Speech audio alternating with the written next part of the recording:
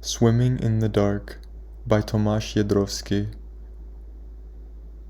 Prologue. I don't know what woke me up tonight. Not the branch of the chestnut tree knocking against my window, not Pani Kolecka coughing in the room next door, not anymore. Maybe it was the ghosts of these noises, swept up by the wind, carried across the ocean to knock on my consciousness. Maybe. What I am certain of is this. My body feels depleted, like a foreign country after a war, and yet I cannot go back to sleep. I think of you, the face that my memory can conjure up with its rough outlines and fine details, with the gray-blue eyes the same color as the Baltic Sea in winter. I think of your face while I get up, while I move in the darkness from bed to window, clothes lying around the floor like unfinished thoughts. And then I recall yesterday evening. The chill of it makes me stop in my tracks. The radio was on, song hour like every day after work. Something light was playing. I can't remember what. I was standing in the kitchen looking for the coffee when the music stopped. "We are interrupting the program for a special announcement," said the lady in her soft, round voice. "This morning on December the 13th, martial law has been declared in the Socialist Republic of Poland. It follows weeks of strikes and unrest by pro-democracy protesters and the meteoric rise of the first independent trade union of the communist bloc, Solidarność, mispronounced. In a television address, the government announced a series of drastic measures. Schools and universities have been shut down, the country's borders have been closed, and curfews have been imposed on the population. We will keep you updated on any further developments." The music went on. I can't tell you what I felt in that moment. It was the purest form of paralysis. My body must have shut down before my mind could react. I have no idea how I made it into bed. I light a cigarette by the window. Outside, the street is empty, and the night's rain shimmers on the pavement, reflecting the two-story buildings and crackling neon. 24 hours, says the hamburger joint down the block. "Wanda's Greenpoint Convenience," whispers another in red and white. Police sirens wail in the distance. Bizarrely, they are the same as at home. Whenever I hear one, the hair on my forearm stands on end. They remind me of the night when that same shrill sound filled the air of a city far away, before that city became an outline, an item on the foreign news, before loneliness covered me like night blue tar. I don't know whether I ever want you to read this, but I know that I need to write it, because you've been on my mind for too long. Ever since that day, 12 months ago, when I got on a plane and flew through the thick layers of cloud across the ocean. A year since I saw you. A year that has felt like limbo. Ever since then, I've been lying to myself. And now that I am stuck here, in the dreadful safety of America, while our country is falling apart, I'm done with pretending that I've erased you from my mind. Some things cannot be erased through silence. Some people have that power over you, whether you like it or not. I begin to see that now. Some people, some events, make you lose your head. They're like guillotines, cutting your life in two, the dead and the alive, the before and the after. It's best to start with the beginning, or at least what feels like it. I realize now that we never much talked about our past. Maybe it would have changed something if we had. Maybe we would have understood each other better and everything would have been different. Who can say? Either way, I probably never told you about Benyek. He came more than a decade before you. I was 9, and so was he. Chapter 1. I had known him almost all my life, Benyek. He lived around the corner from us, in our neighborhood in Wrocław, composed of rounded streets and 3-story apartment buildings that from the air formed a giant eagle, the symbol of our nation. There were hedges and wide courtyards with a little garden for each flat, and cool damp cellars and dusty attics. It hadn't even been 20 years since any of our families had come to live there. Our post boxes still said Briefe in German. Everyone, the The people who'd lived here before and the people who'd replaced them had been forced to leave their homes. From one day to the next, the continent's borders had shifted, redrawn like the chalk lines of the hopscotch we played on the pavement. At the end of the war, the east of Germany became Poland, and the east of Poland became the Soviet Union. Granny's family was forced to leave their land near Lvov. The Soviets took their house and hauled them on the same cattle trains that had brought the Jews to the camps a year or two earlier.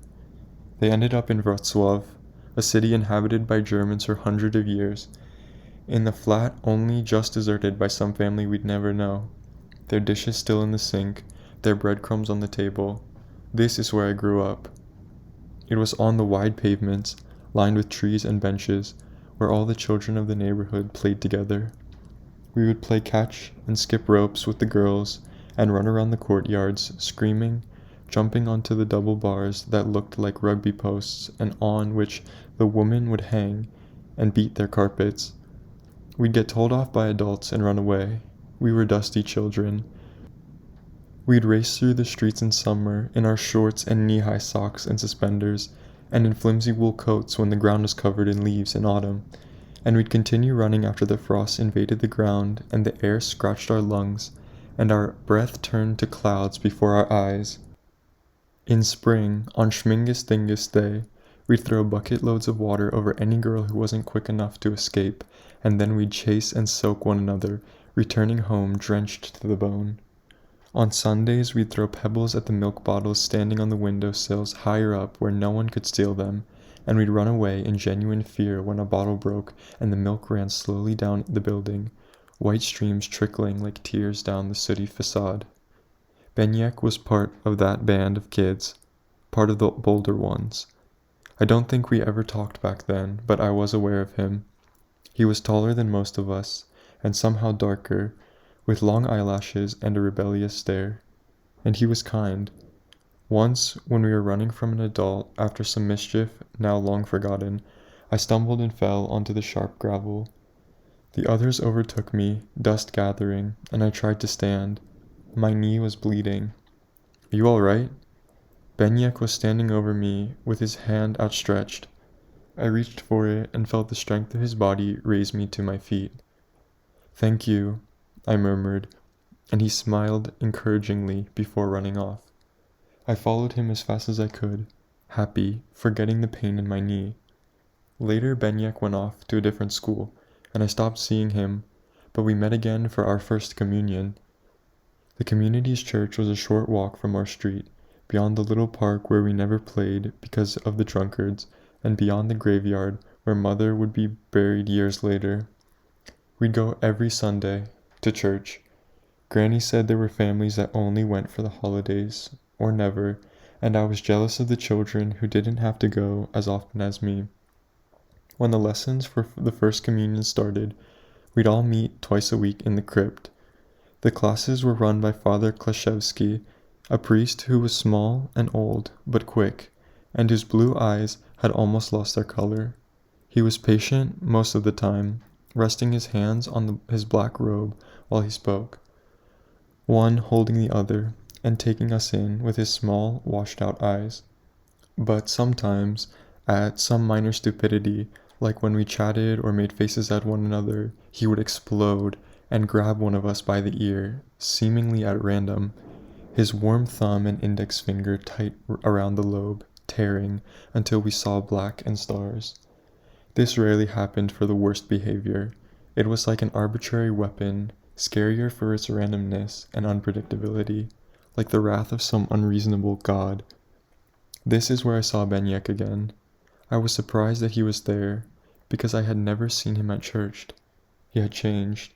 The skinny child I remember was turning into a man, or so I thought, and even though we were only 9, you could already see manhood budding within him. A strong neck with a place made out for his Adam's apple, long, strong legs that would stick out of his shorts as we sat in a circle in the priest's room, muscles visible beneath the skin, fine hair appearing above his knees.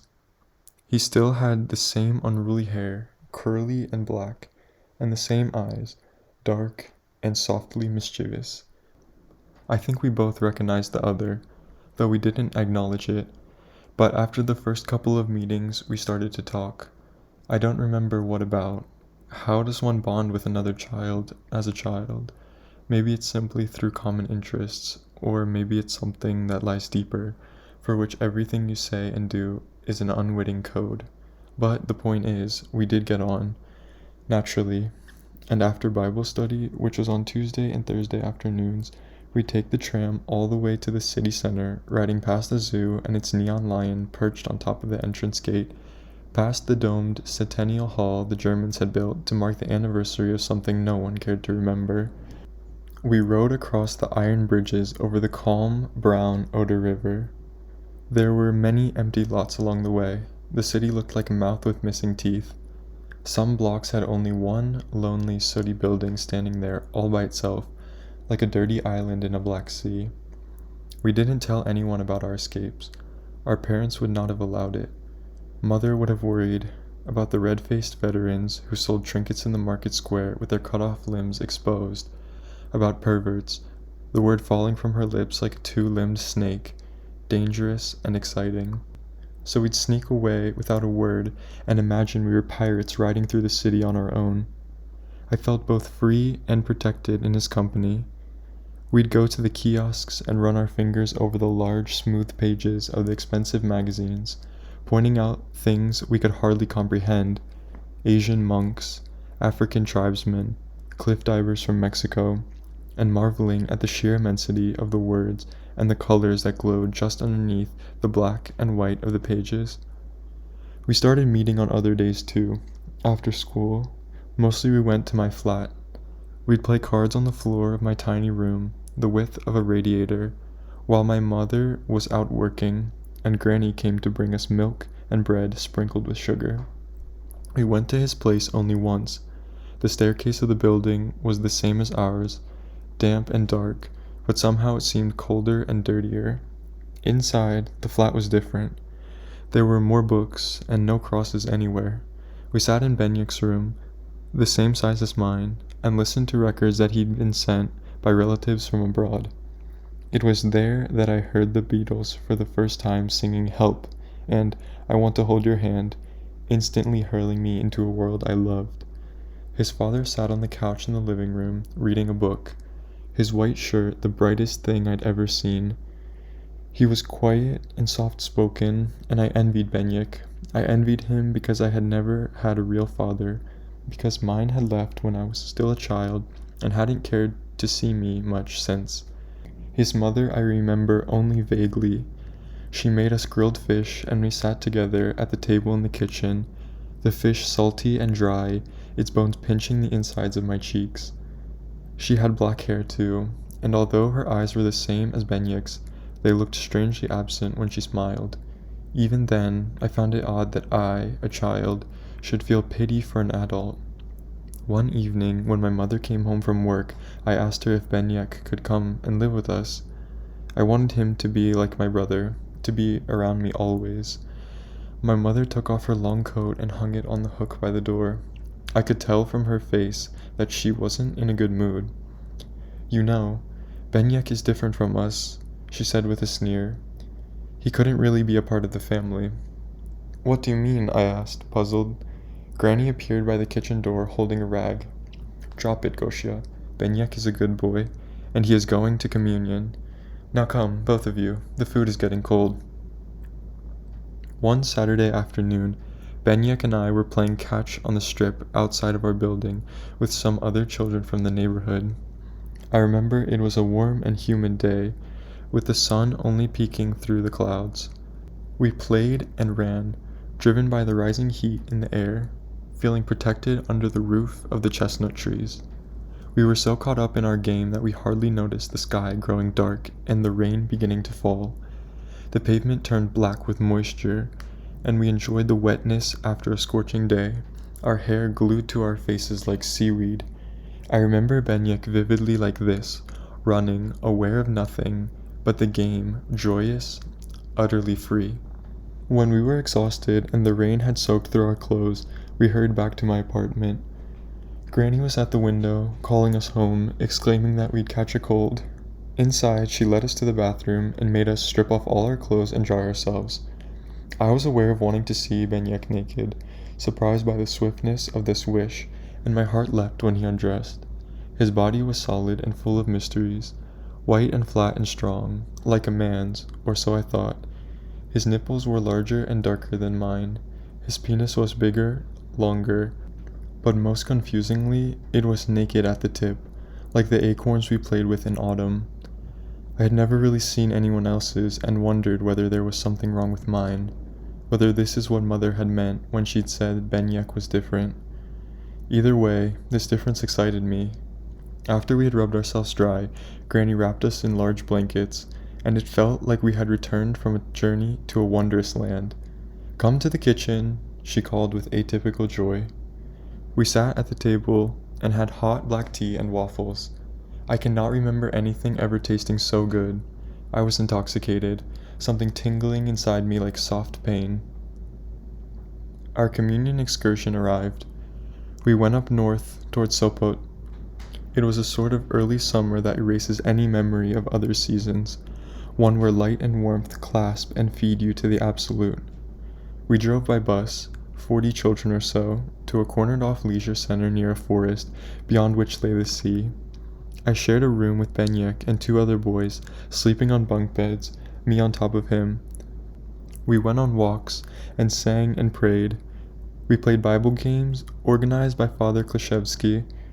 We visited an old wooden chapel in the forest, hidden between groves of pine trees, and prayed with rosaries like an army of obedient angels. In the afternoons, we were free. Benyek and I and some other boys would go to the beach and swim in the cold and turbulent Baltic. Afterward, he and I would dry off and leave the others. We'd climb the dunes of the beach and wade through its lunar landscape until we found a perfect crest, high and hidden like the crater of a dormant volcano. There we'd curl up like tired storks after a sea crossing and fall asleep with the kind summer wind on our backs. On the last night of our stay, the supervisors organized a dance for us, a celebration of our upcoming ceremony. The center's canteen was turned into a sort of disco. There was a sugary fruit compote and salt sticks, and music played from a radio. At first we were all shy, feeling pushed into adulthood. Boys stood on one side of the room in shorts and knee-high socks, and girls on the other with their skirts and white blouses. After one boy was asked to dance with his sister, we all started to move onto the dance floor, some in couples, others in groups, swaying and jumping, excited by the drink and the music, and the realization that this was really for us. Benyek and I were dancing in a loose group with the boys from our room when, without warning, the lights went off. Night had already fallen outside, and then it rushed into the room. The girls shrieked, and music continued. I felt elated, suddenly high on the possibilities of the dark, and some unknown barrier receded in my mind. I could see Benyek's outline near me, and the need to kiss him crept out of the night like a wolf. It was the first time I had consciously wanted to pull anyone toward me.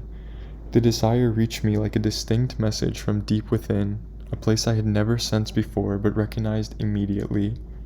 I moved toward him in a trance. His body showed no resistance when I pulled it against mine and embraced him, feeling the hardness of his bones, my face against his, and the warmth of his breath. This is when the lights turned back on. We looked at each other with eyes full of fright, aware of the people standing around us, looking at us. We pulled apart, and though we continued to dance, I no longer heard the music.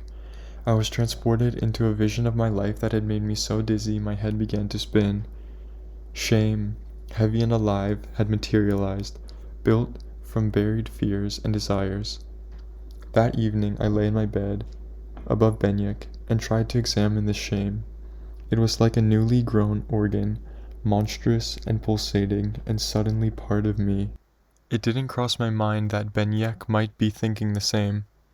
I would have found it impossible to believe that anyone else could be in my position. Over and over I replayed that moment in my head, watched myself pull him into me, my head turning on the pillow, wishing it away. It was almost dawn when sleep finally relieved me. The next morning, we stripped the sheets off our beds and packed our things. The boys were excited, talking about the disco, about the prettiest girls, about home and real food. "I can't wait for a 4-egg omelet," said one pudgy boy. Someone else made a face at him. "You voracious hedgehog!" Everyone laughed, including Benyek, his mouth wide open, all his teeth showing. I could see right into his tonsils, dangling at the back of his throat, moving with the rhythm of his laughter. And despite the sweeping wave of communal cheer, I couldn't join in. It was as if there was a wall separating me from the other boys, one I hadn't seen before, but which was now clear and irreversible. Benyek tried to catch my eye, and I turned away in shame. When we arrived in Wrocław and our parents picked us up, I felt like I was returning as a different, putrid person, and could never go back to who I had been before. We had no more Bible class the following week, and Mother and Granny finished sewing my white gown for the ceremony. Soon they started cooking and preparing for our relatives to visit. There was excitement in the house, and I shared none of it. Benyek was a reminder that I had unleashed something terrible into the world, something precious and dangerous. Yet I still wanted to see him. I couldn't bring myself to go to his house, but I listened for a knock on the door, hoping he would come. He didn't. Instead, the day of the communion arrived. I hardly slept the night before, knowing that I would see him again. In the morning I got up and washed my face with cold water. It was a sunny day in that 1 week of summer, when fluffy white balls of seeds fly through the streets and cover the pavements, and the morning light is brilliant, almost blinding. I pulled on the white high-collared robe, which reached all the way to my ankles. It was hard to move in. I had to hold myself evenly and seriously, like a monk. We got to the church early, and I stood up on the steps overlooking the street. Families hurried past me, girls in their white lace robes with flower wreaths on their heads. Father Klashevsky was there, in a long robe with red sleeves and gold threads, talking to excited parents. Everyone was there, except for Benyek. I stood and looked for him in the crowd. The church bell started to ring, announcing the beginning of the ceremony, and my stomach felt hollow. "Come in, dear," said Granny, taking me by the shoulder. "It's about to begin." "But Benyek, he must be inside," she said, her voice grave. I knew she was lying. She dragged me by the hand, and I let her. The church was cool, and the organ started playing as Granny led me to Helena, a stolid girl with lacy gloves and thick braids, and we moved down the aisle hand in hand, a procession of couples, little boys, and little girls in pairs, dressed all in white. Father Klashevsky stood at the front and spoke of our souls, our innocence, and the beginning of a journey with God. The thick and heavy incense made my head turn. From the corner of my eye I saw the benches filled with families and spotted Granny and her sisters and Mother looking at me with tense pride. Helena's hand was hot and sweaty in mine, like a little animal, and still no Benyek. Father Klashevsky opened the tabernacle and took out a silver bowl filled with wafers. The music became like thunder, the organ loud and plaintive, and one by one, boy and girl stepped up to him to get on their knees as he placed the wafer into our mouths, onto our tongues, and one by one we walked off and out of the church. The queue ahead of me diminished, and soon it was my turn. I knelt on the red carpet. His old fingers set the flake onto my tongue, dry meeting wet. I stood and walked out into the blinding sunlight, confused and afraid, swallowing the bitter mixture in my mouth. The next day I went to Benyek's house and knocked on his door with a trembling hand, my palms sweating beyond my control. A moment later I heard steps on the other side. Then the door opened, revealing a woman I had never seen before. "What?" she said roughly. She was large, and her face was like gray creased paper. A cigarette dangled from her mouth. I was taken aback and asked, my voice aware of its own futility, whether Benyek was there. She took the cigarette out of her mouth. "Can't you see the name on the door?" She tapped on the little square by the doorbell. "Kowalski," it said in capital letters. "Those Jews don't live here anymore. Understood?" It sounded as if she were telling off a dog. "Now don't ever bother with us again, or else my husband will give you a beating you won't forget." She shut the door in my face. I stood there, dumbfounded. Then I ran up and down the stairs, looking for the Einsteins on the neighboring doors, ringing the other bells, wondering whether I was in the wrong building. "They left," whispered a voice through the half-open door. It was a lady I knew from church. "Where to?" I asked, my despair suspended for an instant. She looked around the landing as if to see whether someone was listening. "Israel." The word was a whisper and meant nothing to me, though its ominous rolled sound was still unsettling. "When are they coming back?" Her hands were wrapped around the door, and she shook her head slowly. "You better find someone else to play with, little one." She nodded and closed the door. I stood in the silent stairwell and felt terror travel from my navel, tying my throat, pinching my eyes. Tears started to slide down my cheeks like melted butter. For a long time I felt nothing but their heat. Did you ever have someone like that? Someone that you loved in vain when you were younger? Did you ever feel sometimes like my shame? I always assumed that you must have, that you can't possibly have gone through life as carelessly as you made out. But now I begin to think that not everyone suffers in the same way, and that not everyone in fact suffers, not from the same things, at any rate. And in a way, this is what made us possible, you and me. Chapter 2. We were on that bus together, Warsaw, 1980. It was warm, the beginning of June, the summer after our final university exams, and although we'd been in the same year throughout our studies, we didn't know each other. You'd never gone to lectures, never needed to, so we could have just as well never met. The bus was waiting for more people to arrive. I sat by the window, the orange wool curtains drawn to block out the sun, rereading Quo Vadis. I cared less about the religious part than about the love story, the heroic turns, the bravery of opposition. This is how I lived back then, through books. I locked myself into their stories, dreamt of their characters at night, pretended to be them. They were armor against the hard edges of reality. I carried them with me wherever I went, like a talisman in my pocket, thinking of them as almost more real than the people around me, who spoke and lived in denial, destined, I thought, to never do anything worth recounting. I drew back the curtain and looked at myself in the reflection of the window. There were days that I liked what I saw, the long arched nose, the almond-shaped eyes, but most days not. Most days I felt a dull reproach against myself, an alienation from my 22-year-old body. The bus was filling up, the atmosphere giddy, laced with the promise of summer. The seat next to me was empty until Carolina appeared and hurled herself onto it, her big-mouthed smile tinged with her particular kind of sarcasm. "Ready to be turned into a peasant?" she said. I put the book on my lap. "Can't wait," I said, trying to look deadpan.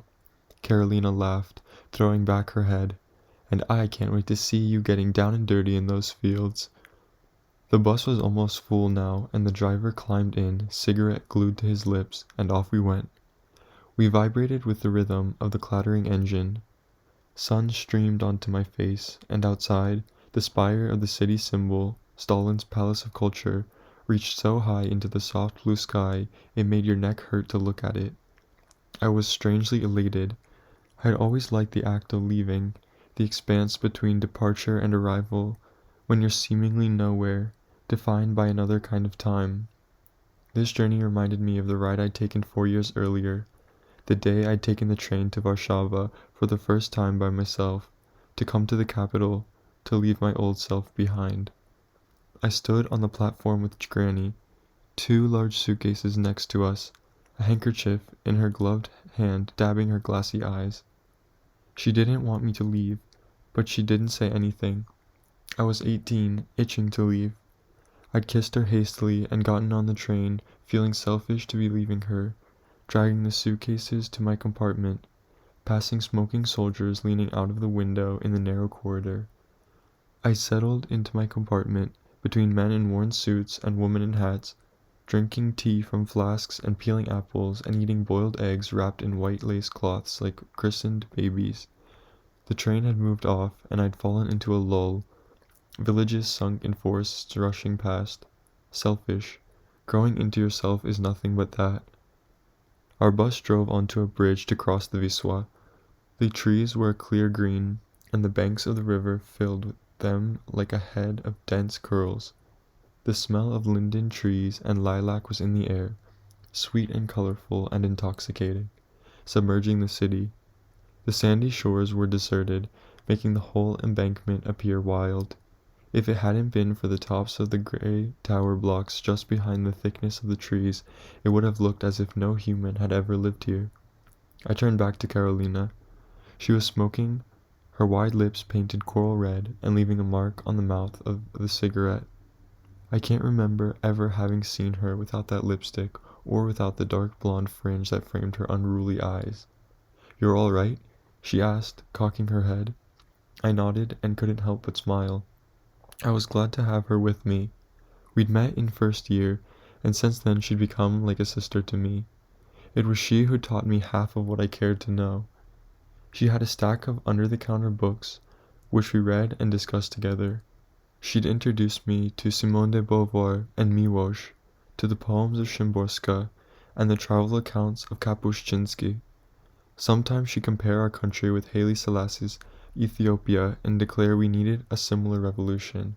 I admired her courage to speak her mind. "Please," she'd say, and pull her eyebrows together whenever I'd ask if she wasn't afraid of speaking out. Mother and Granny had fed me stories of terror, of people they knew back in the day disappearing for one critical comment. "Stalin's been dead for a long time," Carolina would say. "We know the system is a farce. They know it's a farce, and we're not in East Germany, thank God. Here they're sleepwalking." The countryside began, and we bumped along the roads past vast fields and birch forests and endless stretches of pines and little tired towns with churches' spires sticking out. I don't know whether Carolina fully knew about me. I think she suspected it, but she never pushed me, never confronted me, and I've always been grateful to her for that. It's a sort of subtlety I'm not sure I would have had in her place. Only once did she come close to overstepping the line. It was a month or so before the camp, after a play at the National Theatre. We'd gone to see Mrożek's Tango. We felt like a drink, and she took me to a small bar tucked away in a narrow side street in the old town. She said that was where the actors went. The place was full of smoke and dark animated figures by the bar, spilling out onto the pavement. It felt like the beginning of summer. I could tell what many of those men were, but at first it didn't want it to be real. There was an exuberance about them that disturbed me deeply. It was their curling voices, the darlings that patted their sentences, their quick, voracious eyes. The moment of their hips at Donna Summer moaned "I Feel Love" over hypnotic electric beats, a song I had loved and now betrayed myself for ever having liked. They threw one furtive glance at me, and I felt see-through. Carolina didn't seem to notice anything unusual. There were women too, relaxed and sly and loud. I looked at her sideways, wondering whether she was really oblivious or just pretending. I wanted to leave right then and there, wanted to stop noticing, stop searching for a face that I would desire and could never have. But Carolina ordered us drinks, and I managed to stay and talk and to keep my eyes mostly on her.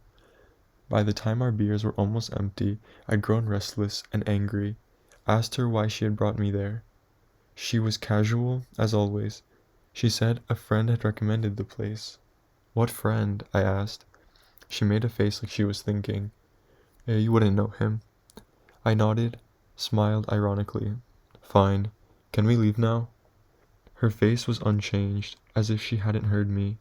She drank the rest of her beer in one go, put her money on the bar, and got up from her stool. "Let me just go to the bathroom." She walked off, and I stood alone in the crowd, feeling entirely powerless, an embarrassed child in the midst of pleasures he couldn't grasp. No, it was worse than that. Beside me, 2 old men in suits who had appraised us spoke in excited voices. "You know, darling," said one to his friend in a strange whisper, with a fur collar around the lapel of his jacket, sounding drunk, You must read that unpublished Baldwin I told you about. It moved me to tears. If that won't make you wake up, nothing will." The other one, very thin, nodded. "You'll pass it to me, will you, darling?" "Yes, but be careful. You know it's not even my copy, it's hers."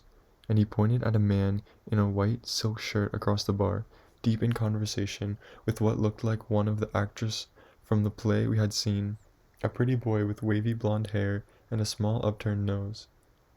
After this, Carolina came back from the ladies, and we left. I was determined to take nothing from that place, not one memory, not one conclusion for myself, but like stones thrown into the sky with all one's might, pieces of that night, the boys and the men who wanted them, the flirtation, the codes of seduction I could only guess at, returned to me with even greater intensity than I had lived them. The law of gravity applies to memories too, and one day I sat in the library trying to work, to clear my mind. I remembered the book. I found his name in a catalogue of the foreign literature department. Baldwin, James. There was a list of his works, and only one of them had no official translation. Giovanni's Room. This had to be it, I thought. I shut the catalogue, tried to forget about it. But the title wouldn't leave me in peace, tantalizing like a loose tooth. I set out for it, and after weeks of searching, weeks of questions to suspicious-looking shop attendants who tell me there was no such book, that it had never been translated, I got lucky. It was just a few days before camp, in a tiny antiquariat bookshop that specialized in art and history, run by a man who could have been a friend of those men in the bar. He shot me a meaningful, almost amused look, then walked off to a back room and returned with a rustling brown paper package. When it was time to pack for the camp, I tore off the cover and glued the pages neatly into another book, burying it deep down at the bottom of my bag. Our bus arrived at the end of the afternoon, as the sun was getting weaker but hadn't yet begun to set. The camp lay just outside a village, surrounded by low wooden fences and lined by a little river on one side. The bus stopped in front of the main building, a wide concrete bungalow with a clock on its facade and a set of flags, white and red, hammer and sickle, hanging limply from its front. A short, stout man in a uniform watched us with small, attentive eyes as we climbed out of the bus, slightly dizzy, shaken from the ride. "I'm Comrade Leader Belka," he boomed, commanding us to line up in front of him. There was something imperious in his voice, and something both weary and angry about his manner. It was the same anger and weariness I had observed in my school teachers, those who struggled to believe in the system yet punished others for doing the same. "Welcome to the work education camp," Belka called out, walking up and down the line we'd formed. "I congratulate you for having signed on for this important service." Our faces were passive, but the irony of his words couldn't have escaped anyone. The camp was obligatory. No one would be allowed to graduate without participating. He continued his speech, extolling the importance of agricultural work, the role of the working classes in our social struggle, and the duty for even intellectuals, he grimaced at the word, to contribute to the efforts of the fatherland. Obedience was key, he said. It was the same spiel we'd heard all our lives, with more or less conviction. I turned my head and looked along the line to find Carolina, but instead my eyes fell on you. I had never seen you before, not consciously anyway, yet my mind felt strangely relieved, as if it had recognized someone. You were as tall as me, broad-shouldered, and your eyes were light, contrasting with your dark hair. You were looking at Belka, concentrating, and I took a moment to take you in, unguarded, forgetting myself. As if by instinct, like an animal suddenly aware of being watched, you turned your head toward me, and before I could avert my gaze, our eyes met, locked for an infinite, interminable instant in mid-air. A flash of heat traveled from my stomach to my cheeks. My thoughts jumbled like a ball of string. I turned my head as quickly as I could. For the rest of the speech, I looked straight at the comrade leader, my mind scrambling for composure, stumbling over itself. When Belka had finished, we grabbed our bags from the bus and were assigned to the different wooden huts scattered around the campgrounds. I was in one with 3 other guys, Wojtek, Darek, and Philip. They were nice boys, strangely immature and innocent. We shared 2 bunk beds, a table, and 2 chairs. We went to have dinner in the canteen, served by an army of women in aprons and deflated paper bonnets, standing behind the counter as if someone had left them there many years earlier. A large lady with an immobile face served the tomato soup with rice, while an ageless-looking girl with reddish skin piled on beetroot mash and potatoes. I sat with Carolina and the boys from my hut. They spoke easily, joking and jesting, but I wasn't really there. I looked around the canteen, across the long tables, and through the tangled voices and ringing cutlery, until I spotted you, sitting at a table at the other end of the room, deep in conversation with a girl, your head torn toward her. In the stark white light of the canteen, your black hair glistened, and there was something strangely focused about you, something light yet unyielding in your eyes that stirred both envy and desire in me.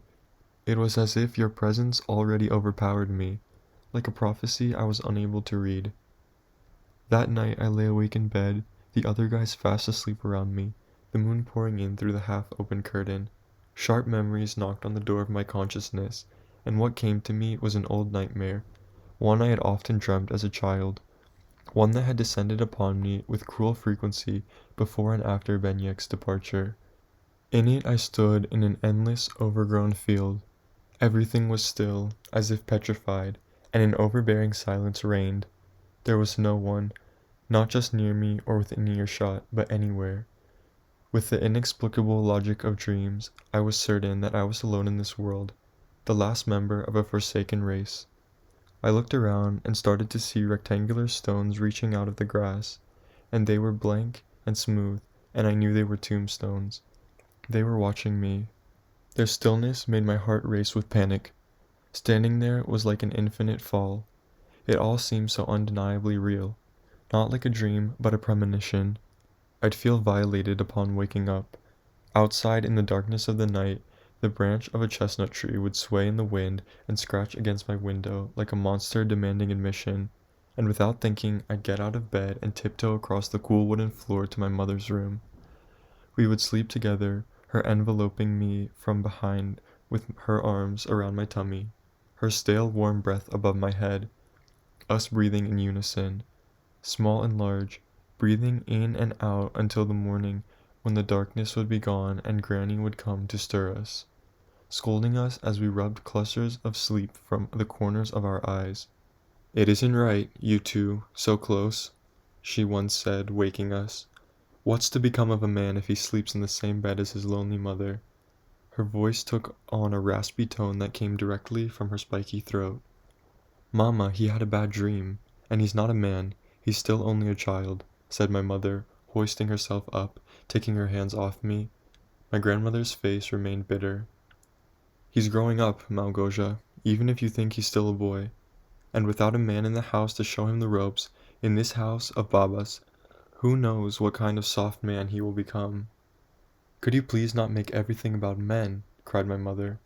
"I'm not soft," I shouted, standing up in bed, "and Mama doesn't need another man. I can take care of her." "And when you go away and marry someone else?" Granny asked, her voice becoming shrill and mean, as if imitating my own. "What will Mummy do then, huh? Will she be all alone?" "I will never get married," I said. "Never. I won't ever leave Mama." "See what I mean?" said Granny, looking at my mother. "See what you're turning the boy into? Abnormal." "I am not abnormal," I screamed, collapsing on the bed and clenching my fists around my mother's duvet. Shame throbbed behind those words, a snake brushing past, underneath a blanket of leaves. Late, some nights, when the growing unwanted desire stopped me from sleeping, I would yield to its current. I would let the hidden fantasies sweep me away, listen to their murmur, of the boys and their bodies, the hard forms of their whiteness, the smell of sweat and musk and skin. Moments from PE would flicker, thighs in shorts and armpits in sleeveless tops, Henrique, the strongest boy in the class, on the leather-wrapped gymnastics rings, hanging above us all in the gymnasium, his biceps flexing, the dark hair of his armpits contrasting with his skin, precocious veins running all along his arms, the bulge in his short white shorts, images from the changing rooms, the showers we took afterwards, water trickling down backs, along the cross of the chests and into belly buttons, down to the strongholds of their cocks, which I would only dare glimpse at for a moment and imprint onto my mind despite myself. When I was done and my body had given its release, I would push these thoughts away, deep down into the recesses of my mind, and yet I'd wake with the same images stuck in my head, like flies caught on a strip of glue. Years of yearning compressed like a muscle, pulsating mercilessly. I felt like a gas flame left burning on the stove for no reason. One day after school, right before my final exams, when I could no longer take it, I didn't go straight home, but walked through the city by myself, feeling the world far away from me.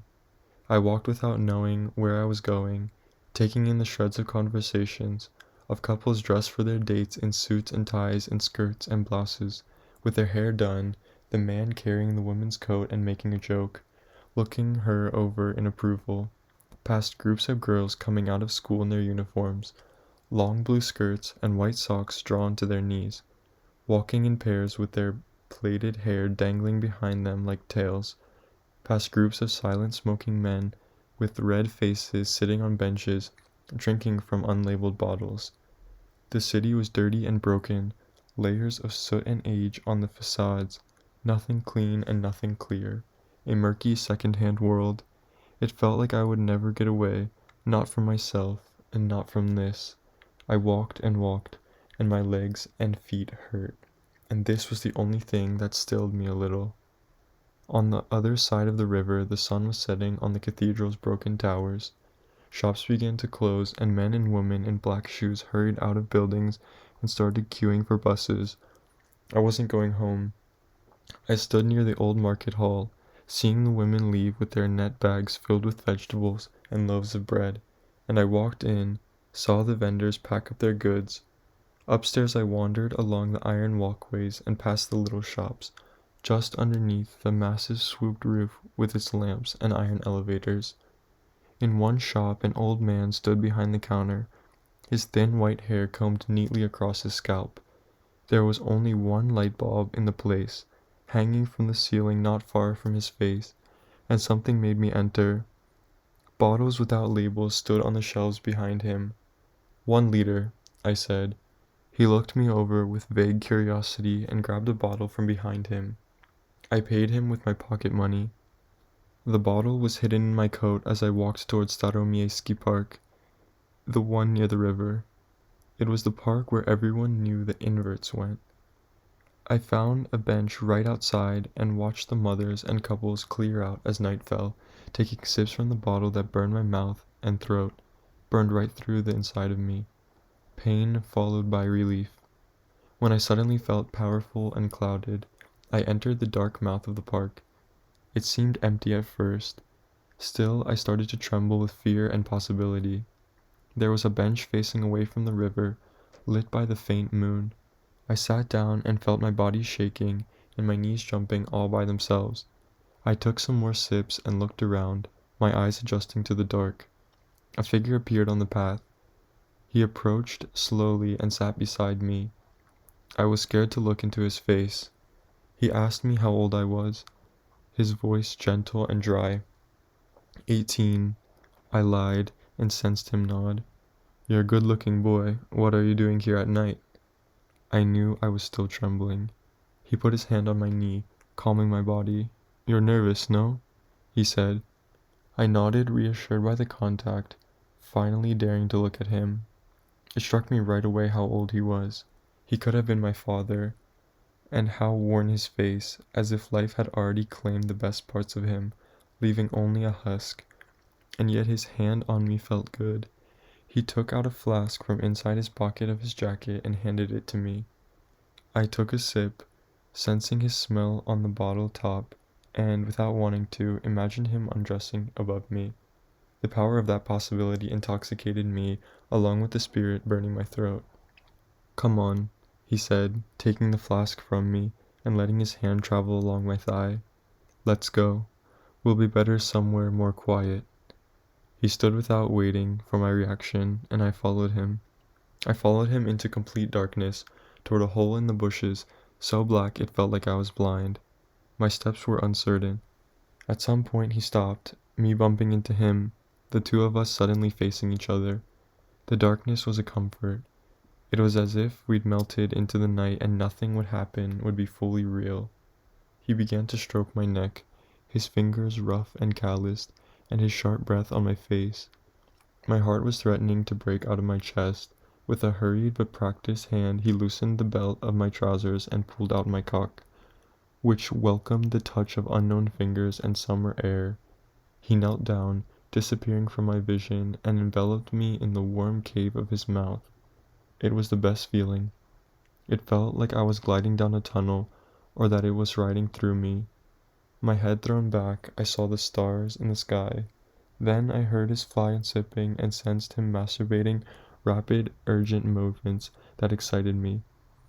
And as we rode like this, him panting and me gasping, the urgency and abjection rose within me like heat, like an irresistible scream, mounting, pushing, taking over, until the lights went off and I closed my eyes and exploded in his mouth, warmth and wetness meeting in one great terrible relief. I wanted to run home straight away, knew I had to get away from that place, and remembered Granny, who'd always be worried to death, but I didn't, because after I had released myself in the stranger's mouth, it almost felt like I no longer had a home. So, after he finished with a low grunt and we'd zipped up, we returned to the bench where he had met on the other side of my life and began to talk, our barriers suddenly removed. He unwrapped story after story, and I kept asking him questions, feeling it was my duty to learn. He told me about his first time in the forest with a farmer from his village. He told me how he'd been in the war and how he'd almost died, and how he'd been raped by Russian soldiers in a prison camp. I nodded and said I was sorry and made myself feel nothing. I couldn't allow his pain to penetrate me. "Do you live with your family?" I asked quickly. He laughed. He lived on his own, he said, in a single room in one of those large bourgeois apartments the Germans had built when the city was still called Breslau, the same apartments that were now ruins and which housed up to a dozen people. He shared his kitchen and bathroom with 3 families, each one in a single room. He came to the park every night, he said. I don't know why he was so honest with me, but it made me feel less alone. "What about finding someone you could," I hesitated, "love?" He huffed and smiled for the first time, revealing a set of gray teeth. "As a chota, a fag," he finally said, "you will always be lonely, and you will learn to bear it. Some have a wife and children." He nodded his head, "like that one you saw walking past earlier. But they are the worst. They can stand themselves even less. At least I'm free." He looked across the dark park, lit a cigarette, and exhaled the smoke into the night.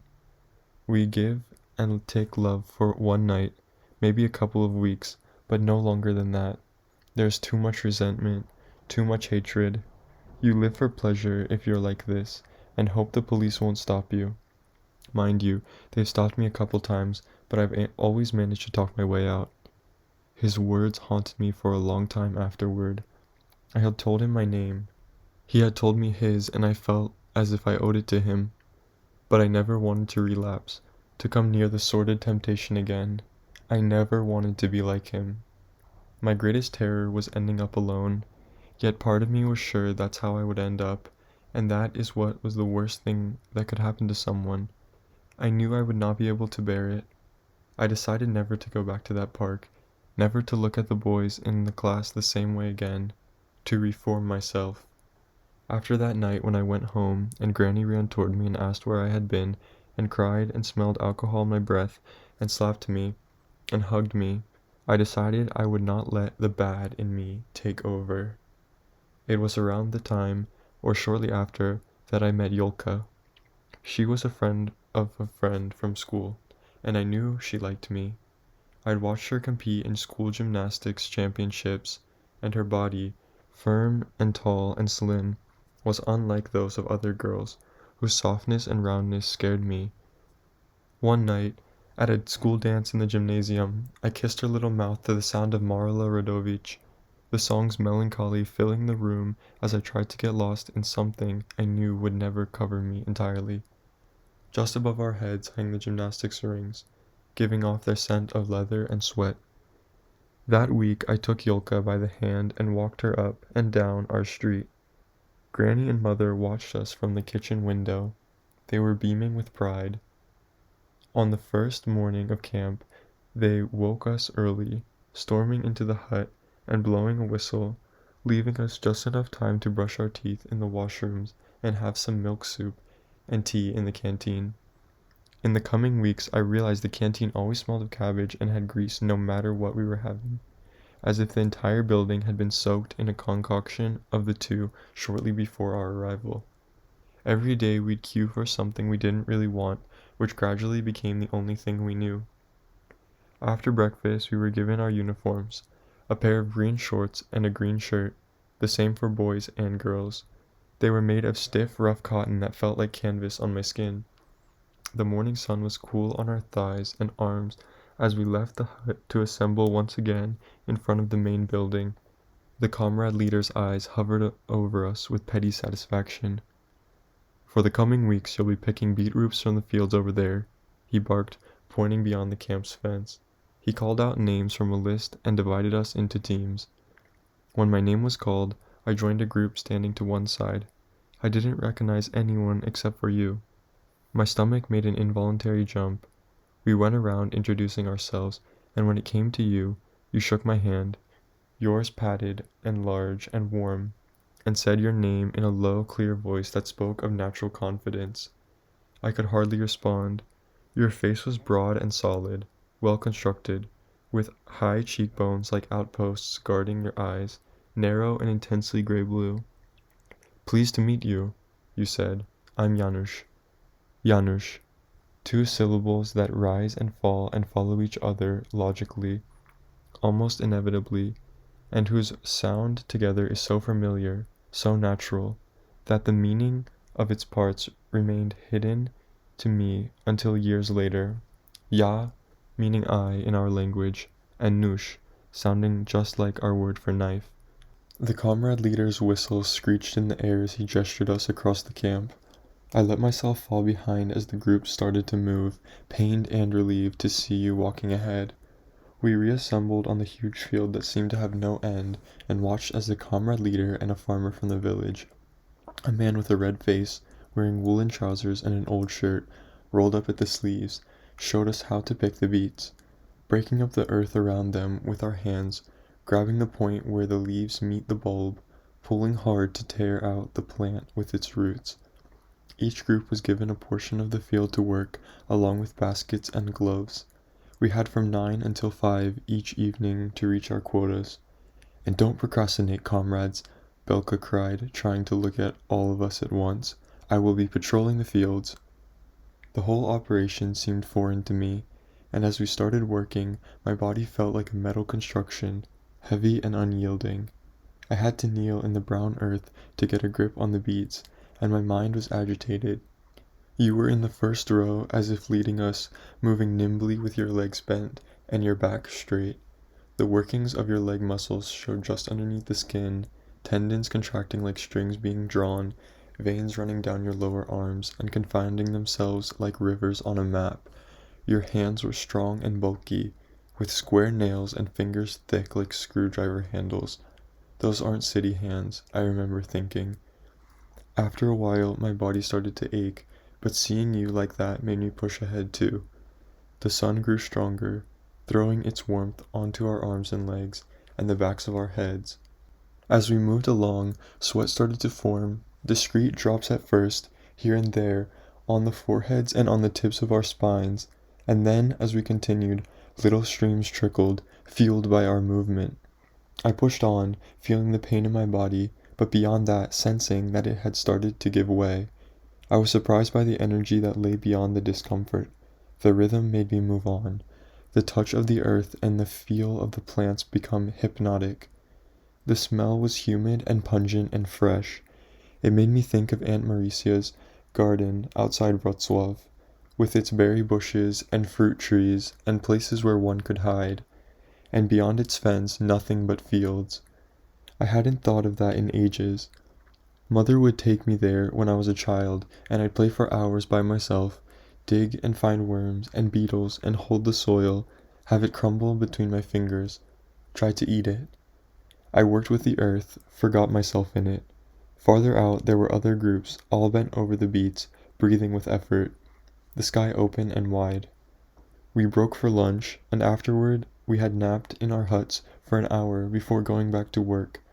The sun milder then, our bodies cooler. When we had worked for longer than enough, the comrade leader's whistle sounded across the field to mark the end of the day. I hurt in places I had never been aware of before and went to bed exhausted, sleeping more deeply than I had since childhood. I got used to the sight of you, but we never spoke. In the breaks, the group would rest in the shade of a hut by the edge of the field, and you and some other boys smoked, and I chatted with the girls, but not with you. I avoided you so that you couldn't avoid me. I didn't want to be in the field of your power. I envied your lightness and the beauty you carried with such ease. At mealtimes I sat with Carolina and Beata, a friend from lectures. She was short and round-faced and busty, quick to laugh and quick to be frightened. She told us she was getting married right after the camp was over to a guy from the year below. "You're not pregnant, are you?" asked Carolina, looking concerned. "God, no!" cried Beata, blushing a little. "Because you know you can't trust condoms," Carolina said, pretending not to notice Beata's deepening color. "Some of those old hags in the shop pierce them with the tiniest of needles and sell them on like that. They can't bear to see us having fun. So really, you need the pill. If you want to, I'll take you to my doctor. She's a woman and she won't ask if you're married." Beata had turned beetroot red and shook her head. "We've only been going out for 6 months," she murmured, looking at her plate. "But the Bureau will give flats to married couples as a priority. I'm sick of living with my parents." "Darling, that can take forever," said Carolina, trying not to sound mean. 2 years or more, but maybe you'll be lucky." While the two of them talked, I watched you on the other side of the hall, sitting with the same girl I'd seen you with the night before. She wore a denim jacket, new and brilliantly blue, something that one could only buy with dollars at the government Pebex stores. I stared at her, transfixed. She wasn't exactly pretty, not at first sight, with her straight dark hair parted so plainly in the middle, but there was something very cool and self-assured about her, in the way she held her body and smiled at you while you spoke. Next to her sat Maschio Kurowski, a bulky guy who was notorious for being the son of a high-party official and for trying to seduce almost every girl, and mostly succeeding. On some nights, after work, Carolina and Beata and I would walk to the village nearest to the camp. We'd sit on a bench in the square, underneath some fruit trees, facing a wooden church, and we'd watch old couples stroll past, women with flowered kerchiefs covering their hair, and men with canes and hats and faces as worn as their shoes. We'd go to the only shop in the village to see whether they had cigarettes or soda. Mostly they didn't. Beata would whisper that this was a sign of the economy collapsing soon, and Carolina would laugh. "The economy has been collapsing ever since we were born," she said one evening, her painted lips parting, revealing her large teeth. "Our beloved party chairman Garrick has borrowed so much money from the West that even our grandkids won't be able to pay our debts. But before anything actually happens, I'm the one who's going to collapse, from countryside-induced boredom." She lit a cigarette, took a deep toke, and let the smoke escape through her nostrils. The church bell started to ring, and a flock of swallows chased invisible insects in the fading light. I began to think of what I would do with myself after summer. Years earlier, the children I'd played with outside our flat had gone to work in factories, in shops, on buses, or in the mines, while I'd gone to the capital to study. Work had seemed like the beginning of the end, university a prolonging of youth. I'd enjoyed it, despite its limitations. We couldn't read what we wanted, and were meant to see the decadence of capitalism in all Western texts, even if most professors barely pretended to care about the party. But now that my studies were over, I had no idea what would come next. One of my literature professors had taken a liking to me and mentioned something about a possible doctorate, but I'd suspected he tried to make me study something foolish, something politically useful, a topic I'd be stuck with for years, and I knew I wouldn't be able to stay on teaching, not with a lifetime of lousy pay, not with the simple truths everyone knew, our longing for Western comforts, our hatred for the Soviets, unmentionable or punished with dismissible. In those days I had no idea where I was going, and the work at camp seemed to offer little release. The sun was merciless, and my body revolted against the effort, refusing sweat. As I broke up the earth and pulled on the beats, my thoughts would snap back to you, to the bar where Carolina had taken me, to the void stretching out before me. I fought against them, the thoughts and the beats, fought their neighborhood where no one knew me, and I'd wander, not thinking, looking at the unknown streets and houses and people, and feeling free and anonymous, like an unwritten piece of paper. I'd forgotten the pleasure of this, and then and there, by the river, with the field stretching out before me and the camp far behind me, something of that freedom returned. The water was clear, and at the bottom I could see the bed of pebbles and light brown mud and small fish swimming to and fro. I continued on, not thinking about where I was going until I stopped, not quite knowing why. There was something large moving in the water. Someone was swimming. The back of a head, black wet hair glued to it, moved away from me, and I stood and watched, seeing without being seen. Broad shoulders and fine back muscles moved in a quick, confident crawl, head under water, coming up for air every couple of strokes. Before I knew it, the figure had turned around and started to swim in my direction. It got closer and closer with each move. The sun was behind me, and I threw a long shadow onto the water. As soon as the figure swam through this dark stretch, it stopped and raised its head. You wiped your eyes with the back of your hand and stood up in the water, which was only waist deep. "Hello," you said, sounding like you didn't know who I was. Streams of water trickled down your torso. Your body was slim and strong, your chest and stomach drawn with lines and divisions, their own rules of gravity. "Hello," I said, torn between wanting to run and watching you. You squinted and held your palm flat over your brow against the sun behind me. "You're from our group, no?" I nodded. "I'm Janusz," you said with an easy smile.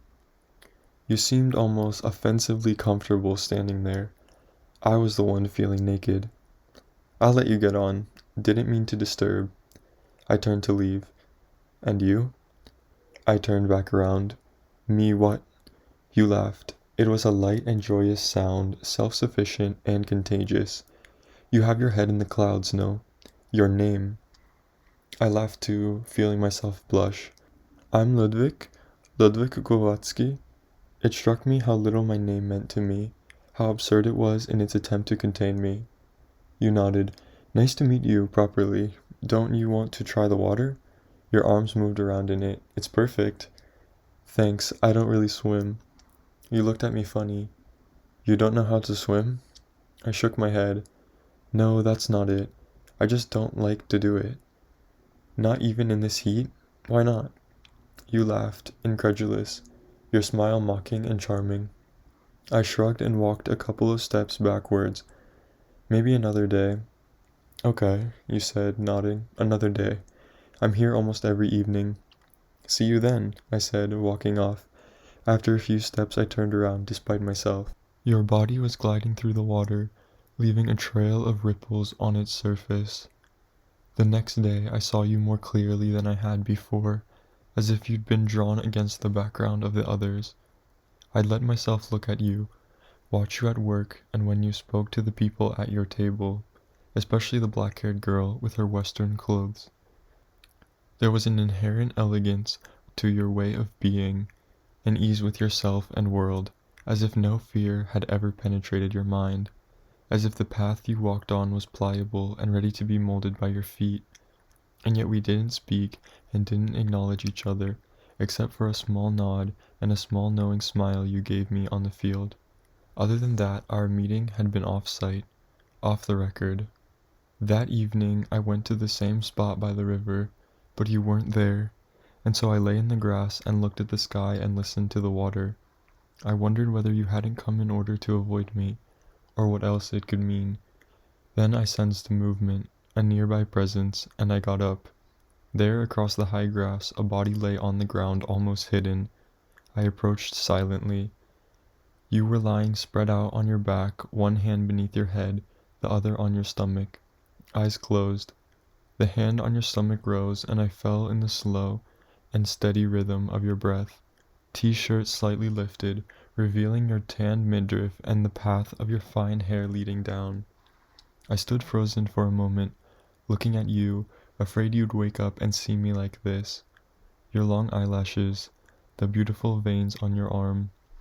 All I wanted to do was stand there and take you in. You opened your eyes, gray-blue and brilliant. You looked at me and my heart skipped a beat. Hey, your voice sleepy. Hey, did I wake you? I took a few steps back, feeling out of place. You heaved yourself up onto your elbows, closed your eyes with force, and opened them again. I think so, which is a good thing. I'd have slept until tomorrow morning. You ran your hands over your face, yawning, and then turned to me as if registering me properly for the first time. So you came. You smiled. You came to learn how to swim, after all. I told you I know how to swim. You stood and stripped off your t-shirt, running past me and jumping into the water in your trunks. Then prove it, you called, emerging from the water, your hair wet and dark. Nah, not that easy. Come on, just your feet then, you'll see how good it is. You waved me over. I went to the water's edge, where you were standing expectantly, and looked at the surface. It was see-through, with green, scintillating weeds swaying in the current like wheat in the wind. Your eyes said, "Come on," and I stepped in. Soft, smooth mud gave way to the soles of my feet. Coolness enveloped my ankles. "See what you've been missing out on?" you said, and looked at me with a smile. Late afternoon light danced on the water and reflected on your face like a caress. I couldn't say anything, only managed to nod. My belly was knotted and light. You wanted me to get in completely, but I said no. My refusal made you laugh and me even more uncomfortable. "Before camp is over, you'll be swimming here without any hesitation," you said, diving in and leaving me standing there in my clothes, the water reaching up to my knees. I got out and sat by the bank, watching you swim. The sky was turning a darker blue. I wasn't sure what I was doing there, but I knew I didn't want to leave. Finally, you emerged, water trickling down your body, hair sticking to your head, striking me with the reality of your presence. "So why do you come here by yourself, anyway?" I asked as you were drying off. I tried not to stare. "Why are you not with your friends?" You laughed your light laugh. "What friends?" I shrugged, trying not to blush. "I always see you sitting with the same people in the canteen." "Oh yeah?" Your smile became teasing. Then, to my relief and dismay, you pulled out on your t-shirt. "I don't know," you said, your head appearing through the neck of the t-shirt. "Why are you not with your friends?" "I guess it's nice to be away from the crowd sometimes, to be able to hear yourself think. I go mad when I'm surrounded by others all the time." "I guess it's the same for me then," you said, turning around and pulling off your swim shorts, revealing your behind, quickening my pulse. Your ass was powerful, like two smooth rocks sculpted by the sea, and the swimming clears my head. You went on, your voice unchanged, putting on your briefs. "Entirely, it's like I'm bathing my mind." I asked you what you needed to clean from your mind as you pulled on your trousers and turned back to me, your dark hair falling over your forehead. "Different things. Work, the future, and you, what clears your head?" "Reading," I said without needing to think. "Oh yeah? What are you reading now? Anything good?" I couldn't bear to look at you while I thought. The sky had turned an even darker blue, and I felt safe in the dimming light. "Right now, nothing, but I'm starting a new book soon, and I think it'll be really good." I thought of Giovanni's room, hidden at the bottom of my bag, its precious pages waiting to be read. "What's it called?" You sat next to me. I looked at you, the air in my throat suddenly immobile and heavy, my mind reeling. I didn't know why I'd let myself bring up this secret. Tried hard to think of another title to tell you. The distant sound of the camp bell rang through the air, stirring us both. Then an odd silence between us, like something balancing on an edge, deciding which way to fall. "It's dinner time," you finally said, rising. "Come on, I'm starving." We walked to the camp, back through the fields, the light fading. I felt peculiarly close to you, and happy to have you all to myself with nothing but the sky looking at us. I asked where you had learned to swim so well, and you told me that there was a river not far from your house. where you had played with your brothers. You said that they had taught you. And in the summer, we'd go around the mountains and swim in the other rivers. There, you said. Where? Near Rabka, by the Tatra Mountains. A southern boy, I said, smiling. You nodded. Can't you tell from my accent? Now that you say it, yes. Some of the words you said, even later, were inflected with a drawl, pulling the last syllable out like pliable dough. And you? Wrocław. A city boy, huh? Your eyes flashed in the dark. By then we had reached the camp.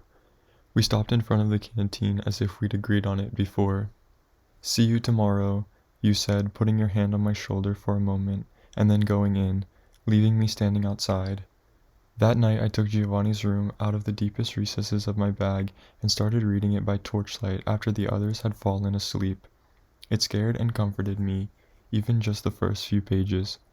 The narrator's guilt toward his fiancée, his desire for Giovanni, and the deep regret for whatever it is he did to him.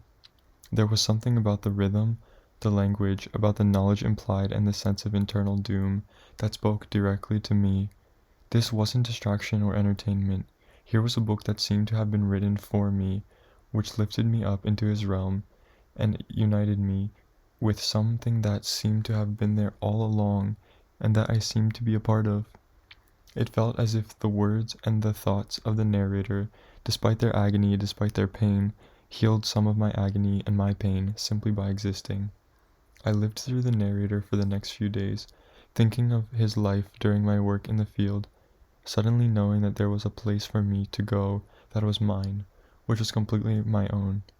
As soon as work was over, I changed into my clothes, grabbed the book, and walked out through the gate, but not to the spot where I knew you'd be. I wanted to be by myself for a while. I found a place by the river in the other direction, shielded by thorny bushes, and there I'd lie on my back and sink into Baldwin's world. One day, when I had only just settled down to read, a shadow passed over the page. I turned around and saw you standing behind me. So this is where you've been hiding, you said, sitting down beside me. You looked at the book, which I'd quickly shut and set on the ground. So it must be very good then. I couldn't say anything. I couldn't even nod. What's it about? My heart started beating fast. It's about a boy, I said, trying to keep my voice steady. An American who lives in Paris. You looked at me expectantly. And? What's he doing in Paris? He's trying to figure out what he wants and how to choose for himself. You looked at the cover. Can I see? I handed it to you, regretting it immediately, as if I handed you something heavy and dangerous. Why is it glued between two other covers? You asked, eyebrows furrowed. I shrugged. It's sort of unauthorized, I guess. To my surprise, you laughed. I didn't suspect you of being such a rebel, you said, handing the book back. Can I read it when you're done? My stomach dropped. If you want to. Yeah, I want to. I've never read an underground book. Really? I smiled, feeling pleasure, an ounce of power. I would have suspected you of being more of a rebel. It surprises me that I shared the book's existence with you so early, but I felt a strange trust there by the bank. There was something about the way you looked at me that made me feel as if you didn't judge. There are only so many people we meet in life who give us this feeling, and yet that night, as I lay in bed reading after the others who had gone to sleep, I was scared. Scared about the hole I made by trusting you, scared by the vulnerability it had created, and the more I read, the more scared I become. The intensity of the truth and the lies I'd been telling myself all those years lay before me, mirrored in the narrator's life, as if someone were pointing a finger at me, black on white, my shame illuminated by a cold, clear light. In the brightness, I could examine it with almost scientific clarity, and suddenly the narrator's pain didn't soothe my pain anymore. His fear fed my fear. I was like him, David, neither here nor there, comfortable in no place and with no way out. When I went to dinner one night, the book left hidden under my pillow, the duplicity of my life, both who I was inside and who I was to others, struck me as surreal. The book and you had brought it hurling back, and I decided never to be that vulnerable again, never to feel that panic again, never to depend on anyone else. So I avoided your eyes when you walked past our table that night, fixed my eyes on the blood-red borscht instead. And I didn't come to the river in the days that followed. The end of the camp was in sight. I stayed in the hut and read, just avoided you, hoping the days would slip by unnoticed and I could just go home to my old life. During the breaks in the field, I'd sit in the shade, leaning against the boards of the wooden tool shed, while you joined some of the guys by the water pump, smoking, joking with them, trying to catch my eye. I pretended I didn't see. By then, the uniform had adapted to my body, yielding to its shape, and my body had adapted to the land. We knew what we were doing now, and all one could hear for most of the day was the thud of the beets falling into baskets. The mountains of them grew more quickly until there were almost no rows left. At one point during the last week, I was working, lost in the repetition of my movements, when I saw you standing above me. You looked like you'd been there for a while, watching me work. Did you finish reading the book? Your question sounded like a challenge. Yes, I said into the earth, feeling my jaw clench, continuing to work. Do you still want to lend it to me? I stopped digging. My heart was galloping. I looked up at you, and I don't know what made me do it. Maybe it was the sincerity with which you asked, which was drawn on your face, or maybe it was a sense of resignation. But I nodded. I decided I had nothing to lose. Our paths would never cross again, and I didn't want to be like David, afraid of himself and devoured by regrets. I'll bring it round to you at dinner, I heard myself say. That night I waited for you by the canteen exit in the half-dark, where people smoked and gossiped before they went to bed. I waited for you until late, until the streams of people leaving had dried up, and I thought I had missed you. I was thinking about returning to my hut when finally you came through the door. The girl was right behind you. She looked poised. Her eyes, like her hair, were dark and immense, but her skin was light, pale even, as if she hadn't been in the sun at all for all these weeks. You exchanged a look with her that I couldn't see, then she glanced at me with a vague smile and walked off into the dark. I read quickly, you said, slipping the book into the back pocket of your trousers. Don't worry about it, I said, feeling sadness wash over me. You can keep it. You looked at me as if like I said something absurd. What are you talking about? Of course I'll give it back. Then you put your hands on my shoulder again, just like you'd done the second time we talked. And just like then, the knot at the bottom of my belly, home to both fear and desire, stirred like an incoming tide. The last week did not, as it usually does, pass more quickly than all those before it. It crept to an end on all fours.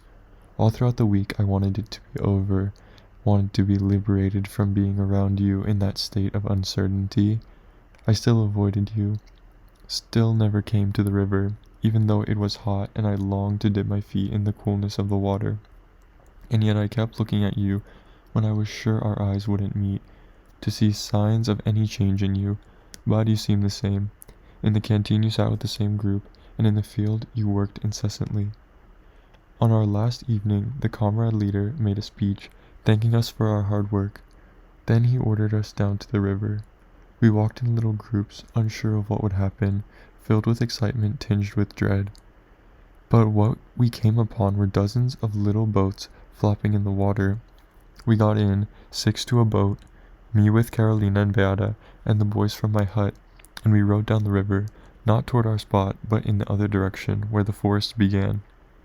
We formed a line of boats with Belka at the head. We saw the sun set far behind the fields we'd so carefully emptied that month, and along a narrow arm of the river that snaked its way into the forest. Tall pine trees began surrounding us, fragrant, solemn, and seemingly infinite. It was cooler there, and utterly dark, and soon the only light came from the faint moon above us, barely visible in between the canyon of the treetops and the distant light of Belka's torch in front. We heard the sound of light paws on the forest floor and the cracking of branches. An owl hooted. Then our convoy stopped and we all got out. There was a clearing in the forest.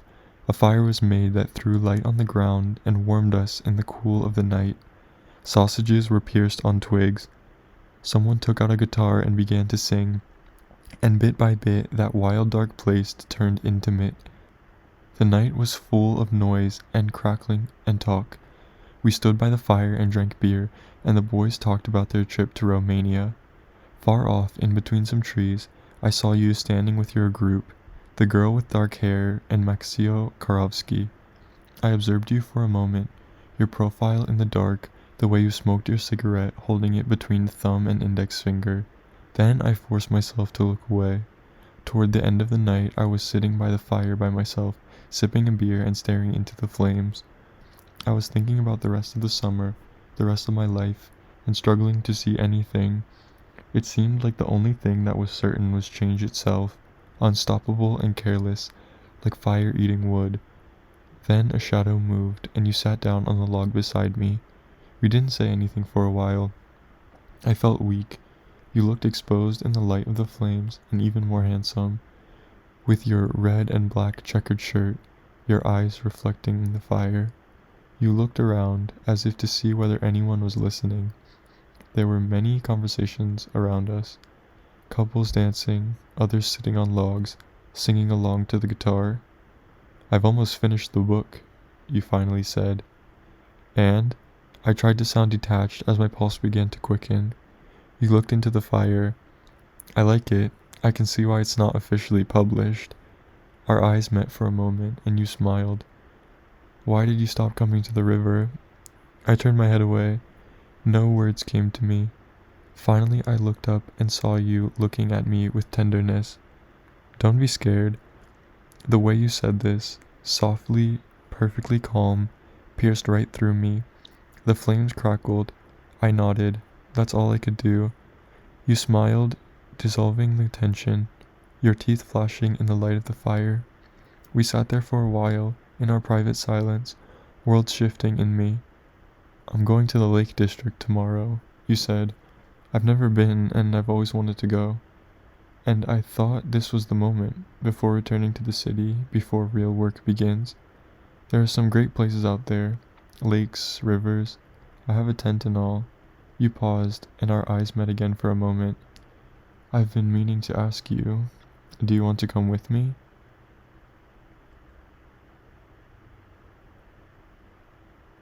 Chapter 3. I remember the bus leaving with others, and you and I staying behind. It was an overcast day, rucksacks on our back, hands around the straps. We walked up the country road, hoping to hitch a ride. I was nervous and we talked little, but somehow the silence between us was a pact.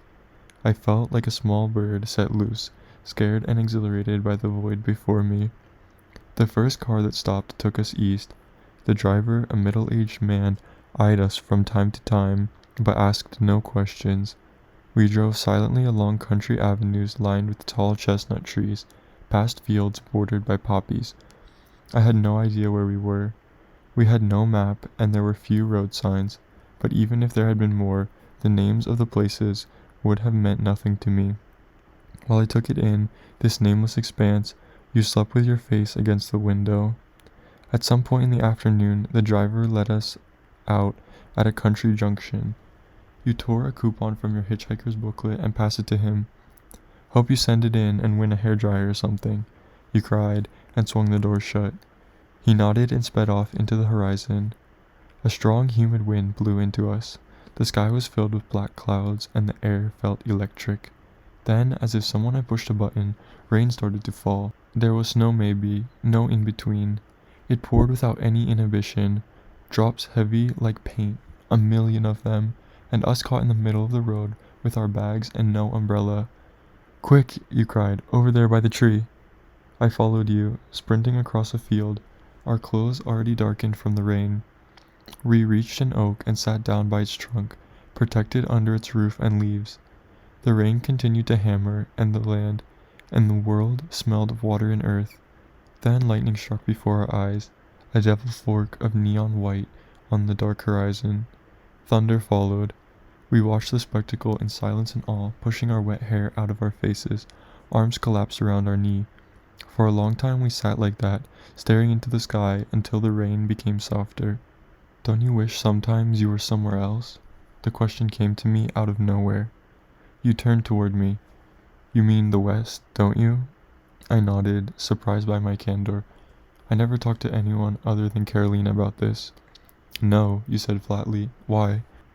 I don't know. I've always been curious. It seems like everything is better there, more beautiful, more free, don't you think? I looked at you hopefully. You shook your head and stared at some distant point on the horizon. I should have known you're one of them. Them what? I said nervously suddenly, wondering whether I had made a big mistake. You turned to me briskly. Dreamers, you said, your mouth widening into a teasing smile. I let the word ring out, relieved and warmed by your smile, so close to my face. What's wrong with dreaming about freedom? I said. Freedom? You huffed and smiled, as if you had the same conversation many times before. Having oranges and bananas every month of the year. Is that freedom to you? Your smile was gone. There's freedom in having what you want, I said carefully, and choosing for yourself. Your eyes narrowed. And do you think that doesn't come with a price? You think these people in the West don't spend their lives working like machines, earning just so they can spend? I don't mind hard work as long as you get something for it. It always seems better somewhere else, you said, ignoring my comment. There are so many chances here. Look at me. You seemed to blush a bit here, lowered your eyes for a moment. I come from a poor family, and I'm the first one to get a proper education. They even gave me extra points in my entrance exams because we're working class, and now I'll work for the government. This is freedom. I could have never had that under capitalism. The party cares about us. When my mother got sick, you swallowed, your voice becoming smaller. They sent her to a sanatorium for 3 months. 3 months? Do you think they give that to anyone in the West? For free? I shifted, adjusting myself over the thick roots of the tree. But don't you care that we are not really free? They tell us what they want us to know. That's all. We're not even allowed to leave the country when we want to. We are being kept. You were very calm. Didn't say anything for a while. You're making it sound worse than it is, you finally said. And how do you know it's really better anywhere else? Ultimately, we've got to work with what we have. It's as easy as that. You smiled and looked at me. See it as a game. Everyone knows the rules, and if you can't change them, there's no point in worrying. A cool wind started to blow, and I felt a shiver, goosebumps on my arms. But maybe we can change them, I said, feeling foolish suddenly, reaching for something that was no longer there. You smiled lightly. Your complete lack of worry surprised and relieved me. To answer your question, it would be nice to go and see it one day, the West, but not as an escape. I'm not like David in Giovanni's room. You smiled again, and a rush went through me. But I'd like to see something else, 'cause you need to try things out and see them for yourself, right? You slapped my knee and heaved yourself up. Come on, dreamer, we've got to get going now, unless you want to sleep out here in this field. The rain had stopped and everything around us was quiet. The sun came out, faint and ready to disappear behind the horizon. We walked down the road with our thumbs stretched out, but no cars stopped for us. We walked and walked until the sun set, and we still hadn't gotten anywhere. The fields around us were wet from rain, not ideal for camping, and we didn't know what to do. Finally, we found a farm where a family agreed to put us up for the night. The farmer's daughter showed us the barn, where they'd allowed us to sleep. She brought us bread and lard, which we devoured like wolves. Then we spread out our sleeping bags on the hay beside each other. Good night, you said after you'd switched off your torch. You undressed without a trace of self-consciousness, your silhouette in the dark crawling into the sleeping bag next to mine. I could hear you breathe like a gentle crash of waves, and slowly, drop by drop, the rain started up again. It pattered on the roof like fingertips practicing piano chords. We lay on our backs and listened, not saying a word. I sensed you near me, your body somehow animated despite its stillness. My heart was beating faster than the rain. Suddenly I wanted to be close to you, desperately so. I could feel the pull of your body, little strings drawing toward me, but I couldn't move.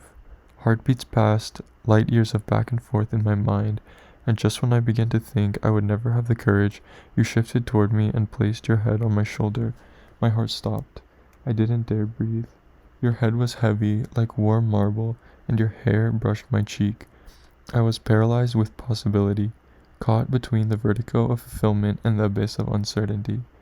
I thought of how rashly I had acted with Benyek that night so many years earlier, at the dance, when the lights had gone out. How painful and unforeseeable the consequences had been.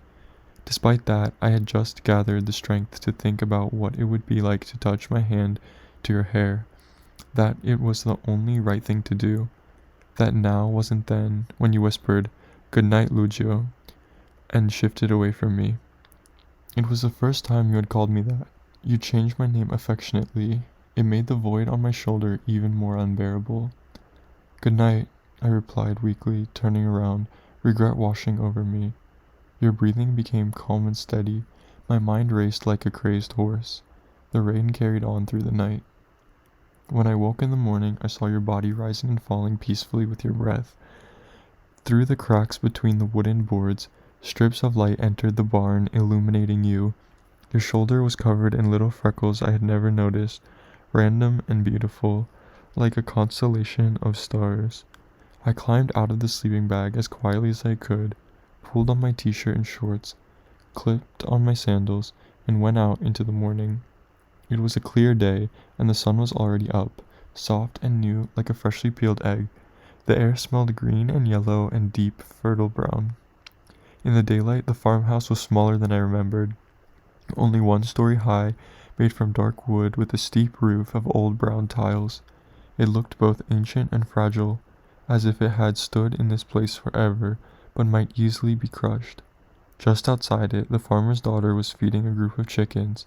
She was about 15, with a bright heart-shaped face and a timid, childlike smile, and she was wearing a headscarf. She greeted me and invited us to breakfast. "We're in the kitchen," she said. "Come and bring your friend." I went back to the barn and found you up, pulling your trousers over your tight, white briefs. "Hey," I said, aware of my forced voice. You zipped up and turned around. "Hey." You looked almost shy, ran a hand through your hair. "Hungry?" I asked. "Starving." We went out of the barn and into the house. There was a dark corridor that smelled of must and soot and earth. Nothing seemed to be moving. A few beams of light revealed a world of dust specks floating in the air, and on the wall Jesus hung on a cross, muscles and ribs defined, naked but for his loincloth. We looked at each other for a moment, quizzically, suddenly close again in the dark. Down the creaking corridor we found the kitchen on the right, where the young girl stood by the stove over a pot of steaming milk. She'd taken off her headscarf, and her long dark blonde hair fell all the way down her back. "Come and have a seat," said an old woman by the table in the corner. "You must be hungry."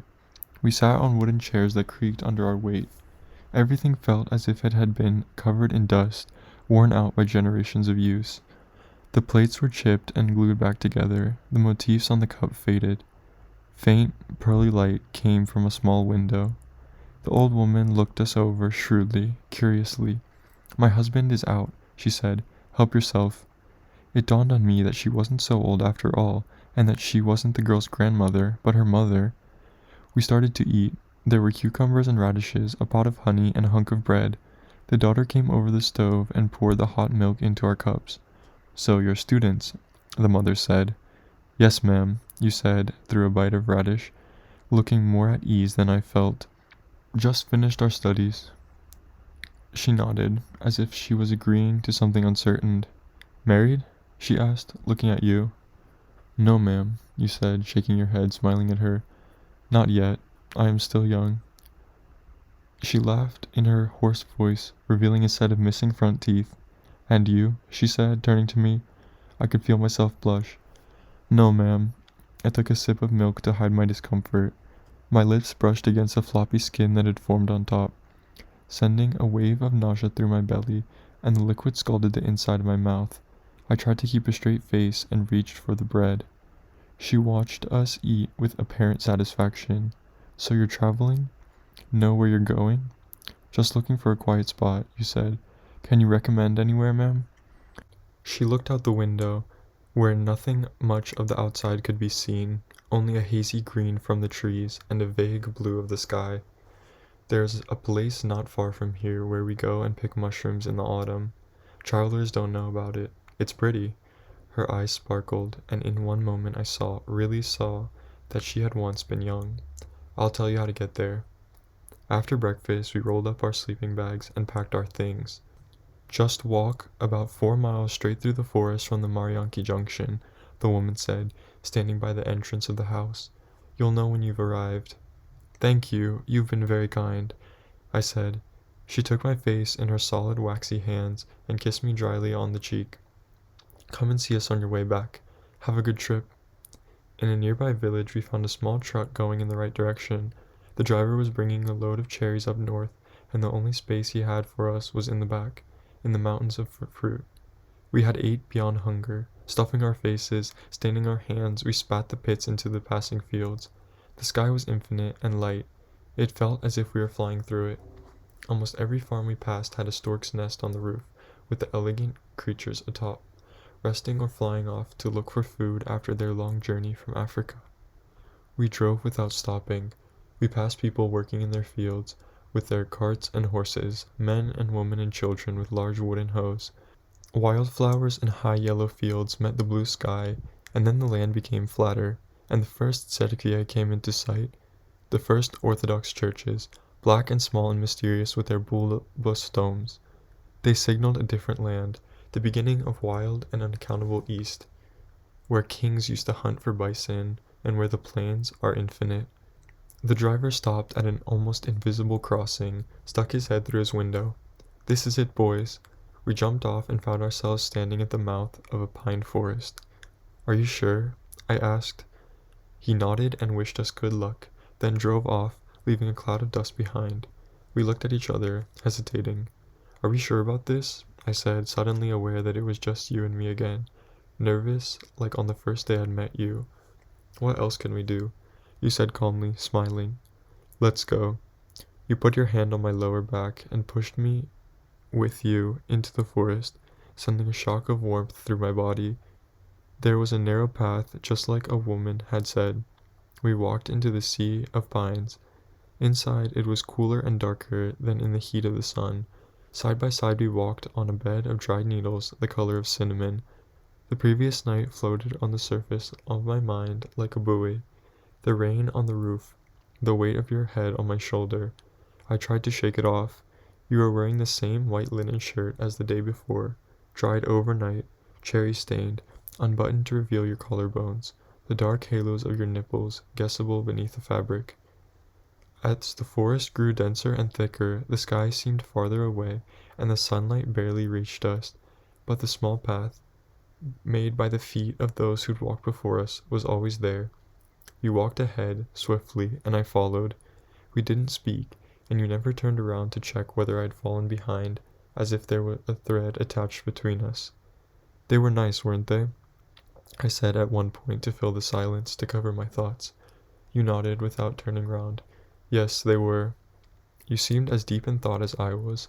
We walked on, and the trees became less dense.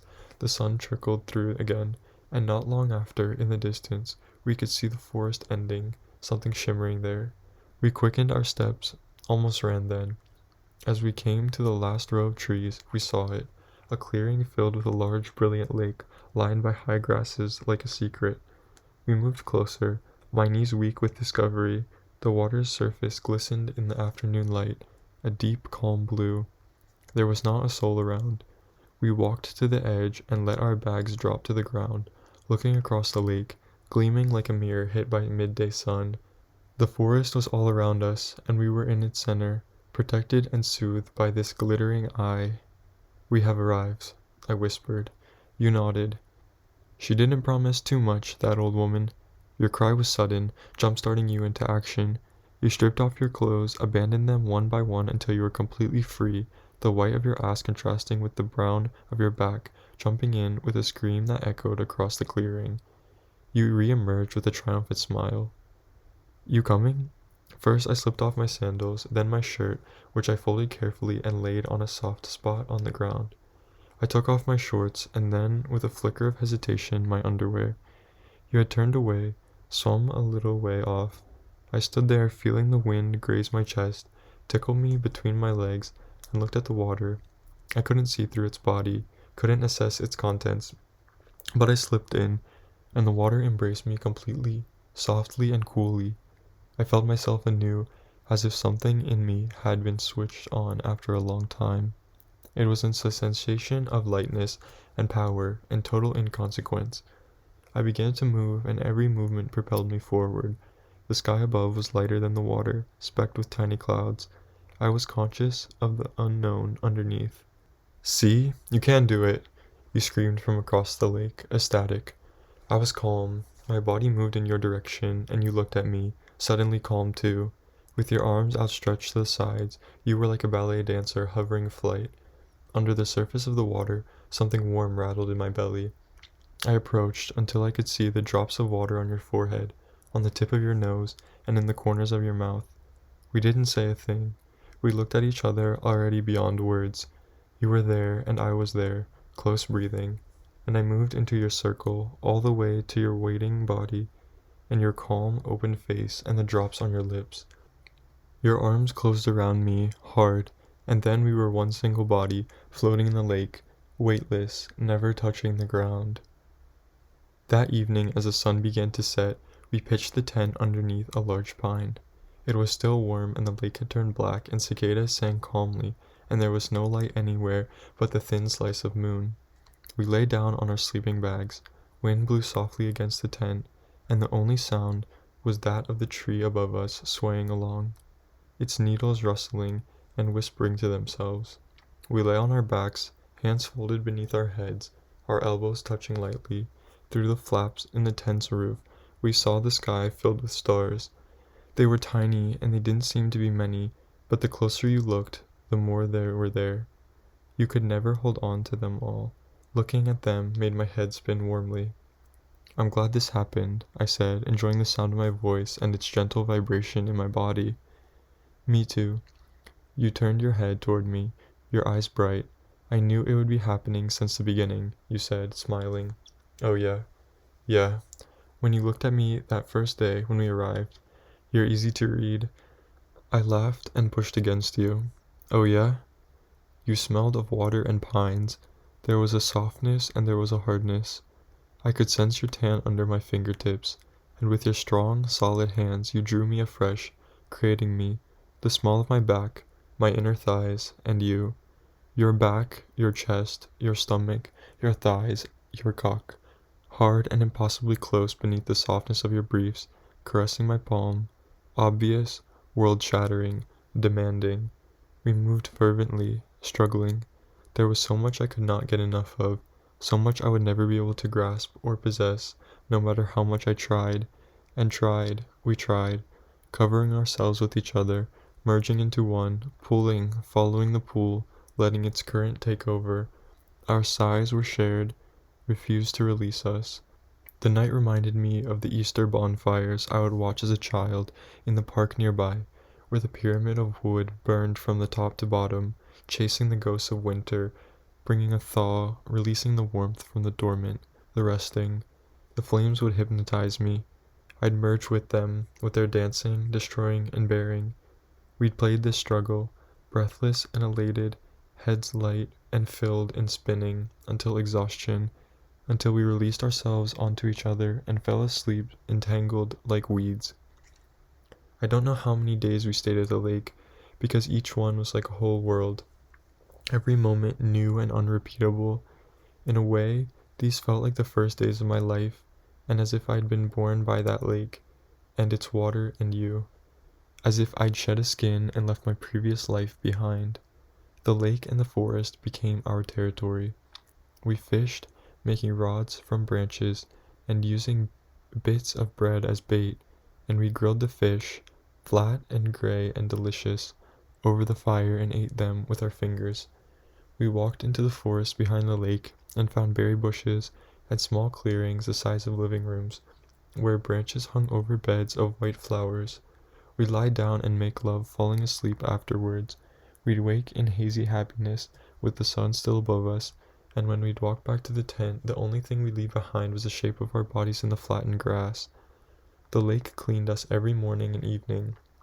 It washed off the sweat of summer and of love-making, but maybe even the fingerprints on our bodies. And every time I swam, I experienced the same elation I'd felt the first time I stepped into the lake, devoid of struggle, a feeling of weightlessness I hadn't thought I could feel. During these days, the shame inside me melted like a mint on my tongue, hardness releasing sweetness. I floated in the water, and you lay by the shore reading Giovanni's room. The air was the same temperature as our skin, or a little lower, caressing us. Later we'd lie next to each other and watch the clouds, observe the change of their fantastic shapes from unrecognizable to familiar, familiar to unrecognizable. One afternoon, toward the end of our stay, we went to the nearest village about an hour's walk away. We found a small shop and bought bread and cucumbers and apples and beer. The sun was descending as we made our way back. It was dark before we reached the forest. You'd forgotten your torch. The path was lit only by moonlight, and as we walked along the fields, the image of my childhood nightmare returned to me, like a challenge from the past. The empty silence of the world, the field stretched out on all sides, a sense of the monolith staring back at me, but I didn't have to decide whether or not I was scared. I wasn't. The tombstones, along with the shame, were a mere memory, dissolved like sugar cubes in summer rain. We walked on through the forest, taking its furtive sounds, until we reached our clearing and saw the moon on the surface of the lake. We stopped and watched. Then, without a word, we undressed and slipped into the water. We swam, fearless and free and invisible in the brilliant dark.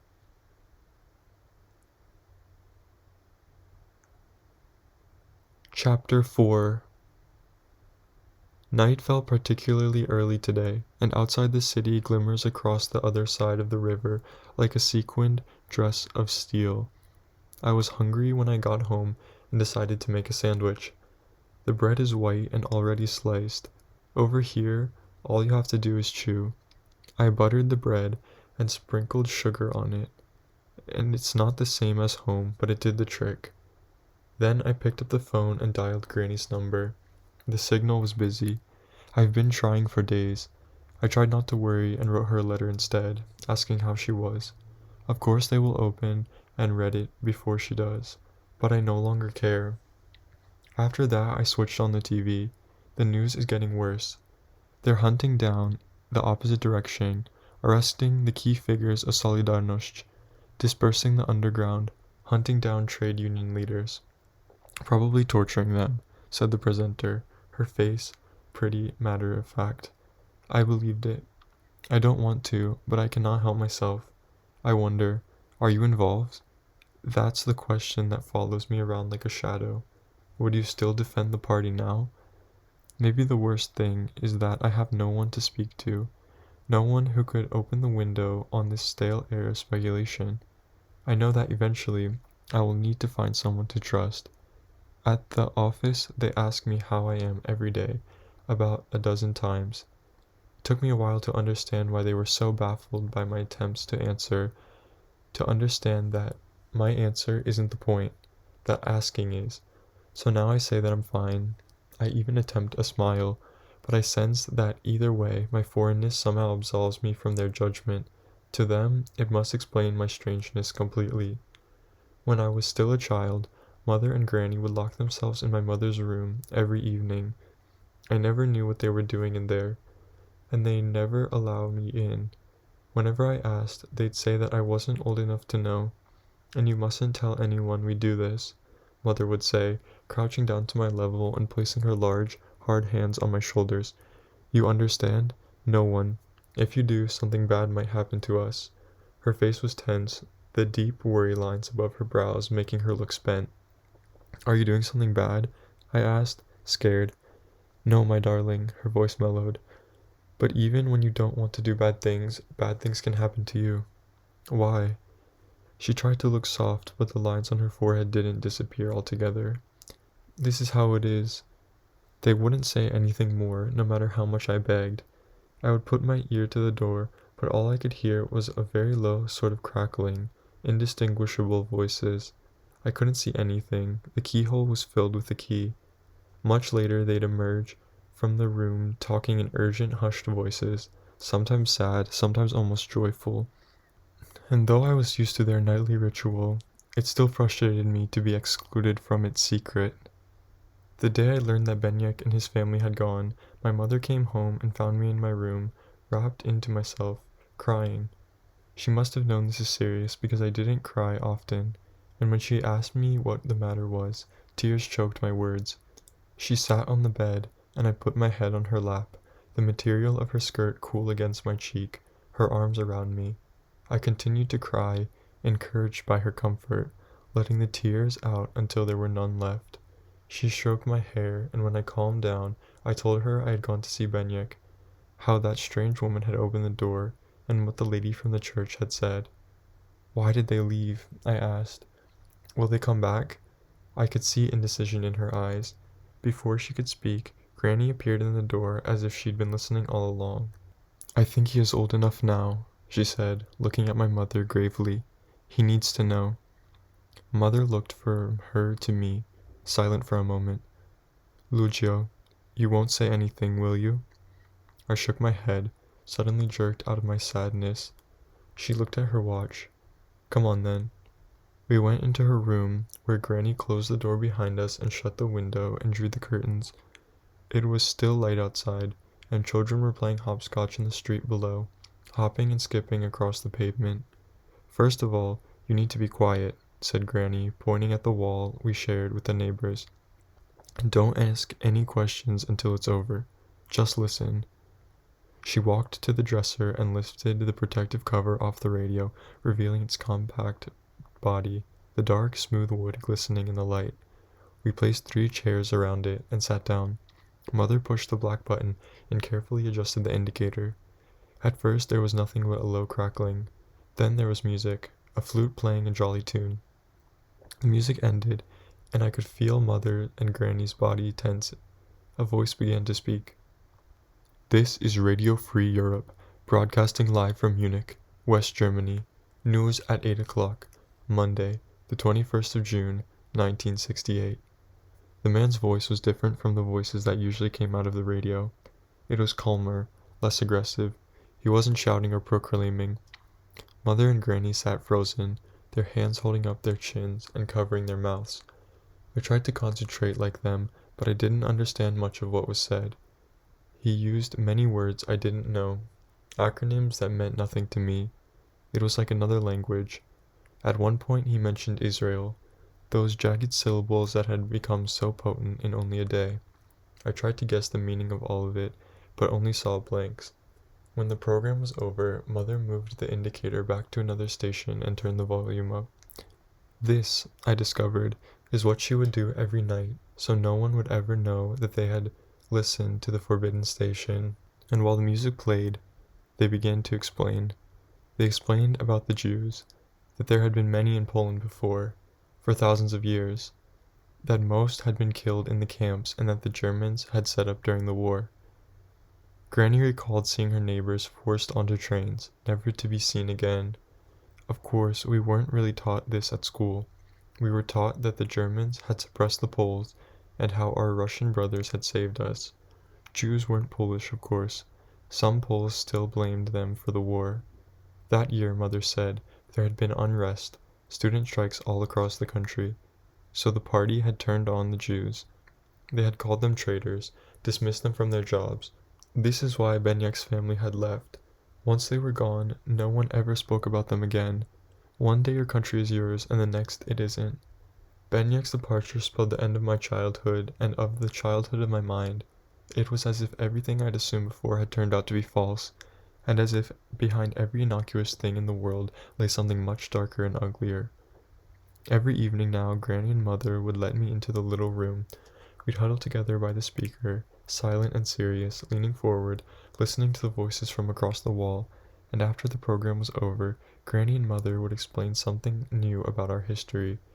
How for over a century the country had been divided by Russia and Germany, how it had ceased to exist on the maps, how our culture had survived in the underground, parents teaching children their forbidden language and history, and how the country had finally gained independence after the First Great War.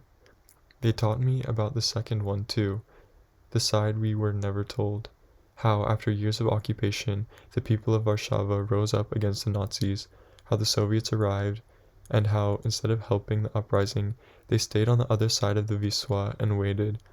They knew they'd win the war, knew the Germans would retreat eventually, so they let them take revenge on the Poles. The Soviets watched on as the city was decimated and its population slaughtered or deported. When the Germans finally left, there were fewer than 1,000 survivors in the capital.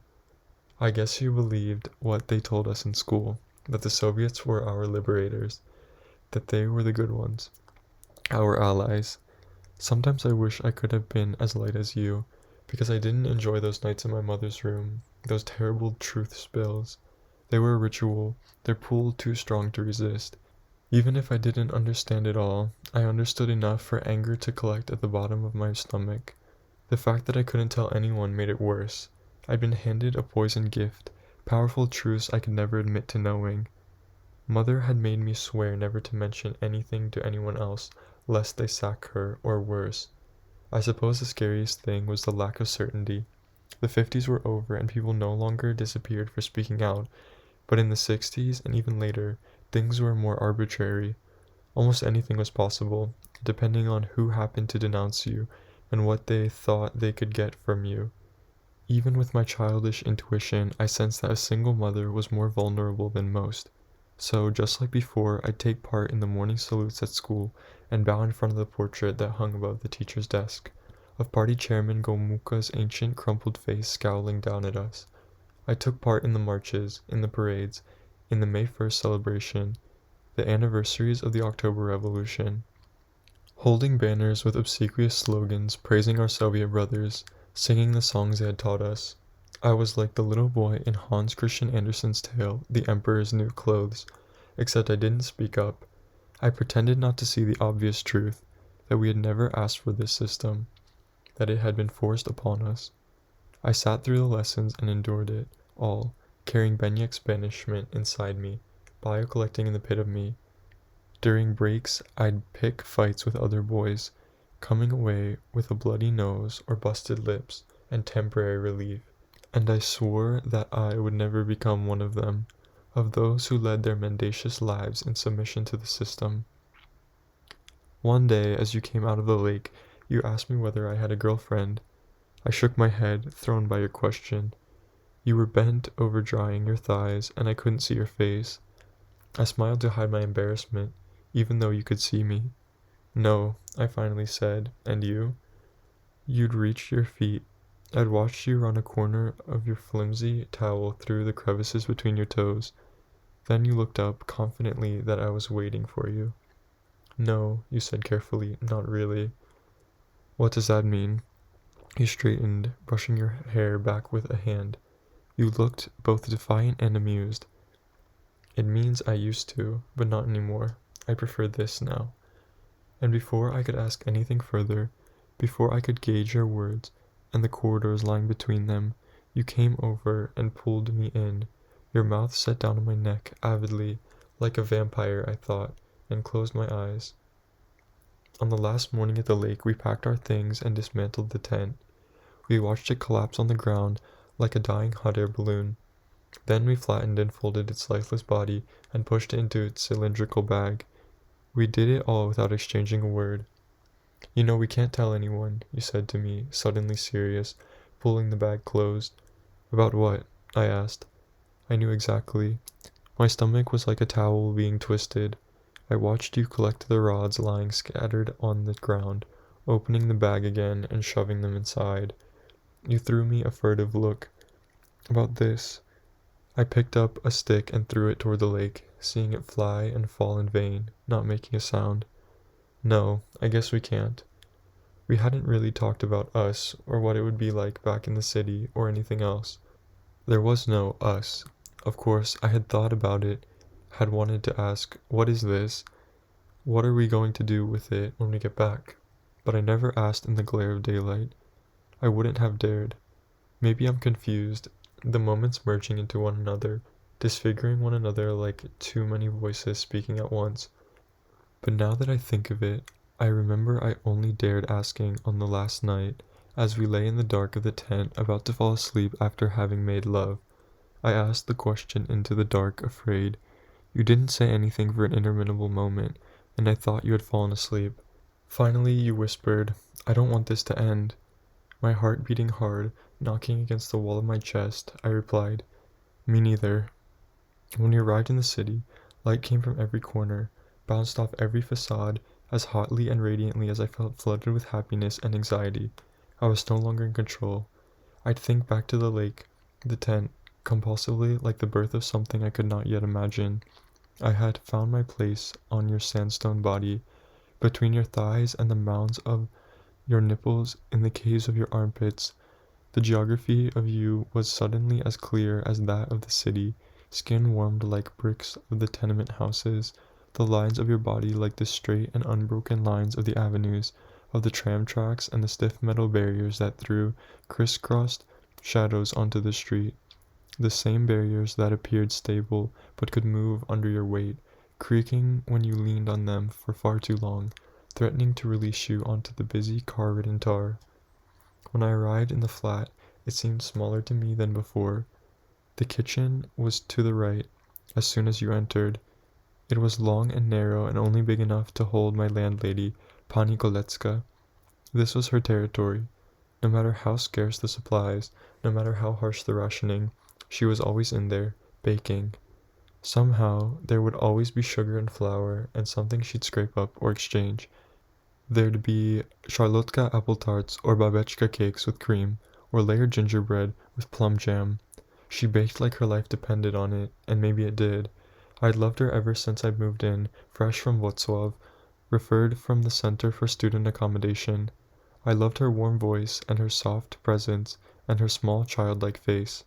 She seemed so old it almost made her ageless, like a being from another world. Usually she'd sleep on the brown couch in the living room, next to the table where we ate and the cabinet with the collection of rocks her husband had left behind. But in the summer, the block heated up like a glass house, and sometimes when I got up at night to go to the bathroom, I'd see her sleeping there on the tiled floor of the kitchen with the door open, large and peaceful like some creature swept up by the sea. The door to my room was next to the rock cabinet. It held a foldable bed and a small desk, one pushed aside to open the door to the balcony. We were on the 7th floor. All you could see were the tops of other blocks, like the heads of people standing in front of you in a crowd. You and I lived on opposite sides of the city, me to the west, you to the east, separated by the Wisła. A tram connected us, passing through the old town and across the river. To the south, always visible, the gigantic palace of culture towered over the rest of the city. I lived where the ghetto had been, where the Nazis had razed everything to the ground to leave no trace of their crimes. Wola was the name of the neighborhood, will or determination in English. The party had rebuilt it as part of their socialist dream. A network of identical blocks stood lined up neatly like cardboard boxes, as far as the eye could see. We called this the blokowisko. There were new parks, new trees, and new children playing obviously in between the blocks, on layers of invisible footprints and the dust of forgotten lives. You lived in Praga, one of the few neighborhoods that had made it almost unscathed through the war, where the Russians had waited and watched the destruction of the city by the Germans, where they had looked on without firing a bullet, as the Germans destroyed Wola, as they quietly and clear-headedly decimated the old town, the museums, the libraries, the archives, allowing a whole world to burn into oblivion. In the first weeks back, Warsaw was empty and hot. We walked the bright avenues and bought berries and sunflower heads from the old ladies and ate them at the Saski Gardens near me, by the hill with the white pavilion. We stopped at milk bars. We ate cool chłodnik soup, the sour milk and pink beetroot soothing our throats. We drank fruit compote, which colored our tongues, and for dessert, noodles with melted butter and raspberry jam. Later, full and content, we'd lie in the high grass near the zoo in Praga and watch the skies through the gaps in the solid branches of the trees above. Our words, our stories, poured forth like springs. I told you about mother and granny, and even about father, how he left us when I was very young, how I could barely remember him, how I barely wanted to. He moved to Kalisz and never visited, and all we saw of him were the meager alimony payments the postman brought every month. Mother always said he'd never wanted children, that he'd wanted her all to himself, to love and control.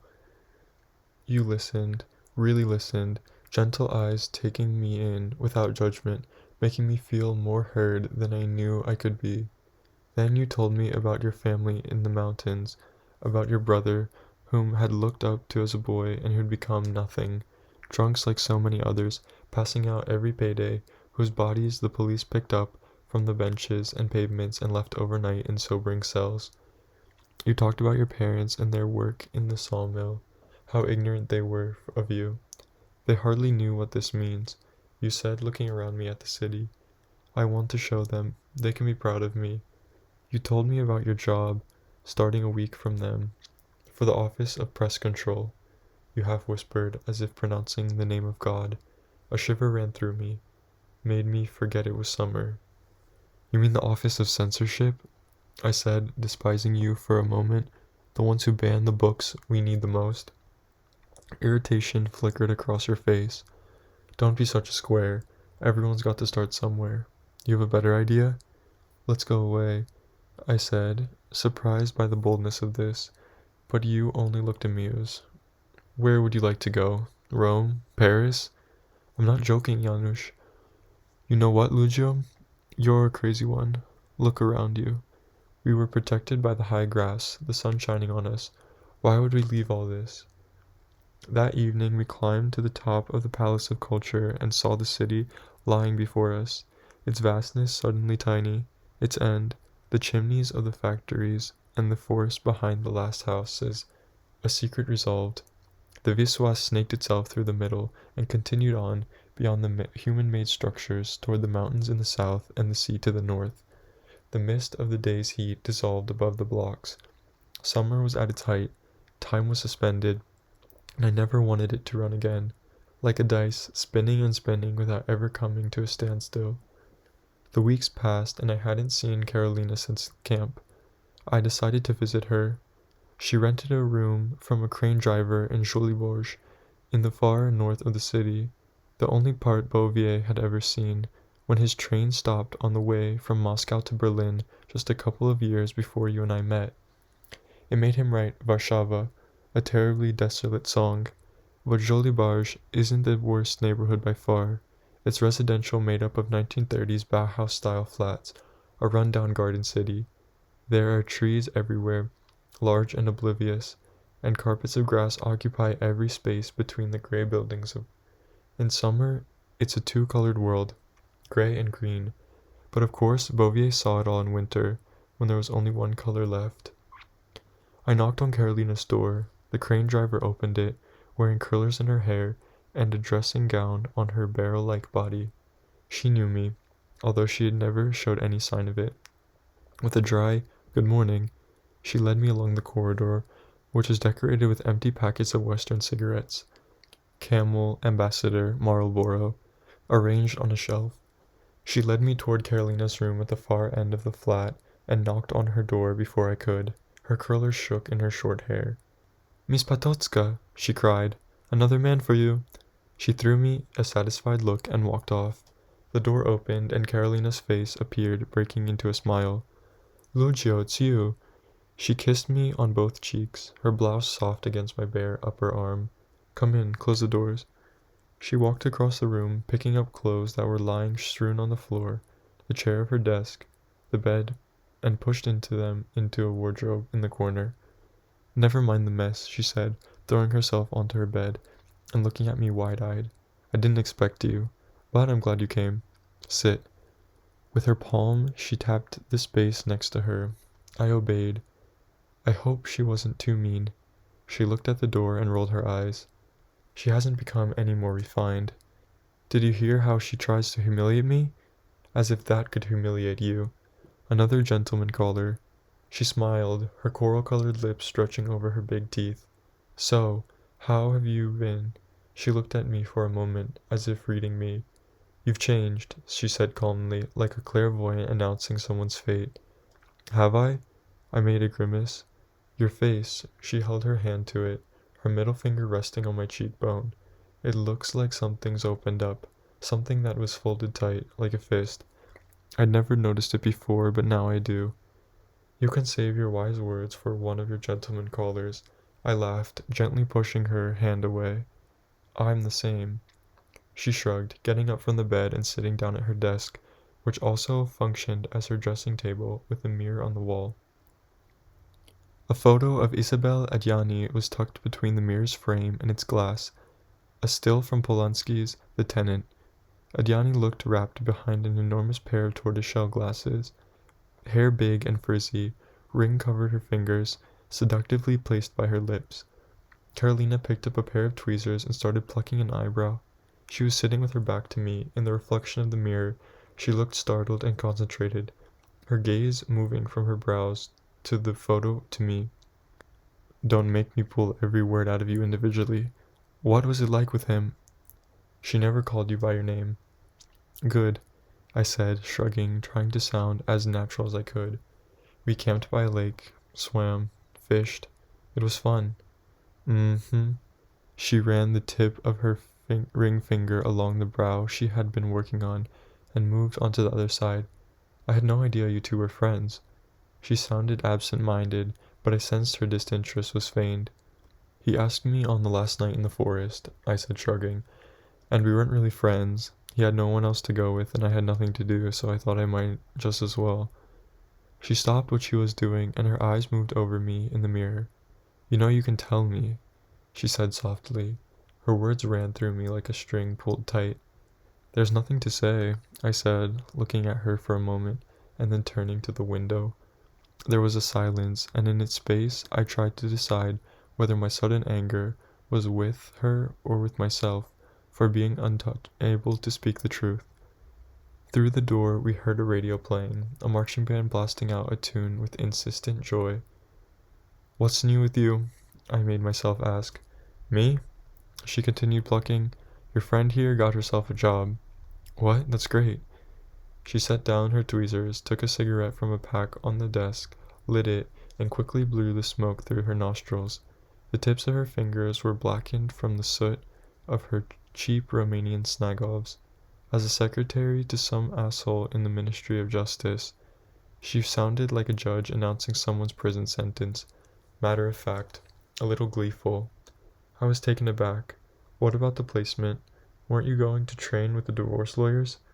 No spaces. She blew out smoke with her head lowered, starting at the carpet. I could see her eyelashes pointing toward the floor. Turns out I had no chance of getting anywhere without connections, whatever my grades. Who was I fooling anyway? She sighed, lifting her head. Her sad eyes grazed mine for an instant, and then she turned her head toward the window. But maybe it's better that way. I don't know. Maybe I would have hated it. I might apply again next year. I nodded, trying to seem encouraging. Yes, you will. This is just temporary. She nodded, as if she were trying to believe me. So, what's it like? I asked. She shrugged, took a deep drag. I only started last week. Don't ask me what they actually do in that office. I get the counselor his vodka in the morning and type up a letter or two in the afternoon. Other than that, he treats me like a showpiece for his colleagues. He asks me to wear my tight sweater more often. So much for my 4 years of higher education. She took an ashtray from her desk and crushed the half-finished cigarette. I smoke too much, she muttered, placing the ashtray on the table, trying to smile at me. Come here. I patted the empty space beside me on the bed. She obeyed. Her head sunk onto my shoulder, and I slung my arm around her.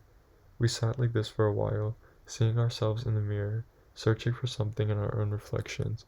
I'm sorry, I whispered finally. Oh, don't be. It never turns out the way we think it will. And anyway, I was one of the lucky ones. At least I have permission to stay in the city now that we've graduated. Otherwise, they would have sent me straight back to Tichy, and God knows what I'd be doing there, living with my parents. She straightened and tried to laugh. I'm just not sure I'll be able to take it for long. You won't have to, I said. I'm sure of it. Yeah?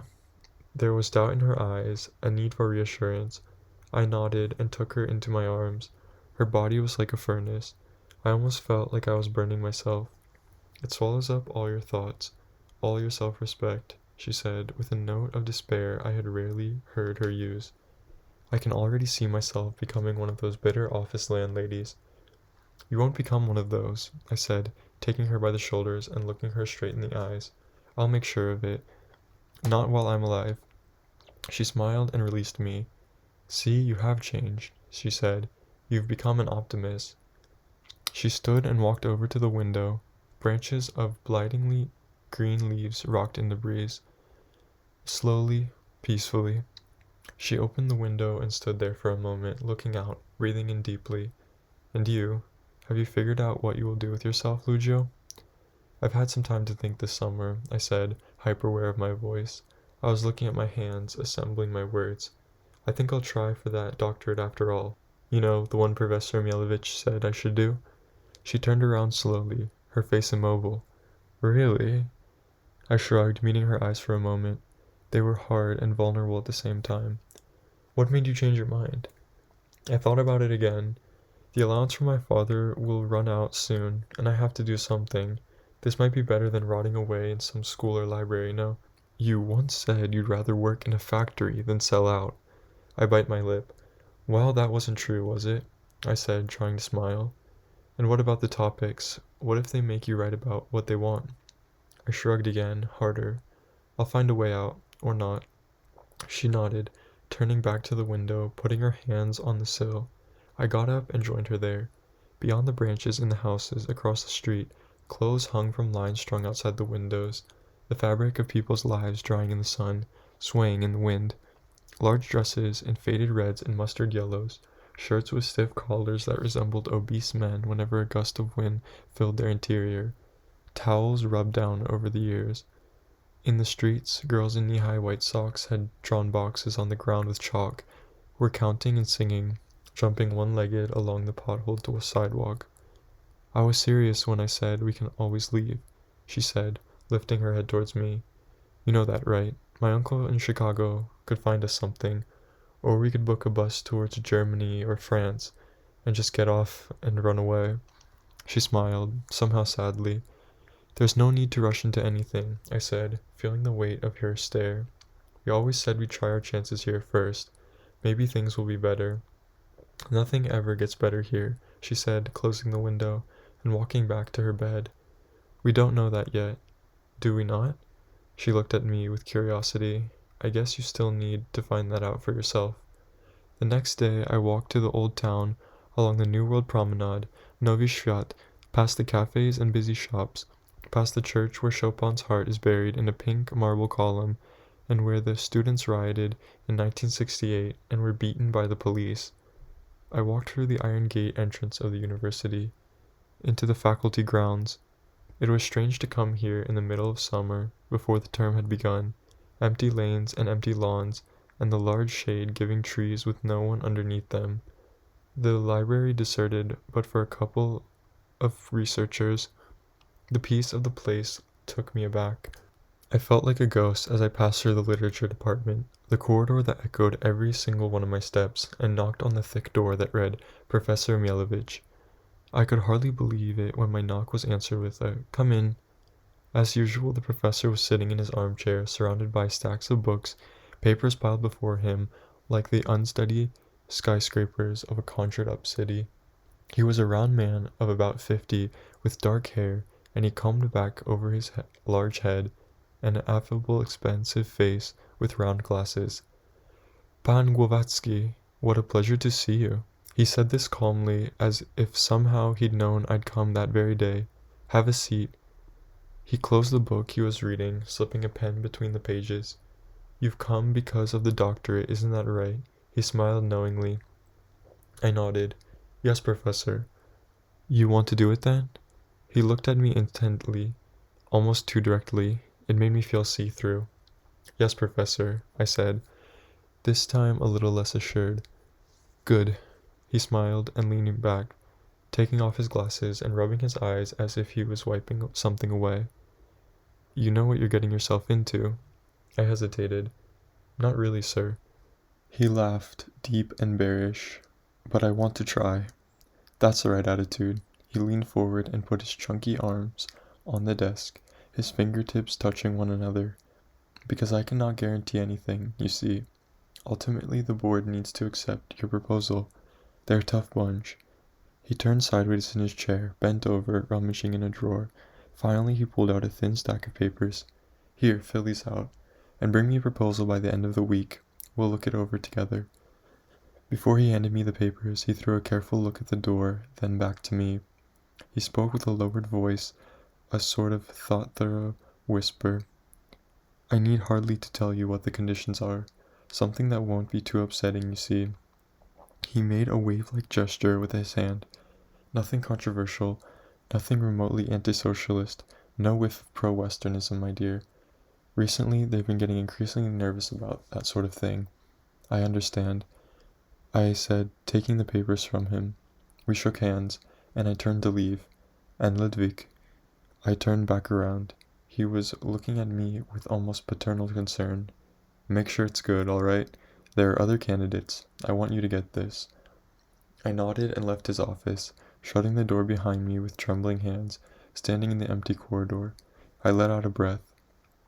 I walked home slowly. The air was suffocating. The sky was gray, and sticky wind blew through the streets, swirling up dust. Few more people around looked hurriedly, caught inside their own mind, even more than usual, their faces like masks. I was relieved to get home. Pani Kolecka wasn't there. I sat and took out the papers the professor had given me. My head was empty, but I started anyway, placed pen to paper. I forced myself to think. I didn't really want this, but neither did I want to let it slip away. I had nothing else, no other path, and there was a certain pleasure in doing what I had not allowed myself before, a satisfaction in the forbidden, a challenge. I knew I really wanted to write about the book that had moved me more than anything, more than any book before, but I also knew I couldn't write about Giovanni's room. It had never been published in Poland. I wasn't even supposed to know about it, but I had read Baldwin's other stories. They dealt mostly with black men in American society, of his discrimination and shunning. I could see its relevance. I could see how it exposed the double standards of the West, how it showed racism and white supremacy behind the liberalism and democracy extolled by the capitalist powers. At the same time, of course, I could identify. I carried my difference, my shame on the inside. It wasn't visible, not to everyone straight away at least, but it was there, and it was a danger. That's what I began to write about. I remember what I read about Malcolm X, about his friendship with Baldwin, and his struggle, his radical views on oppression and self-defense. I wrote furiously, my body dissolving, my head spinning, losing all sense of time. The keys turned in the lock, and Pani Kolecka stood in the door. I was struck by how short she was, how dwarfed by the size of her shopping net, which I took from her and placed on the kitchen counter. "Thank you, dear," she said, removing her beret. "The queues are getting longer, or my legs are getting weaker, but I managed to get meat." She smiled, her small smile that came through her eyes. "It's a miracle." A moment later, potatoes were boiling, and I sat at the table, grating carrots. "Let's be happy," she said, taking the meat out of its stained gray paper and placing it on the counter. "If things continue this way, any cutlet might be our last." She started beating it with a prickly mallet, the banging almost drying out her words. "You heard the news?" She handed me a dry white roll, a plate, and starting to crack eggs on the edge of the bowl. I shook my head. Gierek decided to increase the meat prices. "What?" I looked at her in disbelief. She turned to me, wiping her hands on her apron. "Meat products are up by 60% in the canteens." "They can't just do that," I said, disbelief mingling with anger. She turned back to the meat, beating it again with her mallet. "That's what we thought before, but they can and will." Later we ate without speaking, savoring every mouthful. The cutlet was its crispy breading, and the grated carrots with cream, and the buttery potatoes sprinkled with dill. Usually Pani Kolecka would tell me stories of her life and her marriage, her travels with her husband, how she had accompanied him on his expeditions, but not that night. That night something hung over us. One by one, in the night outside, the lights went out in the blokowisko. Your house, like all the others in Praga, was tired and beaten down. Bullet holes shaped like stars covered the facade, and rusty balconies faced the street, some with clothes hanging to dry. Beyond the arched entrance was the courtyard, where, surrounded by high grasses and yellow gladiolas, stood a Madonna. Her face was pale, and she wore a blue gown, palms torn up to the sky, a halo of gold-painted stars around her delicate head. In those days, I was far from the church as I would ever be, but there was something about the beauty in the statue, in the midst of the courtyard's decay, that moved me, stayed with me as I walked up to your flat. The stairs looked so old and fragile, I wasn't sure they would carry me. They smelled of dampness, and groaned with each step that they held. On the first floor, an old woman looked at me suspiciously, ignored my greeting. On the third floor, a band of children ran across the landing, screaming and cursing like drunkards.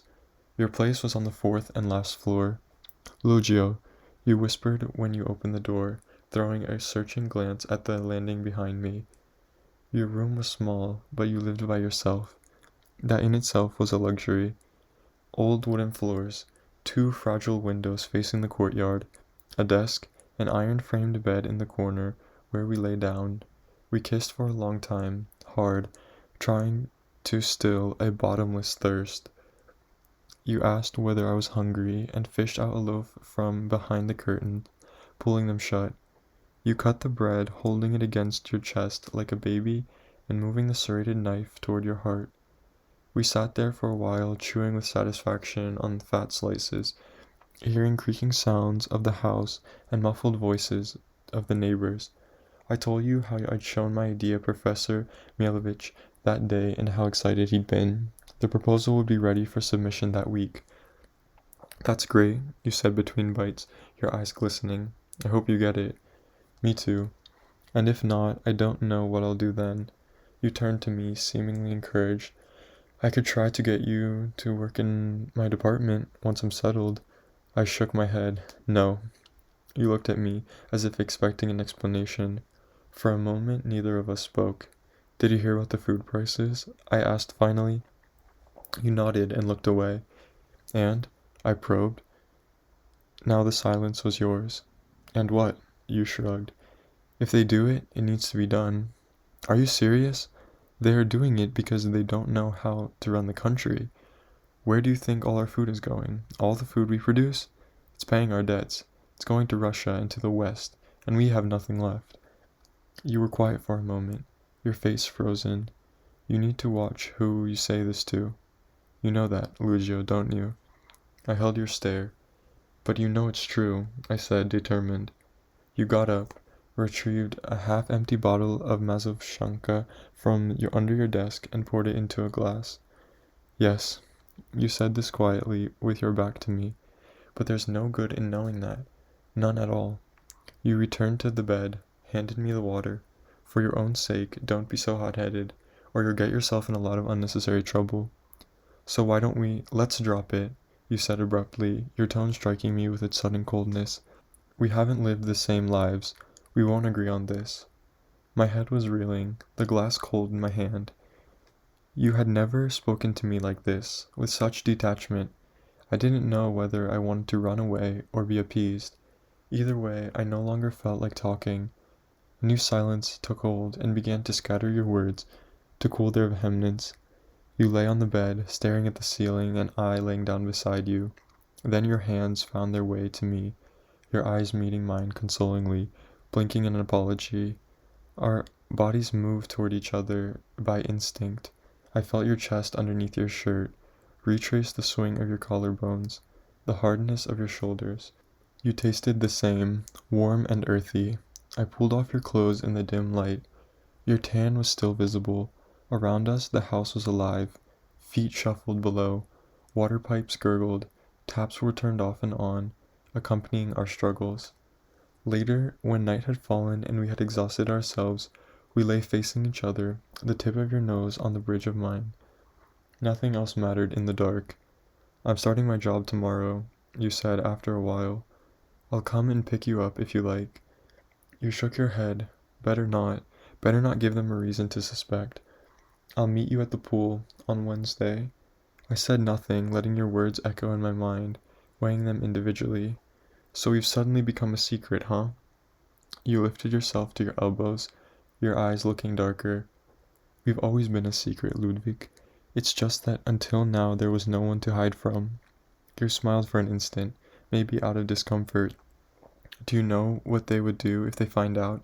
Your brows furrowed. They have lists, they keep track, and they know how to use information. You let your index finger pass across my cheek, gently. It felt like a threat. I flicked my head. Your hand moved away. There's no law against what we're doing. I know that. Your voice softened. But we need to act as if there were. Do you know what they did to Foucault? I looked at you blankly. The philosopher? You nodded. What's he got to do with this? You sat up on the bed, your back against the wall. He came to Warsaw when he was young to head some French cultural institute, and the Secret Service knew about him.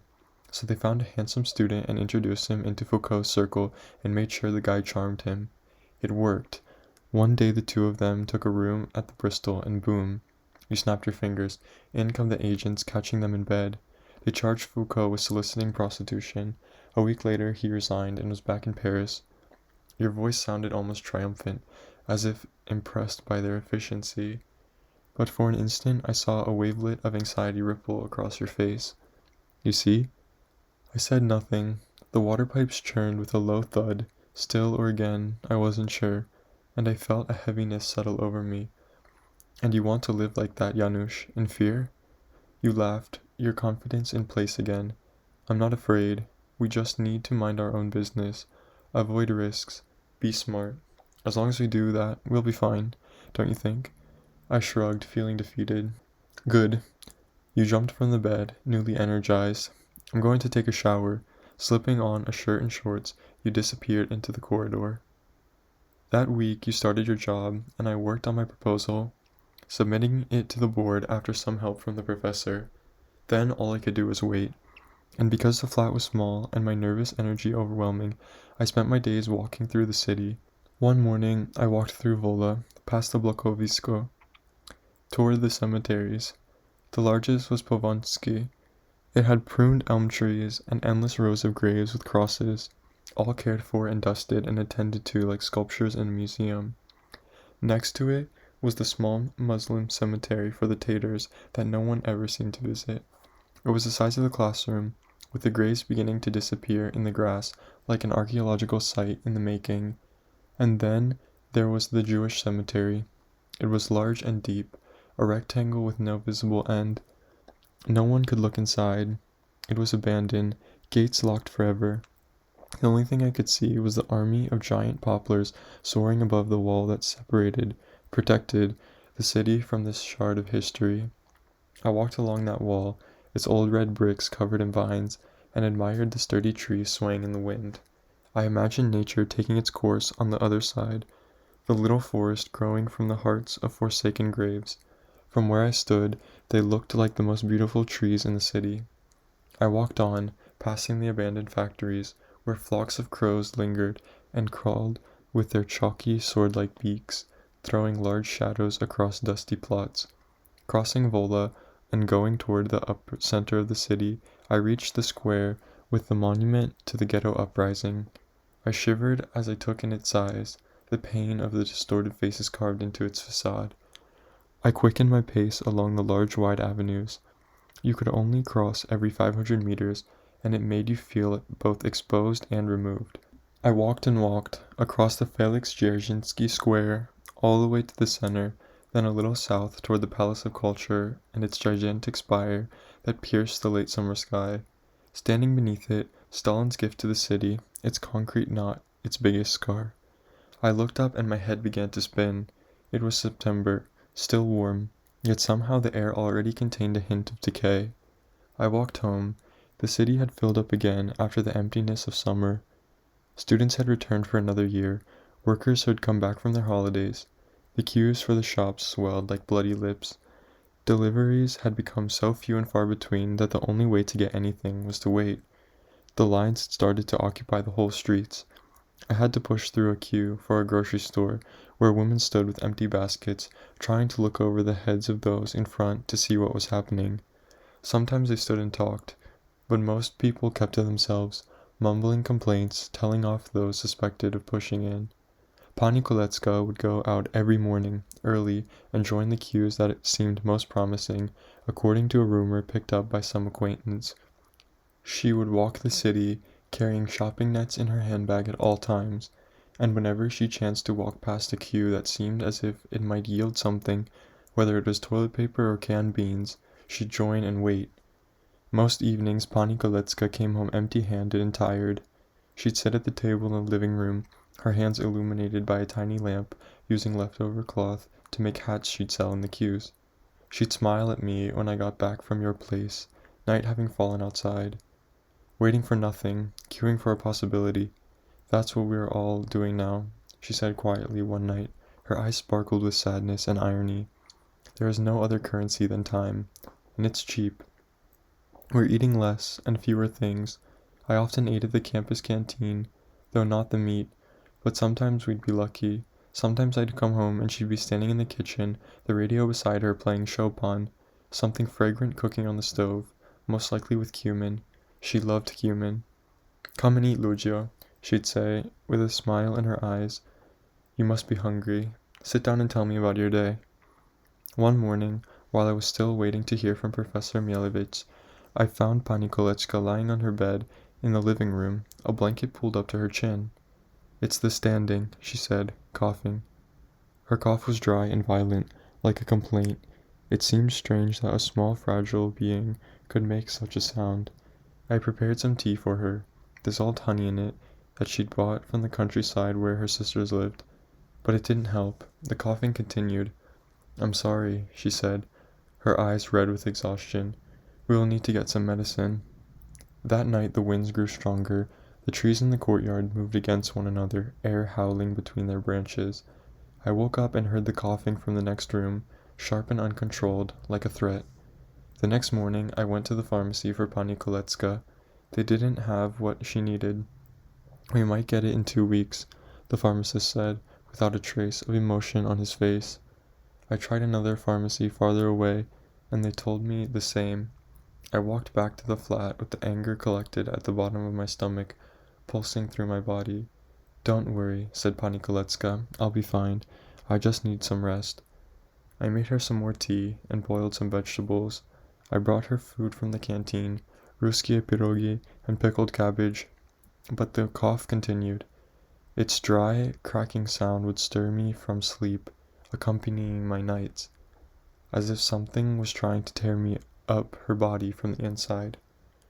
During those weeks, you and I would go to the university pool every now and then. It wasn't far from the old town, tucked in below the ramparts of the faculty grounds. I remember its large reception hall and the strong smell of chlorine.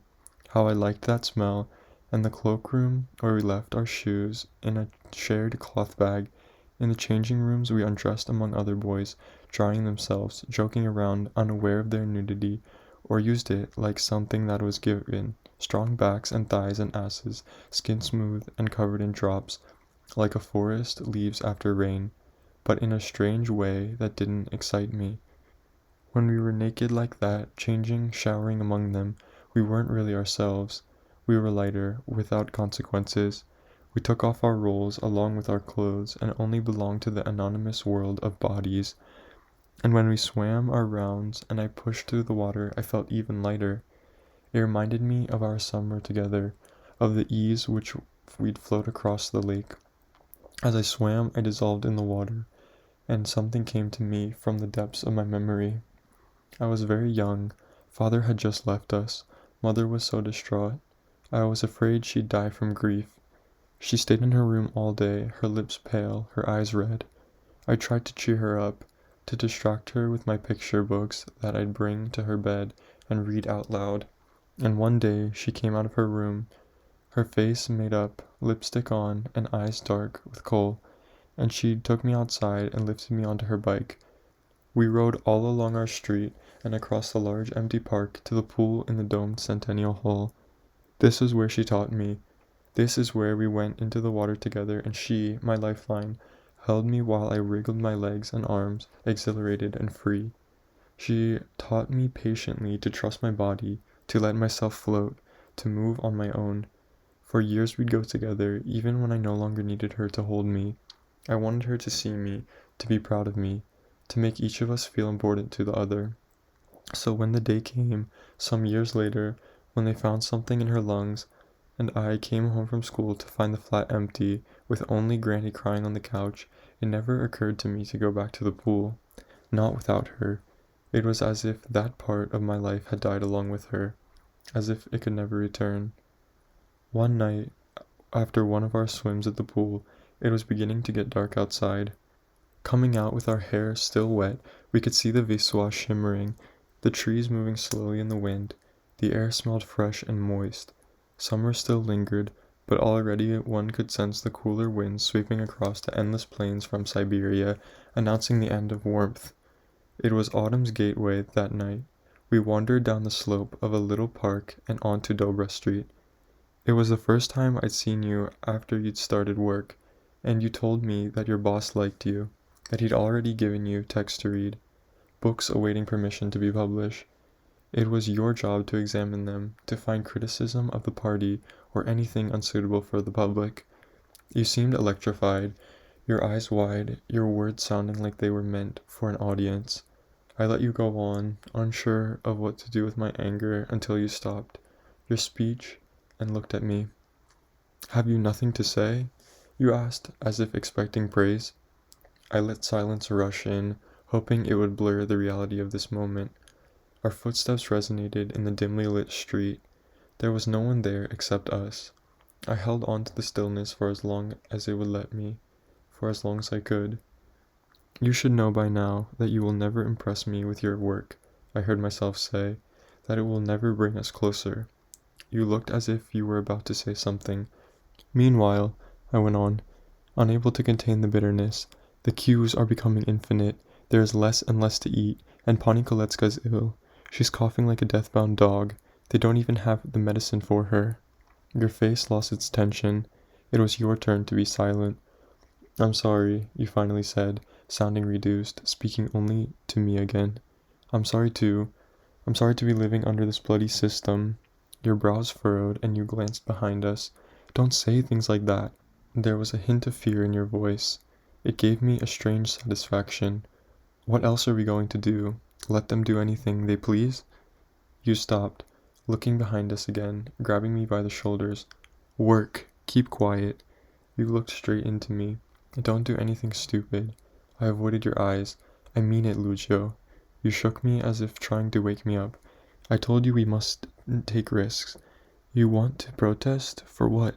To end up in prison and to be a martyr for nothing?" I raised my eyes and looked to you, suddenly aware of us standing like this in the street, our faces so close. "There are ways to live a good life," you went on, and hearing my thoughts. "I'll figure things out. Can't you trust me?" Your eyes pleading in a way I had never seen before. We heard the sounds of boots clicking on the pavement. "Janusz?" A cry came from the other side of the street. A girl was standing in the round spot of the light streaming down from a street lamp. "Is that you?" You released me. "Anya!" Your face lit up. She crossed the street, and you fell into each other's arms. I saw her face on your shoulder, smiling for a moment with her eyes closed. Your mind reeled. She opened her eyes, and it looked at me. It was like seeing a ghost. The pale white skin, the intense dark eyes. I'd never seen her up close, but I still recognized her. It was the girl I'd seen you with at the camp. She looked very stylish in a trench coat and cowboy boots, but even more remarkable were her earrings. They were beaded and shone in all colors of the rainbow, like the tail of an exotic bird, and so they almost touched her shoulders. I couldn't take my eyes off them. "Janusz, I haven't seen you in ages," she cried, adjusting her hair, making the earrings move along with her. "Where have you been all these weeks?" Her eyes fell on me. There was a pause in which she and I looked at each other, slightly embarrassed, until you said, "Here, let me introduce my swimming colleague. Anya, this is Ludwik." We shook hands. Hers was soft and white like a dove. "It is a pleasure to meet you," she said, sounding like she meant it, looking into my eyes for a moment before turning back to you. She put her hand on your arm. "I'm going to see Raphael now. He lives just around the corner. Do you want to come?" You glanced from her to me. She was entirely turned to you. "I would like to, but—" "You're busy?" She raised her eyebrows. "Come on, just for one drink. We've been saying how much we missed you." I could see your fingers closing tight around the strap of your bag. You wore an expression I found impossible to read. "I can't tonight," you finally said. "I'm sorry. Next time." She looked at you for a while until a smile curled itself around her lips. "Fine. But no excuses for my birthday party. At the end of the month. You're coming, yes?" You nodded. She kissed you goodbye and ran off, her boots beating on the concrete. We stood for a moment without speaking, the air strangely charged. You looked gloomy, worried even. "Everything okay?" I asked. You nodded without looking at me. "All good. Let's go." "Do you think she saw us?" "I don't know. I don't think so." Again, your face was inscrutable. We climbed a set of narrow stairs lined by a large stone wall. Behind it lay the nuns' convent, their cloister with its orchards and grazing cows, and new residential blocks towering just above. A group of boys in tight jeans came toward us, walking down the narrow passageway. One held a small, heavily made-up girl around the waist, while another, with a sharp face and gelled-back hair, looked you up and down with curious eyes. You noticed him, and your face seemed to harden. You looked away. We reached the top of the bridge and waited at the traffic lights. To our right lay the city, the neon lights of the tall buildings glistening, advertising clubs and restaurants. To our left, the Wisła and the dark shore of Praga. I thought I could sense your restlessness. You looked at me from the side. "What is it?" I said. You looked ahead. "At the red light, I think it's better if I just spend tonight by myself." You sounded careful, circumscribed. "Just tonight." "Why?" "I need some time alone." I looked into your eyes, trying to discern what this meant. Your look was steady. "I'm just tired," you said. "I need to rest, all right? I'll see you soon." "Is it because of Anya?" You shook your head, not looking at me. "Don't overthink it." The light turned green, and a tram appeared. We said good night, our hands in our pockets, and then you crossed over without turning back. 3 days passed, and no message came. Rather than drive myself crazy, I caught a rattling tram to the other side of the river. You opened the door, shirtless, holding a razor in your hand. You seemed surprised to see me, but not displeased. You invited me in. There was a water bowl on your desk and a little mirror propped up against a pile of books. "I'm just getting ready to go out," you said, sitting down and running a hand over your stubble. "A drink. My boss invited us to his place." You tried to sound casual and threw me a glance as if to test my reaction. I was calm. You took up the razor and looked at yourself again. "Can we see each other tomorrow? At the pool?" I nodded, relieved to have some certainty. "Sure. Have fun tonight," I managed to say without sounding sarcastic. You stood and kissed me hard on the mouth, razor still in hand. I went to the student cafe near campus and prepared for my interview with the board that would take place if I passed into the next round. I'd come to like my topic on Baldwin's analysis of racism in America. Professor Mielewicz had praised it too, saying he'd be the first in the country to examine it.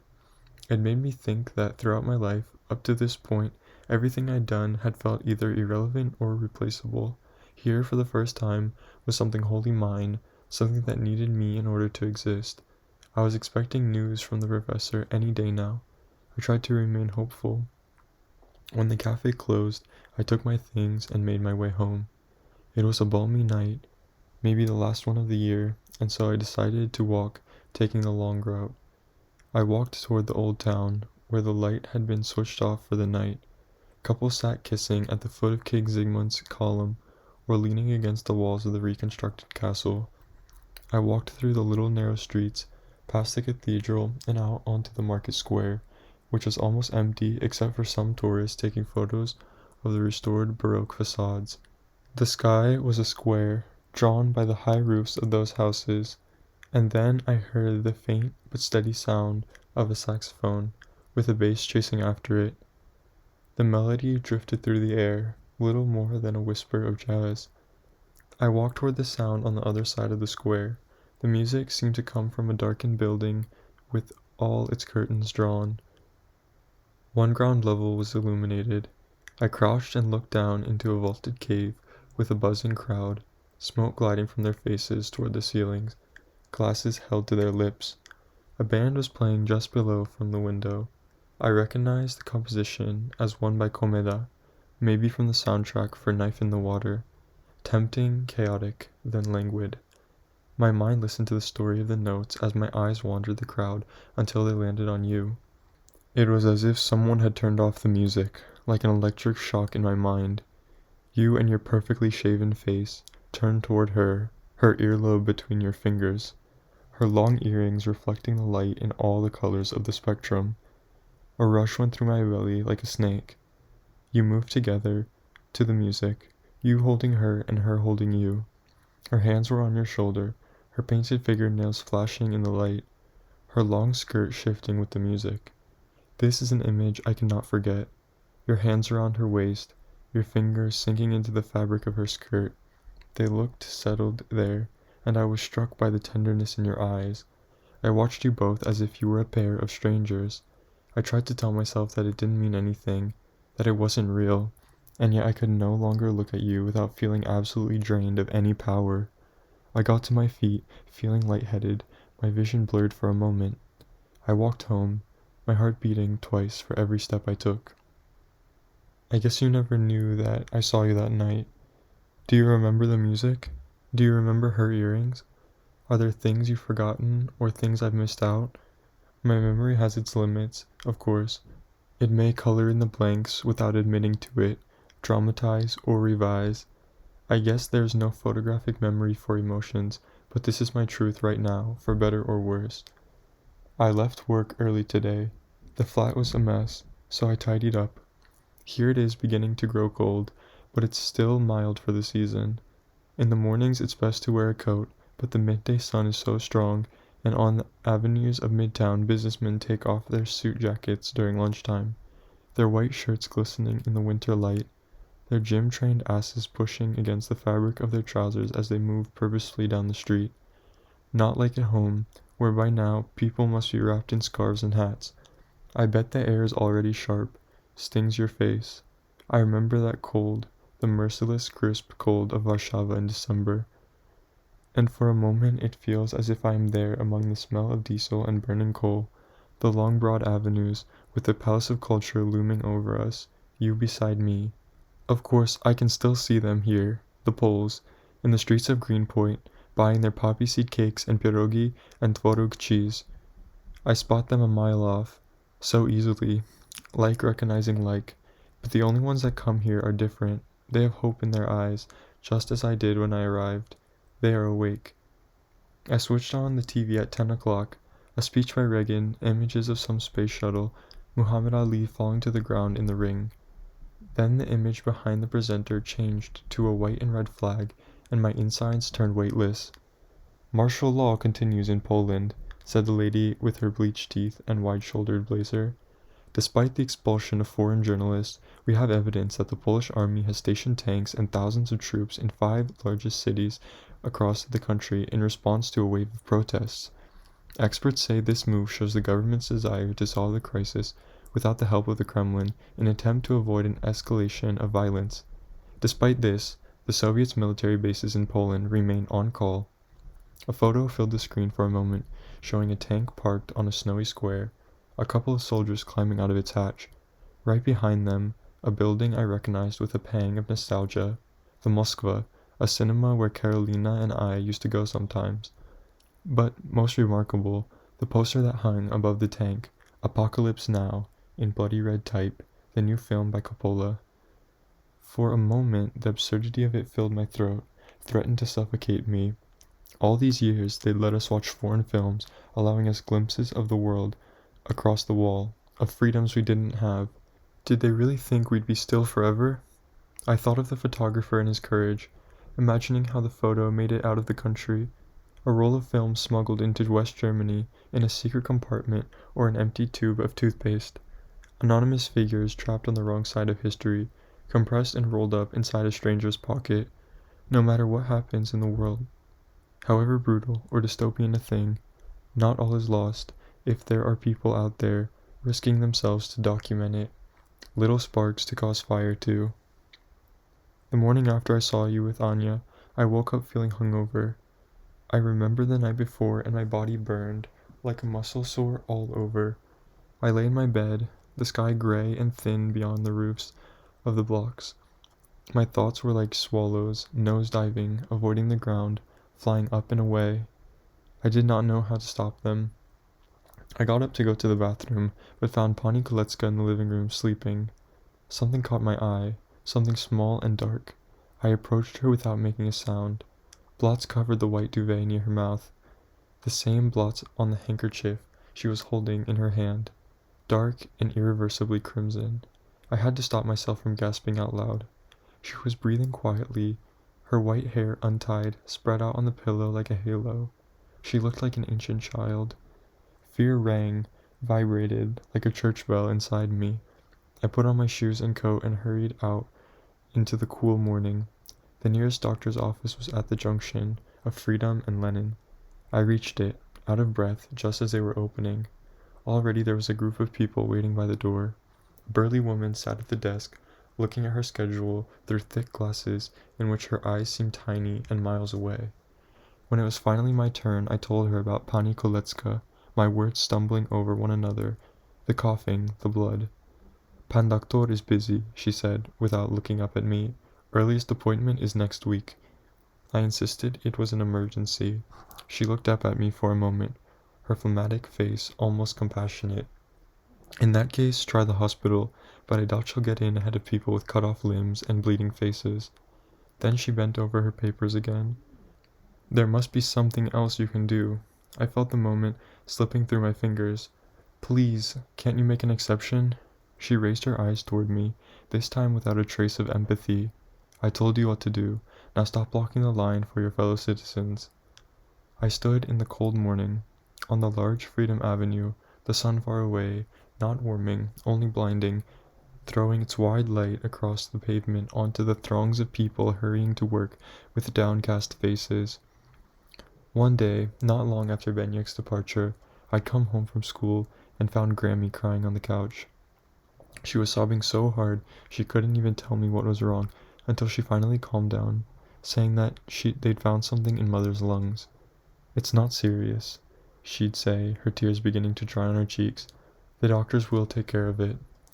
I stood in the cold morning and thought of how we'd sat in the hospital waiting for them to release Mother, how the clock in the waiting room had kept on ticking, how I'd held onto Granny's hands like a life vest, smoke around us, oozing from the cigarettes held by nervous hands, the air gray and heavy, impenetrable, and finally the doctor, tall and dry, with a rigid face, saying he had bad news. I walked to the nearest hospital, as the lady had said. It was an anonymous block I'd rode past countless times without ever seeing it. By the entrance, a man with crutches and a single leg, wearing a ragged dressing gown, was smoking a cigarette. Inside, grey corridors filled with a sharp smell of disinfectant. I pulled a number by the reception desk and took a seat in the queue on one of the benches. Groups of people were waiting in miserable silence, pierced only by the wails of patients lying on makeshift beds in the corridor. Hospital time took over, solid and unfeeling like a glacier. A man across from me was reading the People's Tribune. From the front page, Party Chairman Garrick glanced at me. He was shaking hands with someone off frame, his face mousy and thin-lipped, and so utterly smug. My hands turned into fists inside my coat. Number 33? It was my turn.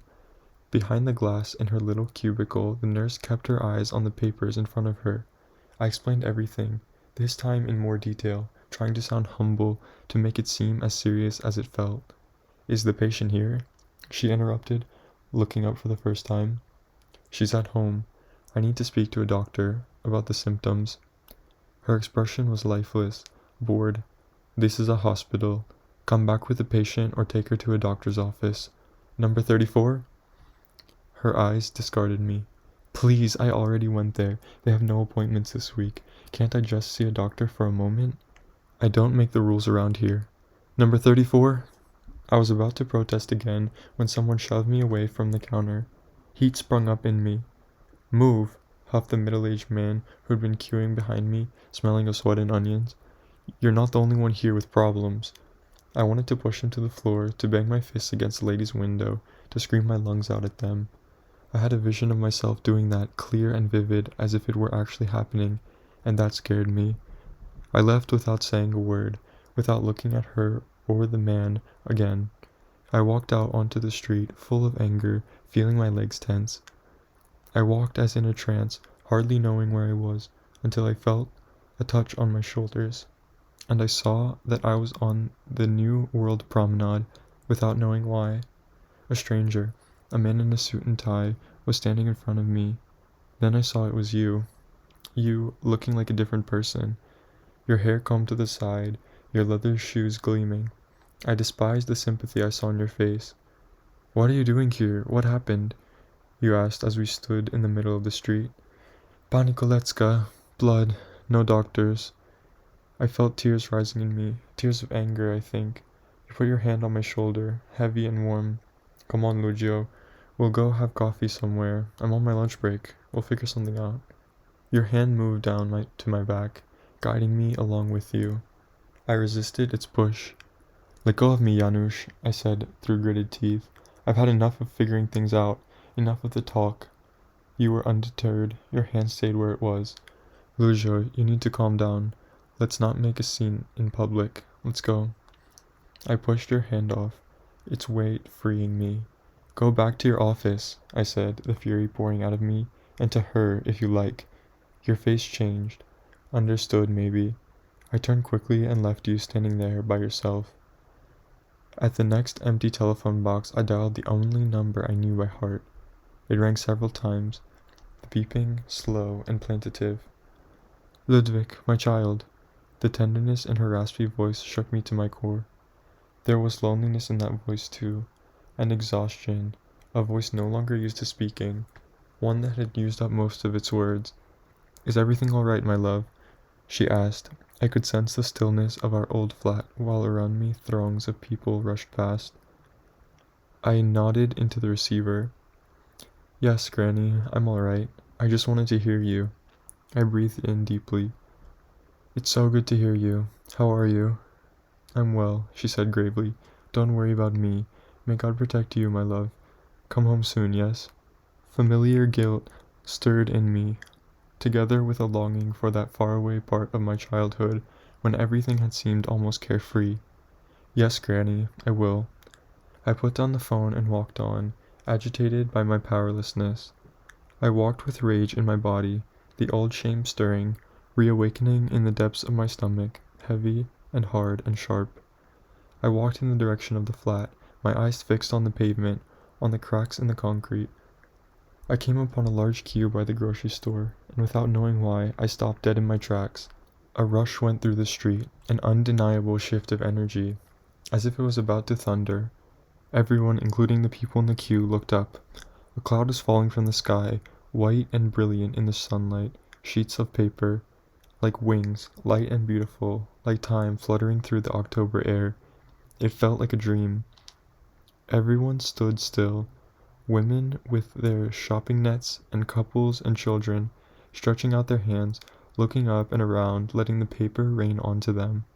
One of the sheets landed right by my feet. There was a red hand on it, seemingly dripping with blood, and grabbing stalks of wheat. "Our land, our food, out with the Soviets, in with our rights," it said in black letters. "Brothers and sisters, rise up tonight." The words resonated in me like a voice speaking in my head.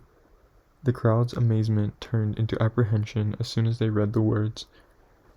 A child bent down to pick up the sheets, and his mother ripped them out of his hands, slapped him, and tore him away. Some hurried along, others looked up to the windows of the black that towered above them. I stood and watched, my senses in vertigo, my brain peculiarly calm. Already police sirens were howling, and crowd ran toward the blocks. The queue dispersed, people hurrying off like guilty foxes. In the confusion of it all, I bent down and picked up the leaflet, stuffing handfuls into my bag, wads of them, hearing my pulse pound in my ears. With the sirens coming closer, I jumped onto an approaching tram, with my heart threatening to leap out of my chest. Pani Kolecka was in the kitchen when I rushed in. She was leaning against the counter like a small, brittle tree in a dressing gown, caught by a fit of coughing. I helped her back to bed, her weight on me. "How are you feeling?" I asked. She looked at me with her small, watery eyes. "Maybe a little better, dear." I helped her lie down. There was a large water stain where blood had been on her sheet. I pretended not to see it. In my room, I took out my radio and turned it on, to cover her coughing, to cover my thoughts. I wanted to drown out the voices in my head that said that even having these flyers was a folly and could get me locked up. I didn't even hear the music. I sat on the edge of my bed with my head up in my hands and my eyes closed. I remembered the procession moving slowly against the merciless wind under a sky the color of concrete, starting from the church where Granny and I thanked everyone who'd come to pay their last respects. Consoling faces pressed against our frozen cheeks. Relief that Father hadn't shown up. Anger that Father hadn't shown up. The procession of regret and helplessness moved from the church along the streets of my childhood, the pavements of our games, past our flat, and the park full of drunkards. A coffin carried to the cemetery, lowered into a hole, earth hitting wood, handful after handful marking the end of our previous lives. Only Granny and I remained, life having skipped a generation. The flat seemed empty, gone were the nights by the radio, the news no longer mattered. We no longer cared about outside. We turned inward. Granny started to attend church every day, getting up at 5 for the first Mass. She resigned herself entirely to God, handing herself over to heaven like a premature donation. And me, I withdrew into my books. The radio in Mother's room remained covered forever. Not even music came out of it again, not for many years. I heard Pani Kolecka's coughing, sharp and thorny. Then I turned to the radio, lowered the volume, and moved the indicator to 101.2, the frequency still etched in my mind after all those years. I lay on my bed, the speakers to my ear, holding my breath. At first it was only music, but already I was calmed. I felt like that music, just for its origin, was cleansing me. And then, not long after, the familiar voice, deep and comforting and clear. There had been several of them who'd read the news over the years, and this was one of them. He was still there. It brought me back to the first time we all sat together, the three of us, around the radio in Mother's room, a voice that could not be spoken over, that would be listened to until the very end. Radio Free Europe, news at 4 o'clock, Friday, the 10th of October, 1980. He talked about the strikes that had gripped the country, halting production in dozens of known locations, including factories, mines, and shipyards. Workers had laid down their tools, demanding the revocation of the increase in meat prices, as well as better working conditions, the protection of the right to free speech, and the ability to form independent trade unions. There had been no violent clashes with the authorities so far. The strikes had not yet reached the capital, but insider sources indicated that they would, most likely, that very afternoon. Residents are asked to remain indoors in case of any violent clashes with authorities. I thought of Mother, of her pointless life, her passivity, of the years she'd spent listening to the radio, explaining her truths to me, and all of it for what? She'd died a submissive employee at the electricity office, and had never dared to speak up or live out any of her ideas. Your mother died out of loneliness, Granny would always repeat, claiming it was because she had never remarried after my father, but I think it was despair that killed her. Having done only things she didn't believe in, she must have been dead inside for years before her body finally gave up too. I switched off the radio and got up, took my bag. I told Pani Kolecka I was going for a walk. She nodded and weakly whispered, "Look after yourself." Outside, the air was pregnant with strife. The wind shook the trees, dry leaves rustled and dropped. I thought about where the demonstrations might be. The ones involving workers had always ended, violently or not, on the small square in the front of the party headquarters by the National Museum. I jumped onto a tram that went that way and felt my heart so clearly, so distinctly, that it might as well have been the engine pushing the tram along. The first people were returning from work, and the streets were full. Before the tram reached the crossing near the museum, it stopped abruptly, a sudden, violent jolt. People screamed, trying not to lose their footing. I held on hard in order not to fall. A small girl and a man were thrown to the floor, falling with their arms spread out. The man's walking stick slid to the end of the carriage. I helped him up, feeling his bones through the rough tweed of his jacket, his body light a skeleton. He thanked me breathlessly. As we looked up, we saw the tram driver's booth empty, the driver outside talking to a policeman. There was a barricade in the middle of the street, a sturdy metal fence blocking the passage. "Everyone out," the driver shouted as he came back. "The journey ends here." The passengers looked at one another, confused. "But why?" The little girl who'd fallen began to cry. "Don't ask so many questions," her mother said. "Let's go." We climbed out. On the other side of the barrier, the street was empty, a field of concrete without any cars, only masses of people, ushered along the pavement by police. "Keep walking, keep on walking," they shouted. "Hurry up. Go home, everyone, now." The crowd moved slowly, in silent obedience, only whispers here and there. We saw the emptiness of the street before us, the squares in front of the party building deserted, the building itself looming ominously above. I felt the flow of the crowd carry me away from this scene, and knew I had to find some way to stay where the action would be. This is when I saw a lady leave a building nearby, the door still ajar behind her. I ran and caught the door before it shut. I slipped inside and closed it behind me. The staircase was silent. Doors led off it, with little signs indicating which offices they were.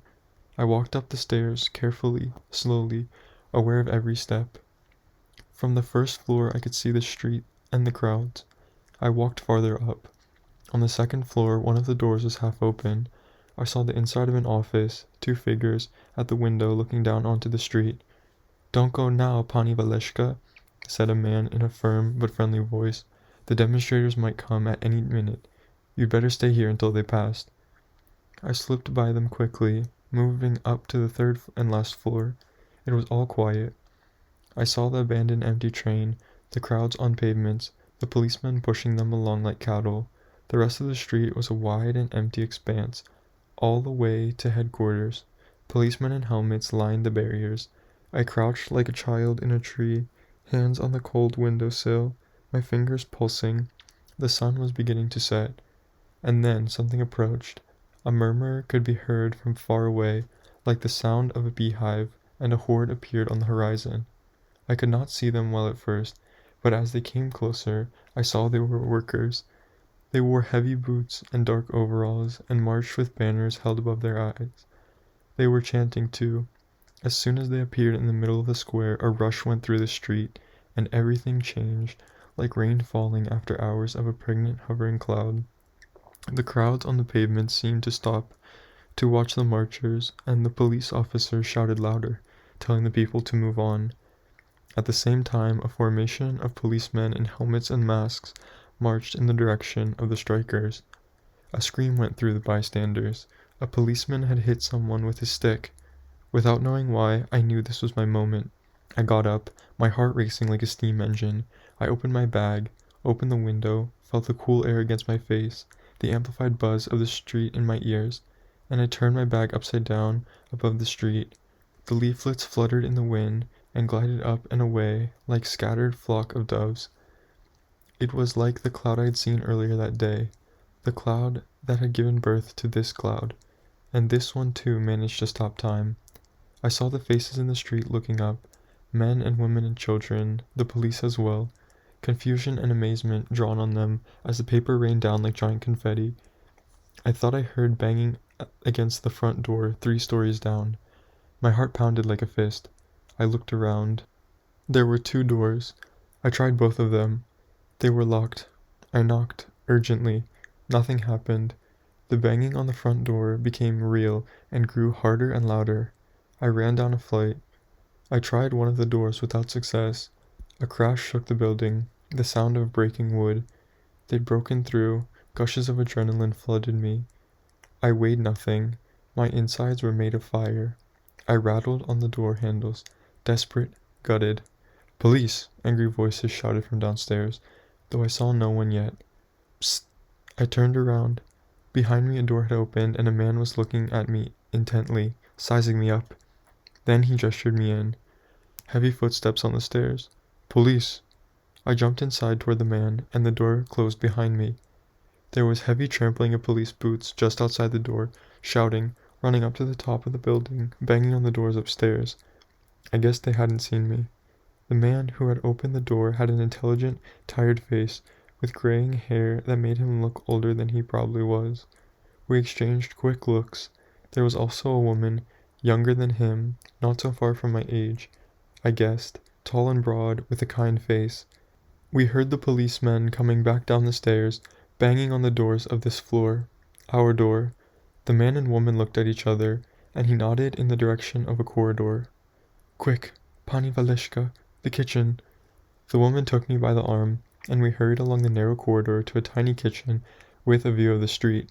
Before I could see anything going on outside, we heard more banging on the door, then the sound of it being opened. "Citizen," we heard a voice boom in the other room. "A suspect is hiding in this building. Have you seen him? A young man with light hair and a brown rucksack." "There is no one here apart from myself and my secretary," said the man calmly. "Then you will let us search the space." Their boots crossed the threshold. The woman and I looked at each other in the tiny kitchen. Right behind the door was another very narrow door, painted the same color as the wall. Pani Valeshka opened it quickly, took out some brooms that were inside, and pushed me in. I fit sideways, and she closed the door. I heard her shoving the brooms up against it, and running in other parts of the office, and the sound of her heels on the wooden floor of the corridor. "Is there anyone in that other room, citizen?" "No, officer," said her voice, betraying no tension. The kitchen door was flung open, and the door to my hiding place trembled. I could see them through a crack, tiny slice of them. I thought my heart would burst. There were two, flushed, angry men in uniforms, inches away. "I would never see you again." Panic gripped me and pulled me into an abyss. The policemen moved quickly, looking around the kitchen and out onto the street through the window. "Shit," one of them whispered, banging his fist on the kitchen counter. "All clear," shouted the other one into the corridor. There was a scratching on the door. "You can come out now," said the woman's voice. I don't know how long I'd been in there, listening to the sounds of the policemen thundering through the building, banging on doors, searching the flats, and officers returning to interrogate the man outside and the women to take down their details, and the commotion outside, the screams of the crowds, and then, gradually, the dying down of any sound except for the wailing of sirens. Finally I had heard cars honking, and the buzzing of the trams, and then this scratching. The door to my cell opened. They both stood there, a light bulb hanging above their heads, night in the street behind them. I forced my body out of its hiding place, dusted off, and aware of their eyes on me. They had their coats on, and both wore a look of exhaustion and curiosity. "That was very brave of you," said Pani Valeshka. "And foolish," said the man, with a hint of a smile in his grey eyes. "I know," I said, feeling embarrassed. "Thank you, you saved me." Pani Valeshka poured a glass of water and handed it to me. "Yes, that was rather close," said the man, eyeing me. "And an interesting spectacle, too. Those flying papers. What an idea, to throw propaganda out a window when a whole city's police is mobilized in the street. If it hadn't been for us, you would have spent the night in prison," he smiled, stretching out his hand. "I'm Tadeusz Rogalski, attorney," he said. His hand was large and soft, his fingers like little pin cushions. "I'm Ludwik. And this is Pani Valeshka, my secretary." We shook hands. "Call me Magłosia," she said. "So, what happened?" I asked. They looked at each other. "They dispersed the strikers," said Magłosia hesitantly, unwillingly almost. "A few people got hurt." "Did anyone die?" "We don't know," said the man, looking at the floor. "Ambulances came and took people away." "Do you think it's safe for me to go out there?" "They might still be looking for you," he said. "Or not, but we'd better not take any risks. We'll take the back entrance. Let's go." We went down the dark stairs very quietly. Before we reached the ground floor, I could hear the noise of passing cars. The entrance door was unhinged, leaning against the wall. We slipped into a long dark corridor that led in the opposite direction, where Pan Tadeusz quickly unlocked a door. We crept into an unlit courtyard. There was a light in a couple of the windows that faced us, the lamps behind the drawn curtains somehow ominous, like secrets about to be unveiled. We hurried toward a white Trabant, and they made me lie on the back seat. The car started, the engine vibrating, my cheek cool against the leather. Driving out of the courtyard, we flowed into the arteries of the city, inserting ourselves into its body like an unsuspected virus. From below, I watched the houses and monuments rush past, both familiar and new from that perspective. Police sirens howled in the distance, and then the Trabant stopped, and the mouth of the Blokowisko. "Good night, Ludwig," the man said, turning around to me. "Watch out for yourself, and don't push your luck."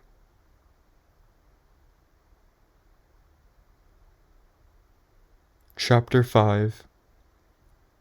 This morning, like every morning, I took the subway across to Manhattan. I sat at my desk and tried to work, but my mind was back home. I had a feeling, some sort of intuition. As soon as midday struck, I left the office and walked a couple of blocks over to the telephone box on the corner of 3rd and East and 43rd. No one is ever at that corner, and no one was there today. I called Yarek. He's a fixer, a connector, knowing everything about everyone in the community. He works late shifts at the factory down in Queens, and I knew he'd be home. "Did you hear?" he said, with his smoker's voice almost immediately after picking up the phone. "The Zomo killed 9 miners in Katowice. They were protesting the martial law. Can you believe it? First they lock our people in our country, then they jail them. Now they're gonna shoot them in the streets? Sons of bitches. This time they're gonna pay for it." A shiver ran down my back and across my lips. "Are you sure?" He spat out his words like bullets. "Sure as fuck. This is serious." I thought of the miners, and it struck me that they could have been the same people I had seen a year earlier from that window where I threw the flyers. Or it could have been me. But then I had been a coward compared to them. I had hidden under window ledges, in kitchen closets. I had not been in the streets demanding my right to be heard. Now I was an ocean away, wearing a new suit. I wondered about your role in all this, what kind of pact you'd made with yourself. Because we all make one, even the best of us, and it's rarely immaculate, no matter how hard we try. "Kowalski, are you still there?" Yarek's voice brought me back. "You alright? Got family in Katowice?" "No," I said. "I'm okay." I thanked him, which felt macabre, and cut the call.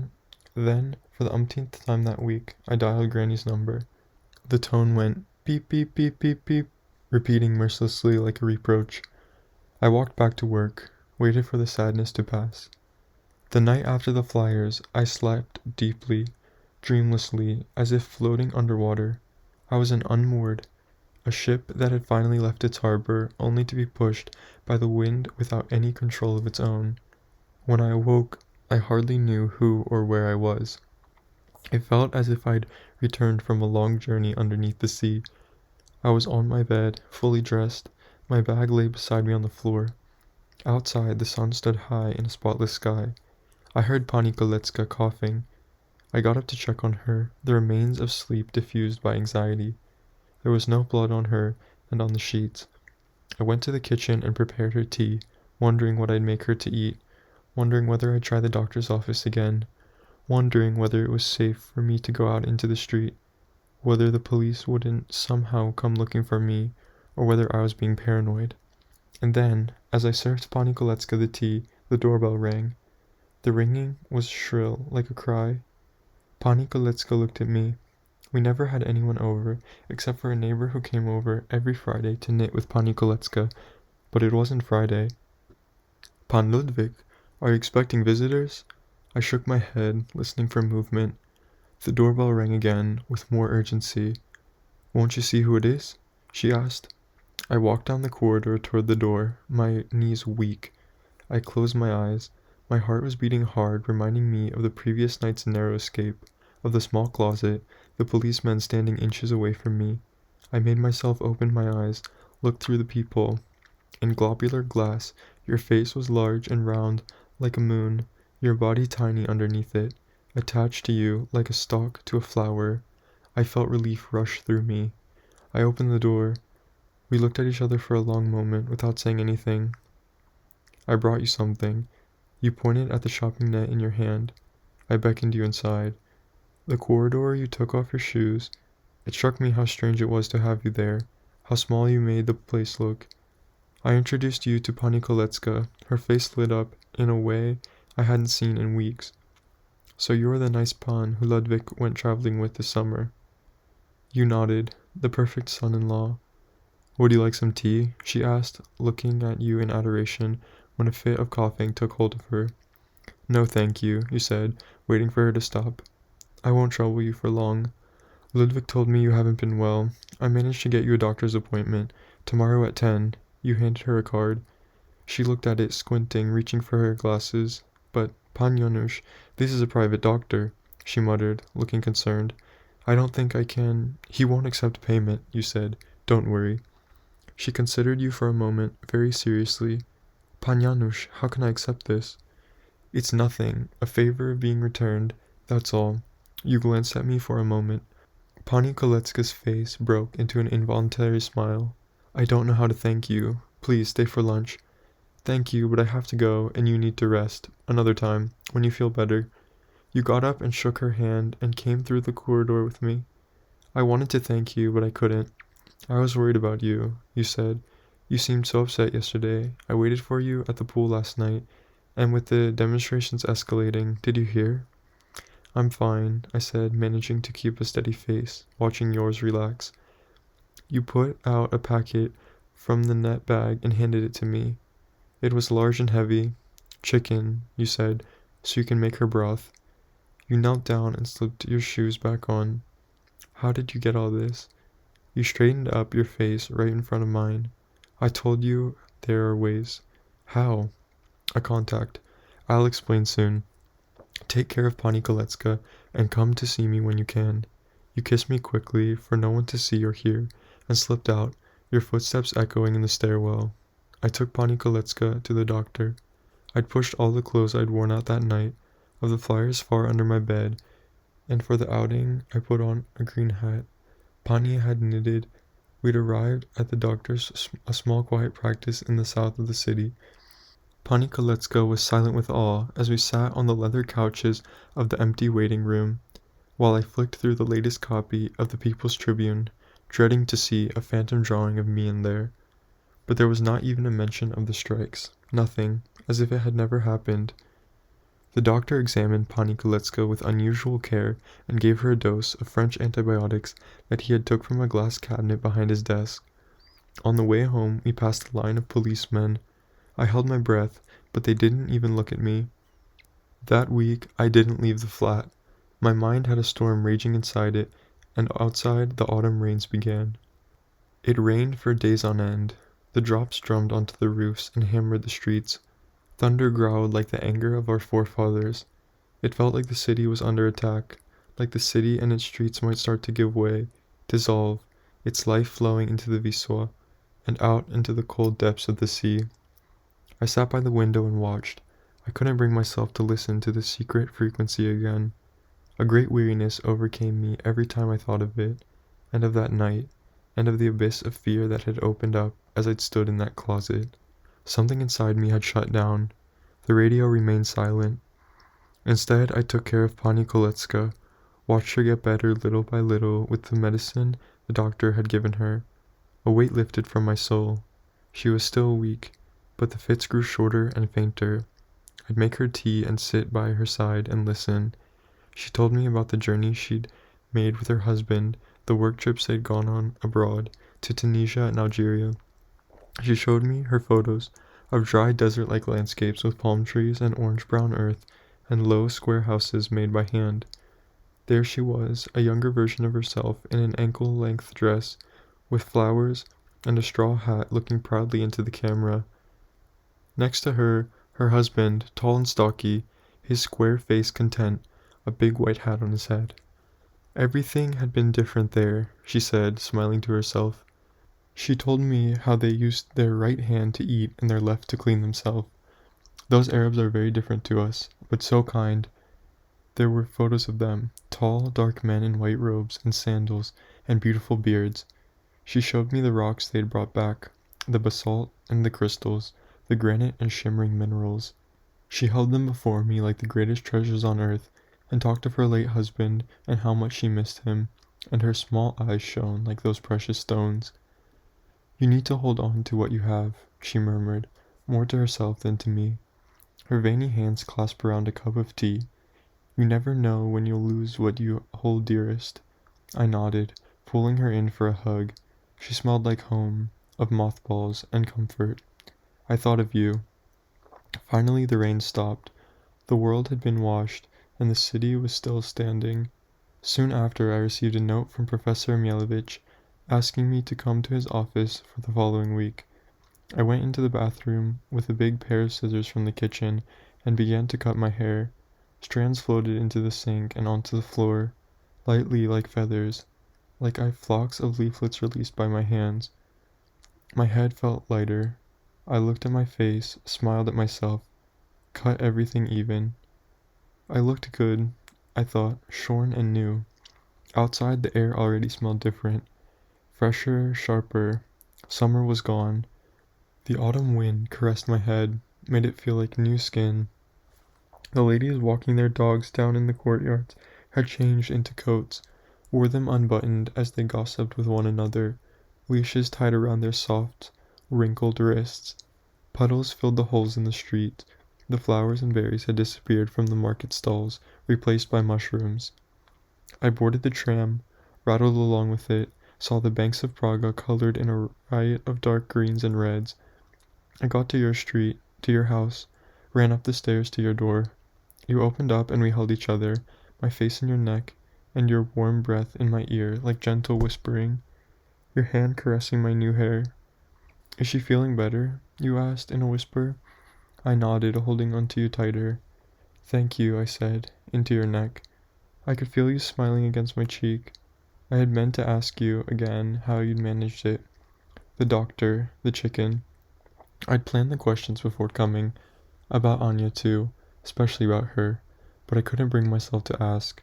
I was too happy to see you, too relieved, too weary to struggle. I let myself fall on the bed. The cold air gave us goosebumps as we undressed. We found warmth beneath your covers. We tested our strengths, wrestled in with the urgency of desire, conjured up heat, our bodies like firestones. You had me and I had you. But it didn't feel like the other times, the first times. It felt like we were settling a score, evening something out, like we needed this language, this code, to know where we were, and who, and that we were both still holding on. Afterwards, you got up and switched on the radio, sitting on your haunches, turning the tune button. You arched back, defined, your ass resting on your heels. Your tan had faded, I realized, and so had mine. Finally, you found a station, a piano concerto, maybe Mozart. You lit a cigarette and came back to bed, the smoking gently floating, caressing the air. I felt weightless, again, like one of the leaflets I had released into the air. I closed my eyes. "Maybe you were right," I said, feeling you lie down next to me. "About what?" You blew out your smoke. It mingled with the air above us. "About needing to stay calm and finding other ways." I was foolish. It felt good to say this, to shed conscience like a coat. If only the lightness would last. Like another toke, another exhalation. The piano played joyously, relentlessly. My eyes remained closed. "You were scared," you whispered, "but now you know that there's no need for that." Your mouth covered mine. The smoke flowed from you to me, down into my lungs, filling me up, making me feel, for one moment, like I would burst. That Saturday, you and I met by the Łazienki Gardens. It was my favorite park in the city, and the only place I remember visiting the one time I'd come to Warsaw as a child with my mother and Granny. We'd taken a boat to the lake, fed the swans and the squirrels, and had seen the other complete families, mothers, fathers, and children. We'd visited the White Palace on the island of the lake, the same palace that had been part of the King's Pleasure Gardens, and now served as a distraction for good workers and their families. As we were leaving, climbing up a gentle slope, we'd seen a man stacking blocks of hay under a small thatched roof. "Who is this for?" Mother had asked him. She was so elegant that day. I remember the moss green hat she wore, the matching gloves. "The deer," he'd said, and continued working. That had seemed incredible to me. That deer should live in the park, hidden from everyone's sight. That Saturday night, when it was already dark and the gates of the gardens were locked, I imagined them. The deer racing unhindered through the grounds, across the untended meadows, up and down the hills, along the tree-lined paths, their hoofs clattering on the gravel, and stirring the sleeping swans. What freedom to live like that, protected and boundless at once. You were waiting for me in the light of a street lamp. You wore a brown corduroy jacket, and your hair was combed to the side, like that time you'd stopped me in the street, in your suit, the day of the flyers. Like that day, you looked like a different person, and this both scared and excited me. "Very chic," I said, clicking my tongue, hiding my discomfort. You smiled. "You look great too." I'd worn my only jacket, a white shirt, and my good shoes. "Are you sure it's not strange for me to go to her party?" You laughed briefly and placed your hand on the back of my neck. "There'll be lots of people there. You'll blend right in." We walked the avenue along the park, past the tall government buildings patrolled by soldiers in berets. Only some windows were illuminated, the rest dark and dormant. You led us into a side street, lined by pre-war buildings with large balconies on each floor. In front of us, a woman in a fur coat and high heels was walking a sausage dog, her coat as shiny as her pet, a cigarette burning lazily in her gloved fingers. We stopped by a large entrance gate. You pressed a button on the domophone, and a crackling man's voice came from the grid, asking who it was. You said your name. There was a buzzing noise, and you pushed the massive door open with the weight of your whole body. I had never been to a house like this. It was a splendid kamienica, an apartment building from before the war, one of the few that had survived. The entrance hall was high and vaulted, the ceilings covered in stucco flowers. A carpet led toward another set of doors, revealing a staircase, old and curvy, with the iron railings. You called the lift. We got in and rose weightlessly in the silent little box. In the glow of the single light bulb, we inspected ourselves in the mirror. We looked serious, and strangely put together, more grown up than I'd ever seen us. The lift came to a halt, and we got out, and you rang the bell by a wide double door. Subdued music and chatter emanated from behind it. Footsteps approached. The door opened, and a hulking figure appeared. "Janusz." He opened his arms wide, and you embraced, kissing each other on the cheek. It took me a moment to realize that it was the friend I'd seen you with at camp, Maksio Korovsky. He wore a velvet jacket and a shirt with a big collar, and had the same confident and indifferent way about him that had struck me before. We shook hands, his almost crushing mine. "Nice to meet you," he said, his hand strong and warm. Something about his momentary attention making me feel strangely charmed. We followed him through a wood-paneled corridor into a large room filled with smoke and people. Music blasted throughout the place, hot and loud, rocking hypnotic. Couples danced in the middle of the room, or lay spread out on the white Yeti carpet. The only light came from the lamps on the floor, one by a large television, another behind a pair of giant palm trees in pots. Maxio led us to the end of the room, where grand bay windows looked out into the darkness and seemingly infinite treetops of the park. "Help yourself," he said, pointing to a table covered in bottles and plates. "I need to check on somebody." He winked at us and disappeared into the crowd.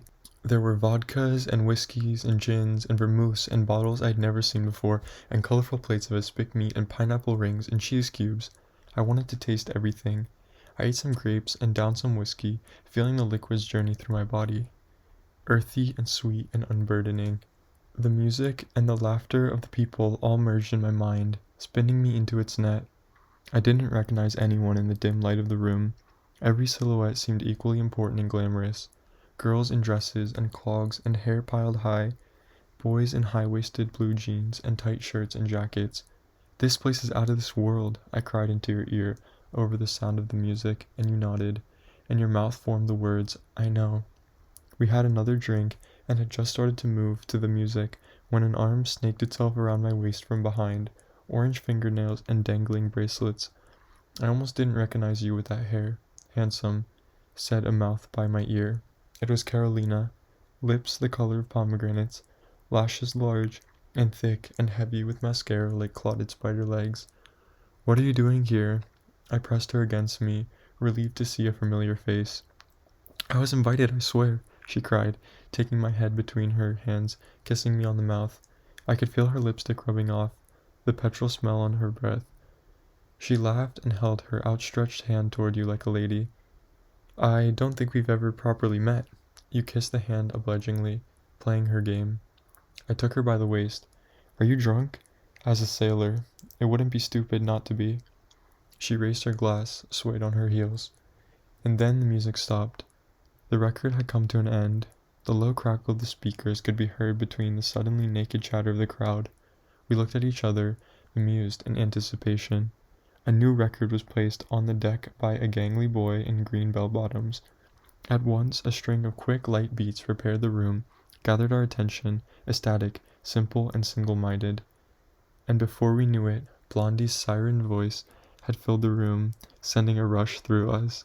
We didn't know the words, not a single one, but we understood everything about Heart of Glass, all its elation, its decadence, the pleasures of self-indulgence. We made our way through the crowd to the middle of the room, where we dissolved ourselves in her voice, in its high flight, in the rising and falling melody, in the motif of the beat that was there from the beginning to end and begged to be followed. Our heads spun along with the record, our bodies became instruments of the song, extensions of it, and we formed as one, dancing in a triangle, swaying from side to side as if possessed. When the song ended, another one began to play, one just as good and catchy and seductive, and we gave ourselves to it. It was as if someone had taken us all and placed us on a platform on top of the world. We danced until sweat ran down our backs and foreheads, and we could no longer catch our breath. Later, the three of us took a break, filled our glasses, smoked by the large windows, looking out over the black expanse of the park. The windows had glazed over with our heat, and someone opened one, letting in the cool evening air. That's when I saw her, on the other side of the room, talking with a blond boy in a pair of dark sunglasses. She wore a long sequined dress, and her hair was large and frizzy, almost standing up from her head. She was an apparition. Then her eyes fell on you, and she made her way across the room. How lovely you could make it! She threw herself around your neck, as if that's what it was there for, her flowery, spicy perfume enveloping all of us. Her eyeshadow was blue and sparkling like Ziggy Stardust's. Her eyes came to rest on me. I was watching you earlier, she said, speaking slowly as if pronouncing a verdict. Fabulous dancing. And that hair suits you. She glanced at Carolina. This must be your girl. Carolina laughed with her mouth open. No, just a friend, she cried, looking over to me and straightening her face. Just a friend. Anya smiled politely, looking at you and then back at Carolina. Well, maybe we can find you someone here. There are plenty of boys around. Janusz, shall we dance? You nodded and let her arm slide around yours. See you later, she cooed, and you were off. Carolina and I poured ourselves another drink, on the brink of total drunkenness now, and fell onto a wide, soft couch in the corner, where we could see the whole room. The whiskey was still good and strong. Its warmth went straight from my stomach to my head. I'm so glad you're here, kiddo, Carolina said, her legs thrown over each other, almost lying on the couch. Me too, I slurred. Who invited you, anyway? She laughed. Excuse you. Maxio invited me. She pointed at him on the other side of the room, dancing closely with a blonde girl in a miniskirt. The sleaze. I considered Carolina from the side, her profile clear against the white of the couch. She looked tired, and the first time it occurred to me that we were all aging, and that we would not be young forever. But how do you know him? I asked. She shrugged, looking at the floor. We may or may not have had a fling, she said quietly, with a guilty smile. How? He came and sat next to me on the bus on our way back from camp, she shrugged. He knows how to speak to girls. I thought he wasn't your type, I said, stunned. He isn't, but I was feeling lonely. Anyway, here's to all the fun we've had at this cost. We clinked glasses and took another deep, comforting sip. But I thought it was Anya's party, I said. Goodness, Carolina said with a sigh, rolling her eyes. Doesn't he tell you anything? Maxio and Anya are siblings. I was taken aback, without quite knowing why.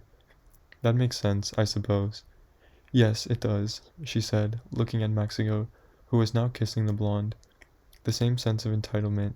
Did you see how she dragged Janusz away from us? I shrugged, trying to keep my mind at bay. They're friends. Why shouldn't she dance with him? A slow song was playing now, a dark, profound voice singing in English, lamenting something bygone. And the dancing couples turned and swayed in their own orbits, their own planetary paths. I couldn't see you on the crowded dance floor. I wished I could be there. So, how are you? Carolina asked, seeing me look for you. I shrugged, feeling my head spin again. Good, I guess. I'm seeing Mielewicz next week. I think he's reading my proposal. And? I don't know. He hasn't said anything yet. But I enjoyed writing it, more than I thought I would. I'd love to do it. What if it doesn't work out? She looked worried for a moment, and I wondered how real this concern was and how much of it bitterness concealed. Bitterness about her own situation. Somehow, I think I could turn out all right, I said. Wow, you've become awfully optimistic lately, she replied, with only a trace of irony. The dancing couples before us moved, parted to the sides like a curtain, revealing you and Anya, entwined in your own secret consolation.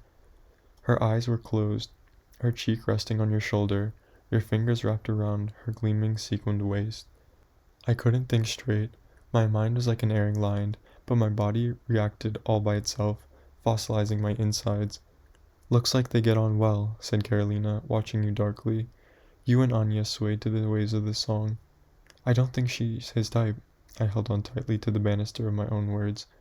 Lucio, with this house you're everyone's type, she said, this without taking her eyes off you and Anya. She said it almost absent-mindedly. Then the other couples moved in their rotations and hid you from our sight again, and I looked back at Carolina. Her words remained in the air, heavy, unwilling to go away, like fog. You're exaggerating, I said. Since when are you such a bloody pragmatist? She laughed, as if to appease me. Not me, Lucio, but everyone else. The tip of her middle finger traced the brim of her glass. Then she looked around the room, low and mysterious, with the dim light and the palm trees. Her eyes shimmered. It's beautiful here, and there are no cues for Scotch whiskey. She clinked her glass to mine and took another sip. You're drunk, I said, feeling the drink turn bitter in my mouth. The music played on. The couples danced carelessly. I need the bathroom, I said, and stumbled off. Someone pointed to me a door at the end of the long corridor, and I slipped inside. My head was spinning. I went to the sink and splashed water over my face. The only light came from silver bulbs arranged around the wide mirror, like in a Hollywood boudoir. It made me look tired, somehow older, like Carolina had earlier. My eyes fell on a large square machine in the corner. I believe this was the first time I'd seen a washing machine with my own eyes. It glistened in the light of the room, solid and reassuring. Its little round door like the entrance to a spacecraft. I thought of Granny, kneeling over a metal basin, pouring scalding water from a kettle, dipping each shirt, each sock, each handkerchief into the water, all her life, with a block of brown soap in her sore hands, rubbing, souring, and fingers burning.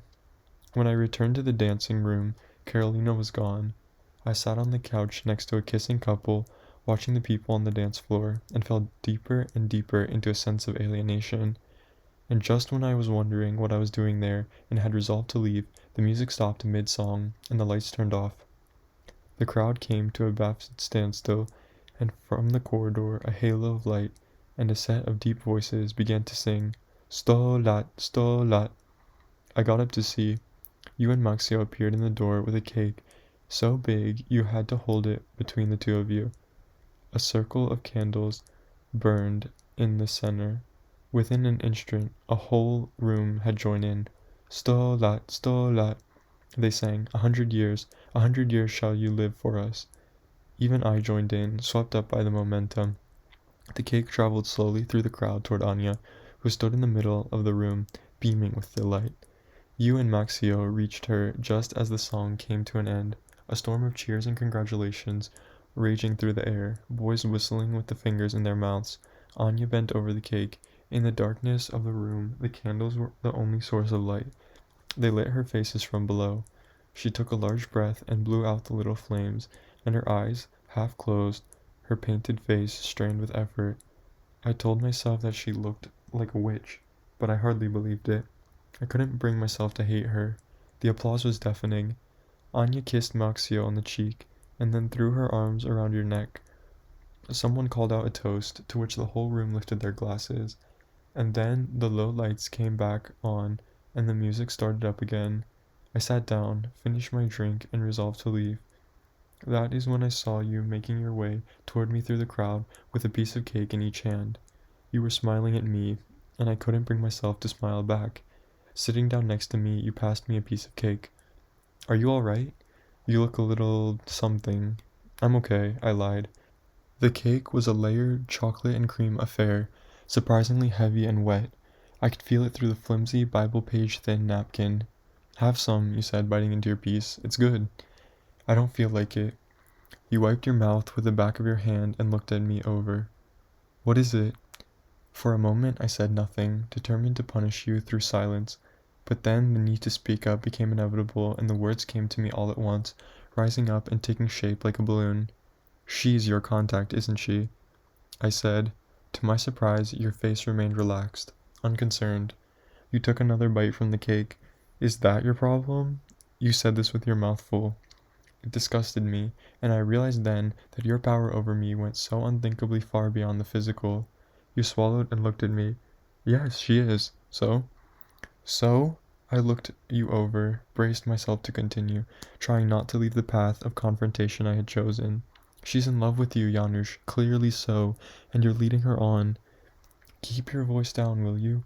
There was urgency in your tone, and you put the half-finished piece of cake back onto the napkin with an irritated look. Stop being so dramatic. Aren't we having fun? Just enjoy. Enjoy it, Ludwik. Enjoy? I was stunned, confused, searching for your face, for explanation that would give all this some meaning. Do you think this is fun for me? Watching you two dance together like lovers? You surveyed the room with one quick look and leaned into me, your mouth by my ear. I told you I can take care of things for us. Don't you trust me? I moved away from you, from your words. You think you're doing me a favor with this? I can do without that sort of help. I made to get up, but you held me back. Oh yeah? You'd rather let Pani Kolecka cough herself to death. You looked at me, challengingly then. Everyone is leading someone on, you continued. Your eyes narrowed. Isn't that what you say? That the country is mismanaged? That everything is unfair? So what's wrong with taking things into your own hands and not letting yourself go under, huh? My untouched piece of cake had soaked through the napkin, lying sticky and heavy in my hand. I looked at you, your previously familiar features, and it seemed as if your face had transformed before my eyes. There was a tightness around your eyes and lips that I had never seen before. Out on the dance floor, Anya swayed softly in the arms of the blonde guy with the sunglasses. She looked serene. The boy's face was immobile, only his mouth opened to smile from time to time, revealing a set of perfect white teeth. There must be other ways, I said quietly. You looked weary. Oh yeah, which ones? Tell me. I don't know. Going away, for example. You mean running away? You looked at me imploringly. Trust me, I am not promising her anything. I'm not hurting her. Not yet, I said. I can handle it. You insisted. There is no harm in this, and it needs to be done. Why? Tell me. There is nothing we need now from them any more. Pani Kolecka is healthy again. We're fine now. Your face distorted, hardened again. You still don't understand, do you? We will need something again soon enough. Life is full of these times, and how will we cope then? I tried to assemble my thoughts to resist, but nothing came. You're the one who didn't see a future in our country, you said, your voice soothing. Here it is. I saw your eyes, taking in that splendid room. Among the people dancing, I saw Carolina, with her arms around a boy I'd never seen before. A glowing cigarette drooped from her fingers. You'll get to know them. You went on, encouraged by my silence. You'll see. I told Anya about your doctorate. She seemed impressed. We're having dinner on Wednesday night at Mosaica. She said you should come. Again, I said nothing. The night was growing old, and behind the wide windows of the splendid room, darkness was giving way to another morning.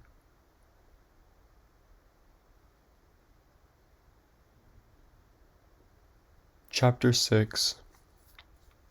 The Wednesday after the party, I went to see the professor.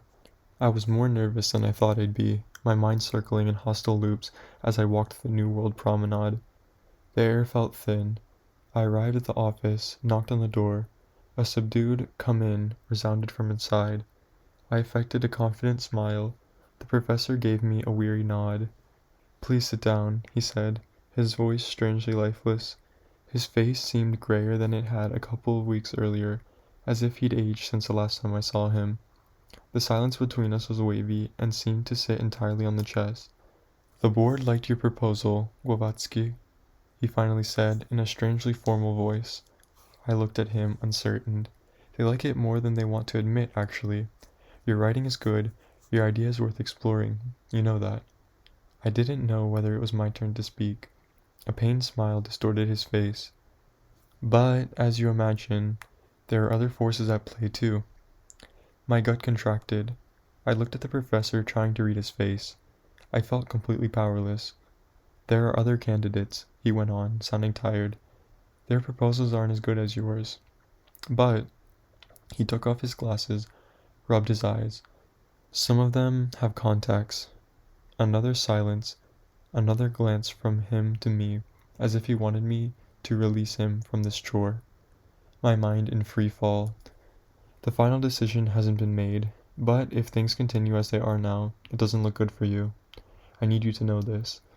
He let out a sigh, looked at his desk, his papers, then back to me. "Then why have you called me in? What do you want me to do?" My voice was small and angry, more than it wanted it to be. The professor looked at me softly, as if he'd expected my anger. "I know how disappointing this must be for you." This made me feel more desperate. He placed both of his hands on papers before him and leaned across the desk toward me, so I could see the single gray hairs of his mustache and his kind round face closer than I'd ever seen it. "I know you are not in the party," he said, his voice barely more than a whisper, "and it's too late to join now anyway, even if you wanted to." He lowered his eyes, maybe embarrassed by what he was about to propose. "But maybe you know someone, Ludwig. Someone you forgot to mention who could help tip the balance in your favor." His gaze was on me suddenly like yours the night of the party, expectant, too much so. I sat still, entrenched in silence. Finally he nodded, visibly awkward. "Think about it. Maybe someone will come to mind. It would be a pity for you to miss this opportunity." It almost seemed that if I didn't acknowledge this moment, it wouldn't be true. I remained silent. The professor stood, attempted a smile. "Let me know as soon as you can, will you?" I managed to rise, to nod into space. We shook hands, mine limp, his far too big, and a moment later I was standing in the corridor with oblivious strangers hurrying past me in all directions. The academic year had started and new students were walking the grounds. New faces looking so young I could hardly believe they'd finished high school. They strode around as if the place was theirs, as if no other student had been there before them. I left the campus, staggered through the streets, felt the wind bite at my fingers and neck, gnawing at my head. It was a cold day, maybe the first cold day of the season, and I was unprepared. I had neither a scarf nor gloves nor hat. I had underestimated the weather. The trees were losing their leaves. I erred about the streets, hardly knowing which way I was going. I just walked, put one foot in front of the other, feeling vague protection of the movement, its rhythm lulling me, but not enough to make me forget that my allowance would run out in a matter of weeks. Suddenly I had no vision of the future, only a dreadful void. I'd been naive, stupid even. I saw it then. As long as I walked, though, I didn't have to think. I didn't have to face anything for long. When I came to my senses, I was on Marszałkowska Street, and there you stood, talking to a guy in a pair of sunglasses, the one Anya had danced with at the party. He introduced himself as Rafał and gave me his hand with a wry smile. It was unnerving not to see his eyes. We looked at each other, you and I, but we couldn't say anything. The sun was already weak and descending. It grew colder, but I didn't feel it anymore. From where we stood, one of the city's straightest, longest streets, you could see all the way to Constitution Square, with its gigantic Stalinist buildings and carvings of muscled workers and strong, healthy mothers, and even farther past the damaged Church of the Holiest Savior and toward the tiny square beyond, where Anya and Maxio lived. It was only 4 o'clock, but night had already started to envelop us. We stood and waited under the neon sign of the restaurant, a large red mosaica in handwritten style, like a beacon of something better and more modern that might brighten our lives. We talked to Rafał, but my mind was absent. I can't remember a word we exchanged. I can't remember anything until a black Vespa stopped right in front of us. Anya was wearing a biker jacket and high boots, her hair untied, and Maxio had on a thick Alpine-style sweater, the color of cream. All their clothes looked new and foreign. I stared at them in awe, as if they were a pair of actors from a Fellini film. We kissed on the cheek and shook hands. They seemed genuinely glad to see me, and already the tingling warmth of flattery began to soothe my nerves. We walked into Mosaica, where it was warm and soft. A low-ceilinged room decked out in red carpet and uniformed black tie staff, and again, those giant potted palm trees, each leaf big enough to wrap a baby inside, reaching into the room languidly and lazily, and utterly aware of their own magnificence. The people there were the sort one never saw walking in the street, and so one would have been excused for thinking they didn't exist. Women with large curly hair, heavy bright necklaces and fox collars, and men in well-cut suits and serious, clean faces, smoke dancing up from their American cigarettes, more slowly and more precisely than in the outside world.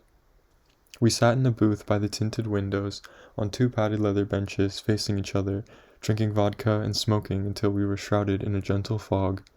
The waitress bought herring and sour cream, and Ukrainian borscht with beef, and later a large red snapper for each of us. I felt like I was another person in another city, leading a careless, elevated life. I was surprised by how easily I'd pushed everything else aside, including the meeting with the professor. The vodka helped. The waitress came around and filled our glasses without anyone having to remind her. You next to me and Anya opposite, throwing us smiling looks. Maxio recounted one anecdote after the other, mostly about girls he had tried to seduce, and you egged him on, teasing him until he told us more, as if you were just like him. I had never seen you like this, and was surprised to find that I liked it. In a way, I told myself, it wasn't really you. When I saw Anya staring at you, her eyes wide, mouth open in laughter, I couldn't feel jealousy. So you're the reason we haven't seen our Januszek all these weeks, she said at one point, winking at me. I was beginning to worry some girl had stolen him from us, when really he was just in your sweet company. You groaned. Anya, do you have to flirt with all of my friends? Maxio and Raphael laughed out loud. I blushed despite myself. Anya rolled her eyes at you and looked at me with complicity. How come I never saw you on the field during camp? I asked, trying to exchange the mood. Excellent question, Maxio cried. Sister dear, why do your Royal Highness not lift a finger, nor a single beetroot all summer long? Now it was Anya's turn to blush. Stop teasing me, everyone, she said, affecting irritation, emptying her little glass of vodka and setting it back on the table with a bang that made the neighboring diners look up. I have delicate hands, she purred, and we laughed. Dessert arrived, ice cream with chocolate sauce topped with an absurdly big mountain of whipped cream, served in a tall glass that resembled the trumpet of a flower. It was delicious. I felt like a child again, a happy one this time, whose wishes had always been granted. On the other side of the window, night had fallen, and dark figures moved past in the streets with downcast faces and empty bags, and empty stomachs, I guessed. But we didn't see them. It was so much better on this side of the glass, so much warmer, so much softer. We stayed late, until there was almost no other guests. The bill arrived on a small silver platter, and everyone reached for their wallets, or pretended to in my case, but Maxio waved us off. It's on us, he said, with a flick of his hand, walking over to the bar where the waitress stood in front of a wall of foreign alcohols. She smiled at him with deference as he signed the bill and left her a tip. Outside in the cool air, we stood and smoked Maxio's Marlboros, smoother than any cigarette I'd ever had. Anya looked around at us, in her cat-like, observing way, and asked whether we wanted to go to their country house that weekend.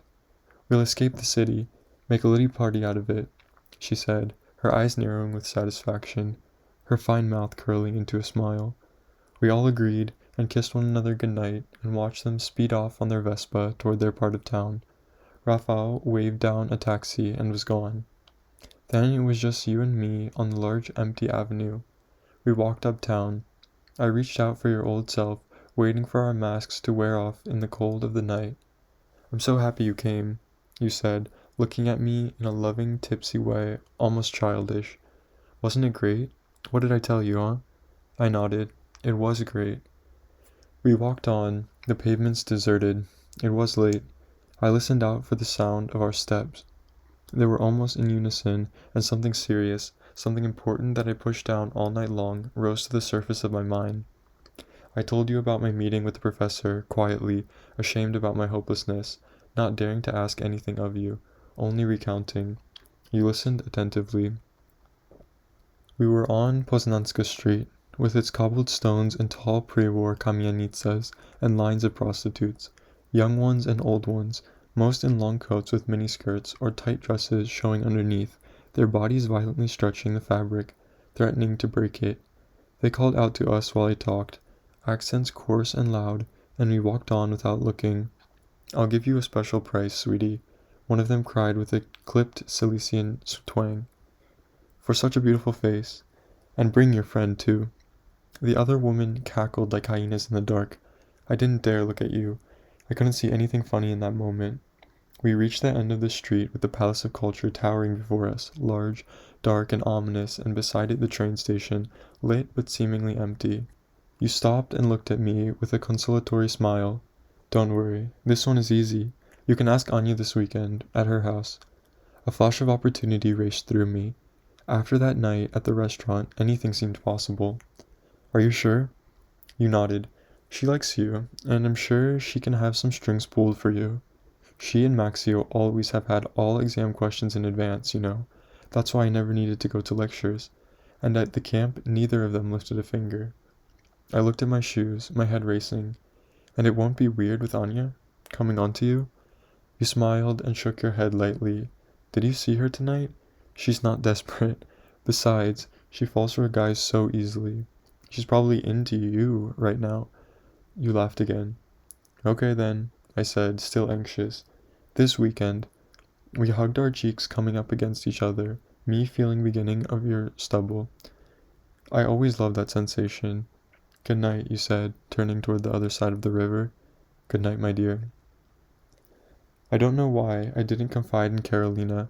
Part of me wanted to, longed for someone I could talk to completely. I suppose I wasn't ready. I was afraid she'd smile at me and say, "Hear, hear," or something cynical about the seductive taste of whiskey. I was afraid she'd warn me against asking for favors one couldn't return. The last thing I'd wanted right then was to be warned. So when I called her that week from a telephone box on the corner of my street and she asked me how I was doing, I put on the most cheerful voice I could manage and told her everything was all right. And I let her tell me how she'd fallen for that short boy she danced with at Anya's party. His name was Carol. He was an engineer. I made a joke about their names, Carol and Carolina, how it was clearly meant to be, and she laughed, like in the old days. Then she asked me about the PhD. I said I hadn't seen the professor yet, and that I was seeing him the week after, that I felt sure I'd get it. She said she'd cross her fingers for me, that she'd be happy for me. Hanging up, I missed her more than I had before the call. I walked back to the flat to prepare for the weekend away. I packed, unpacked, packed again, ironed my clothes. It didn't feel like I was going on holiday, but on a mission from which I returned changed. That evening, just to reassure myself, I walked back into the cool street and to the telephone box. "Lucio, I knew it would be you. Only you would call me so late at night." She sounded happy. "Granny, how are you getting on, darling?" I swallowed. "Very well, Granny, very well." "Are you sure? Do you need money? You know I have almost nothing, but I set aside a little. I could send you that." "No, Granny," I said, smiling into the receiver. "I don't need money. It looks like I'm going to do a doctorate. I won't need your help anymore." "Oh, Lucio!" Her voice sounded teary. "Are you proud of me, Granny?" "Of course I am." She sniffed, and I leaned my forehead against the cool metal body of the telephone. "And when will you come home, darling? You know that's what I care most about. Seeing you." "Soon," I said, not sure whether or not it was true. "Soon, when they confirm my doctorate. When I'm settled. I promise." I hung up, stayed there in the telephone box, in the little halo of the light bulb attached to the ceiling, protected by an iron grid, watching the night outside. My life was in a tiny narrow corridor with no doors leading off it, a tunnel so narrow it bruised my elbows, with only one way to go. That or the void, I told myself. That or leave. The next day we met at the Square of Three Crosses, on the steps of the domed church that stood in the middle like a pagan temple. It was cold and overcast and overwhelmingly, despairingly gray, one of those particularly Varsovian days that make you think that the sun has ceased to exist and fear that your mind might suffocate underneath an impenetrable fortress of clouds. You were already there when I arrived, your bag laying between your feet. We kissed each other on the cheek. There was a strange air between us, as if we had become accomplices in a game. Your eyes sparkled with mischief and play. "Ready?" you said, piercing me with them. I nodded, feeling a wave of nausea, pushing it away. Their car arrived on the square. I knew it was theirs before it had even stopped. Foreign cars were so rare that even I could tell them apart from the two other kinds that one could dream of owning in our country. It was neither a Maluk, the tin-can Fiat made for the socialist bloc, nor the Trabant, the larger, clumsier model from East Germany. Here was a thing as smooth and elegant as a panther, a black Mercedes. It came to a halt by the steps of the church. The passenger window slid down, and Anya, in a pair of gold-colored sunglasses, waved at us excitedly. "Come on, boys." We grabbed our bags and hurried down. We climbed in, onto the brown leather bench in the back, where Maxio's blonde from the short party was already sitting, like an expensive doll. She wore a short leather miniskirt and a red bandana around her head. Anya introduced her as Agatha, and she nodded at us slowly, as if sedated. "Hey guys," said Maxio, turning around from the steering wheel, with a smile in his eyes. "Let's do this." "Is anyone else coming?" I asked. Anya spun around, her mirrored sunglasses still on, their lenses reflecting and distorting my face, which struck me as silly and pale. "Just us," she said, and smiled. We whizzed off, speeding seamlessly and effortlessly along Ujazdowski Avenue. We passed the run-down palaces of the long-forgotten aristocracy, the Łazienki gardens with my hidden deer, and the gigantic gates and lines of soldiers that protected the castle that was the Soviet embassy. After that, the city turned sparse. We passed endless stretches of identical blocks, blokowisko upon blokowisko, with mud fields in between, where riotous hordes of children played. We passed factories, smoking behemoths, big and solemn like sooty churches. The radio was on, playing something by the Velvet Underground. Nico sang in her low, latinic voice about a poor girl and the costumes she'll never wear, bells ringing, and a guitar jittering, like a flickering mirage. Throngs of white birch trees came into view, naked in this late autumn, and all the more solemn. And fields, soaked brown fields with women and men in horse-drawn plows. The sky was still covered white-gray, like rice pudding, but in the countryside among this nature there was beauty in that, like the comforting duvet in a bed one takes refuge in. We chatted for some stretches, and were silent for others. We rode on, rock music playing from the radio, Agatha humming along. Light started to drain from the sky, and the earth began to undulate.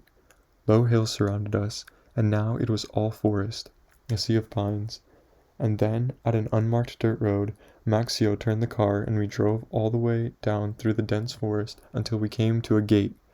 Anya got out and unlocked it, and we drove through, just as night was falling, along an avenue with tall, stately poplars.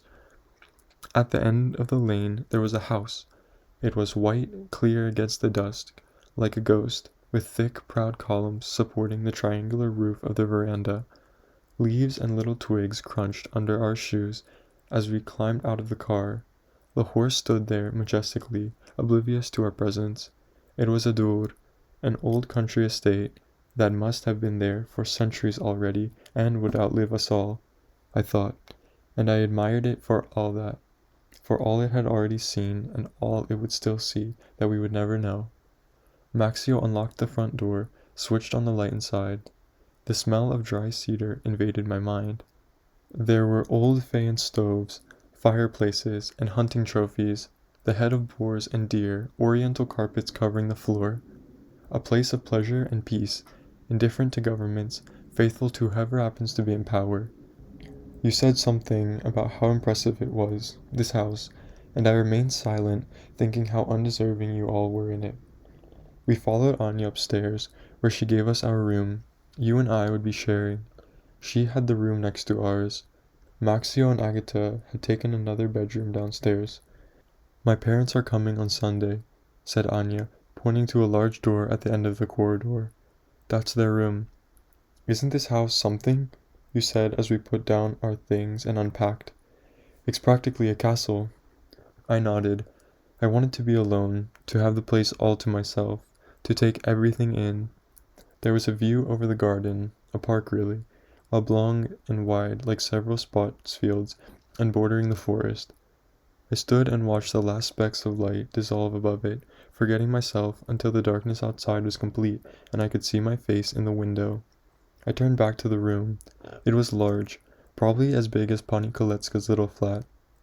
There were 2 single beds, heavy and gleaming, separated by a nightstand with a porcelain lamp. A door led to a large bathroom with a bathtub. I turned on the tap, enjoyed the savage rumble of the water filling the tub. Steam rose from it. I undressed and got in, leaving the door open to see what I could of the park. The water was too hot, scalding almost, but it embraced me. I lay there for a long time, feeling my skin prickle from the heat, feeling droplets of sweat form on my forehead, letting my mind wander. After a while, my eyes closed all by themselves. When I woke, my body felt cold and suffocated by water. I got out of the bath, my head spinning with hunger, and dried myself with a towel as thick as cutlet. When I saw that you were gone, I dressed quickly and went downstairs but found no one. I walked around, taking it all in. The dignified wooden furniture, the smell of past fires, the large veranda looking out into the infinite darkness of the garden, the forest a mere silhouette in the distance, and then there were voices, low and hushed. I couldn't tell whose they were. I walked to where I thought they were coming from and found you and Anya in the kitchen. You were standing close together, as if dancing, I thought, but with your arms loose, your faces concentrated and intimate. Anya spoke to you with a smile. You frowned and then broke into laughter.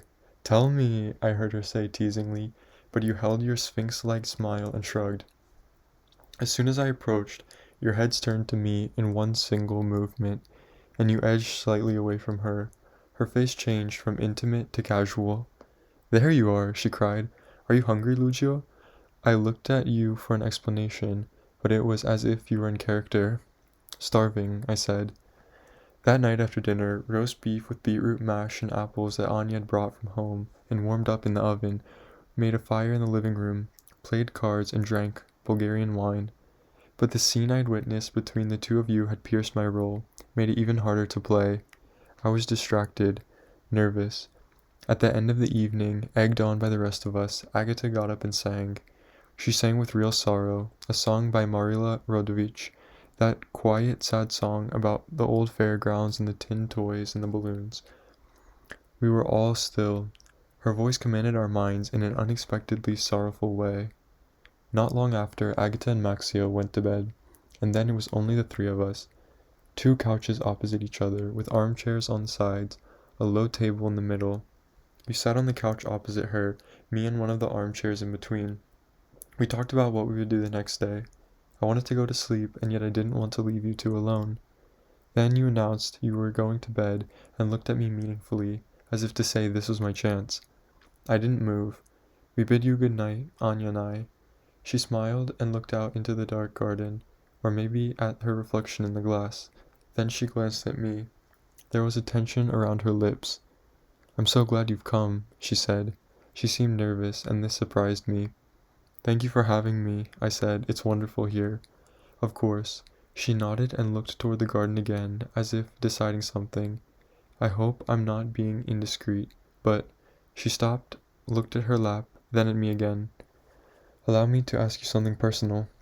I said nothing, trying to stave off internal vertigo. "I don't mean to pry." She shifted, visibly uncomfortable, vulnerable even, but not nearly as much as me. "Tell me, honestly, does Janusz have another girl?" Part of me wanted to laugh out loud, hysterically, until my throat, vocal cords, and stomach muscles hurt. The other part didn't, was just plain exhausted. I kept my face neutral, shook my head truthfully. "No, you don't need to worry about that." "Really?" Her face changed, lightened. He's so distant sometimes, and I don't understand why he's not really responding to me. You see what I mean?" Her eyes asked for reassurance. I looked at my fingers and nodded. "Does he ever mention me?" she probed. "Yes," I said ungenerously, wishing I could help her. "Yes, he does." She seemed hopeful but unconvinced, her widened eyes revealing her need for more. "Does he like me? Has he said anything to you?" I swallowed. Vertigo, this time lucid, took hold of me. "I don't know," I said, aware that it was the truth. "He hasn't told me. You'll have to ask him." The next morning I awoke with a headache, bothered by the sunlight that came into the room. Your bed was made and you were gone. I took a shower and went downstairs, where all of you were sitting at the long table in the dining room. Anya and Agatha both had wet hair, combed back, and the air smelled of coffee. You were eating a roll with 2 slices of ham. "There he is," said Maxio when I entered, and everyone looked up and greeted me sleepily. Anya was sitting beside you. After breakfast we all went for a walk through the forest. It was damp. It had rained during the night and smelled of freshness and decomposition. We walked on layers and layers of fallen leaves, and the last of autumn's mushrooms. I tried to talk to Anya then, but we were never alone, and somehow I was glad about that. The day was too bright, and I knew I needed alcohol to do it. That afternoon, she said she was preparing for a surprise for us. After lunch, she and Agatha went out with 2 empty baskets. The 3 of us stayed behind in the house. You and Maxio played billiards downstairs, and I went up to our room. Upstairs, it was completely quiet. Before I reached our room, my eyes fell on a double door at the end of the corridor, and a dark curiosity came over me. I listened for a sound. There was nothing. I moved toward the door and pushed down the handle. It wasn't locked. My heart beating hard, I slipped in. It was a large room with a fantastic view over the park.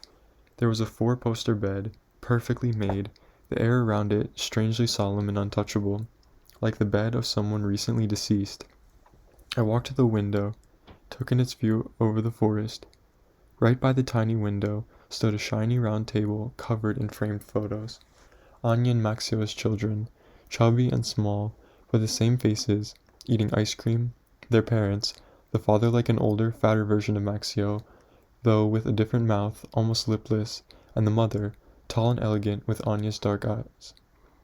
A more recent one of the 4 of them, standing and smiling, with the Eiffel Tower behind them.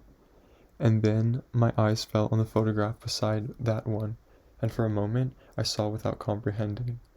My mind jarred. In it, their father was dressed in a military uniform covered in honors and medals. My own hands were shaking as I took the photo from the table and looked at it up close.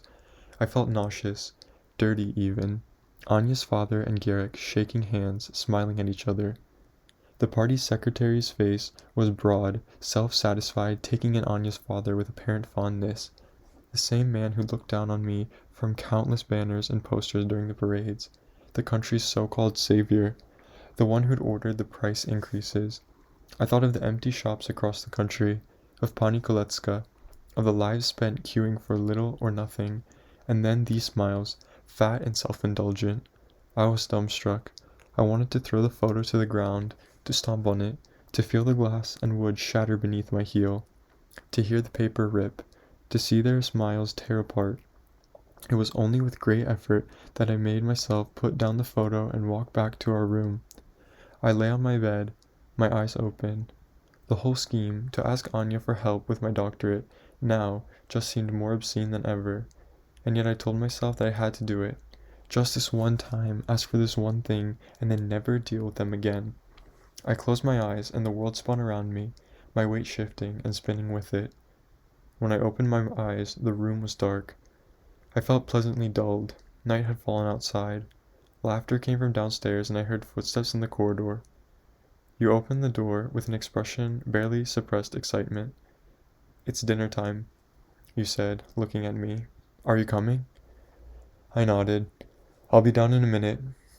I washed my face and put on a clean white shirt.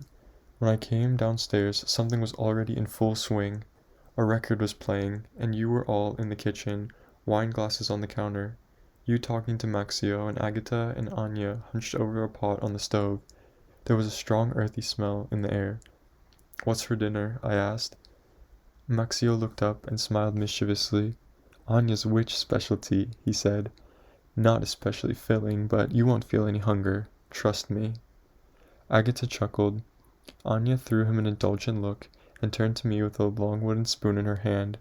She was wearing a purple wrap dress. A huge ember pendant hung from her neck. "It's a special soup I make from time to time," she said, a smile playing on her lips. "I think you'll like it." "Either way, we need to make the most of tonight," said Maxio, looking irritated. "Tomorrow the rentals are coming." "Our parents are coming tomorrow," said Anya without turning around. "But just for one night. They won't be bothering us." She took a large porcelain bowl and poured the soup in it. It was the color of mud, dark and rich. "However, we won't be able to do this, so let's eat." We sat down at the table with a large bowl in the middle. Its earthy smell wafted up with steam. Everyone looked expectant and excited, even Agatha. "What is this?" I asked. Anya looked around the group, everyone smiling at my question. "Zupa," she said, meaningfully. "Poppy stem soup. It will send you flying." Her black eyes gleamed. You were sitting next to her and nodded at me encouragingly. She served me the first cup and handed it across the table. All eyes were on me. I held the cup to my lips and downed it in its entirety, pouring it into myself like medicine. I wanted to dissolve with it. There was a dark brown taste to it, bitter, unforgiving. They smiled at me and followed my lead, all drinking too. We sat around looking at one another, Anya rubbing my hand across the table, giggling. You held her hand in Maxio's hand. We all took one another's hands and formed a chain, and moments later, or it was more than that, we were all sitting on the couches, spread out, joyous. My body was weightless. There was nothing on my mind, nothing at all. It was so light it floated. I saw you sitting near me, and all I felt was love. I closed my eyes and saw fields and flowers and the lake from that summer, and everything was there for me, only for me, and I loved myself, all of it, every atom, like I never had before. The music that was playing was the most beautiful thing I'd ever heard.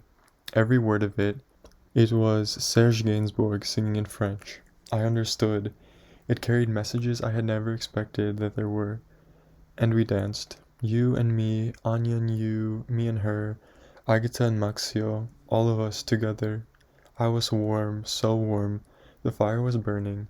Heat enveloped us, and we started to undress, dreamlike, entranced, looking at one another like children without a trace of shame. One by one, clothes fell to the ground, jeans and skirts and shirts and blouses, socks and pants, until we were all naked, the air on our white bodies, the night around our pale skin. We were an army of erotic ghosts, and we were all beautiful. Anya and Agatha with their dark triangles between their thighs and their breasts like overripe fruit. Agatha rounder and softer than Anya, whose skin was translucent, blindingly white, a Venus and a nymph. Maxio, his fleshy body like a Samson, a colossus, his penis massive like a bull's, his chest hairy and broad like a drum. But you were the most beautiful of them all. Your body was made of marble and absorbed the light of the moon. Agatha opened the veranda, and we ran outside, like children on midsummer night. We didn't feel the cold, only the embrace of night air on our skin. It was like swimming, dipping into the air, our arms outstretched, reaching for the moon. "Let's play hide and seek," cried Anya, taking a cloth from the garden table, blindfolding Maxio. We turned him around and around, our fingers on his waist and his hips, his penis swinging along with the turns, our hands slapping the backside. "Count to 30. We ran into the garden, into the forest, the girls in one direction, you and I in another. Grass and twigs tickled our feet. "You can take your blindfold off now," Anya's voice called from far away. You and I behind a tree, somewhere behind the edge of the forest, our hands on the bark, beginning to freeze, and then finding warmth, our arms around each other, our bodies formed one, protecting each other from the cold, perfect in the night. We kissed. You were mine. I realized then that this was the only thing that counted.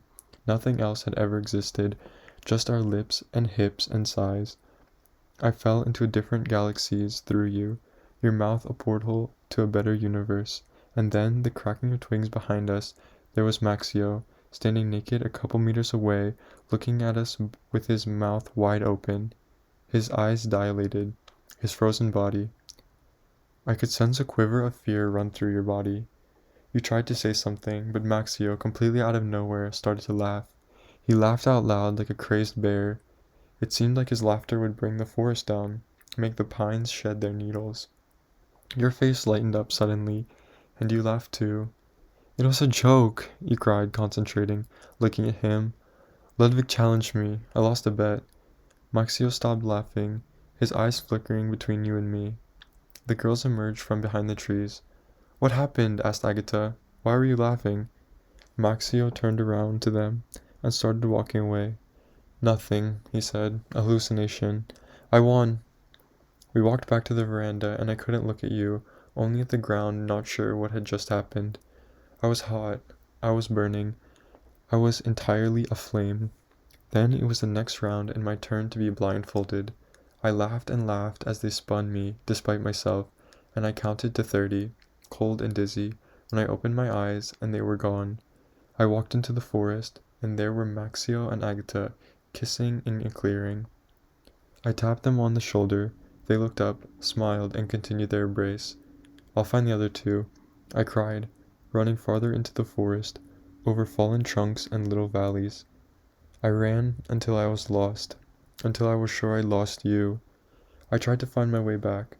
The forest had started to close in on me, to turn from enchanting to threatening. It felt like a nightmare, and I knew my mind wasn't working clearly. I stopped, tried to calm myself. Then an owl hooted somewhere behind me and I turned. Whiteness glowed behind a tree, like a luminescent stone in the sea. I walked toward it, fast. My heart was beating with imminent success. And then I saw the different shades of white, darker white on lighter white, matted marble on chalk. Two bodies on the forest floor, legs intertwined. I stood, watching your feet move over each other's, soles back with the earth and leaves, writhing and struggling. There was cruelty in those round forms on top of each other. You over her, your chest over hers, her closed eyes lit by the moonlight. I turned back and ran. I ran and started to shiver all over, like a child who's broken through ice and fallen into a lake and only just managed to crawl out. I ran and ran, becoming completely and utterly numb, not feeling a thing. Not feeling the cold, not feeling my lungs, only terror propelled me forward. It felt like if I only ran fast enough, all this would not be true. That the farther I ran, the farther I would be from what I'd seen. When I got to the house, Maxio and Agatha were there, looking at me as if I were a ghost, asking me questions I couldn't hear. I only saw their mouths moving.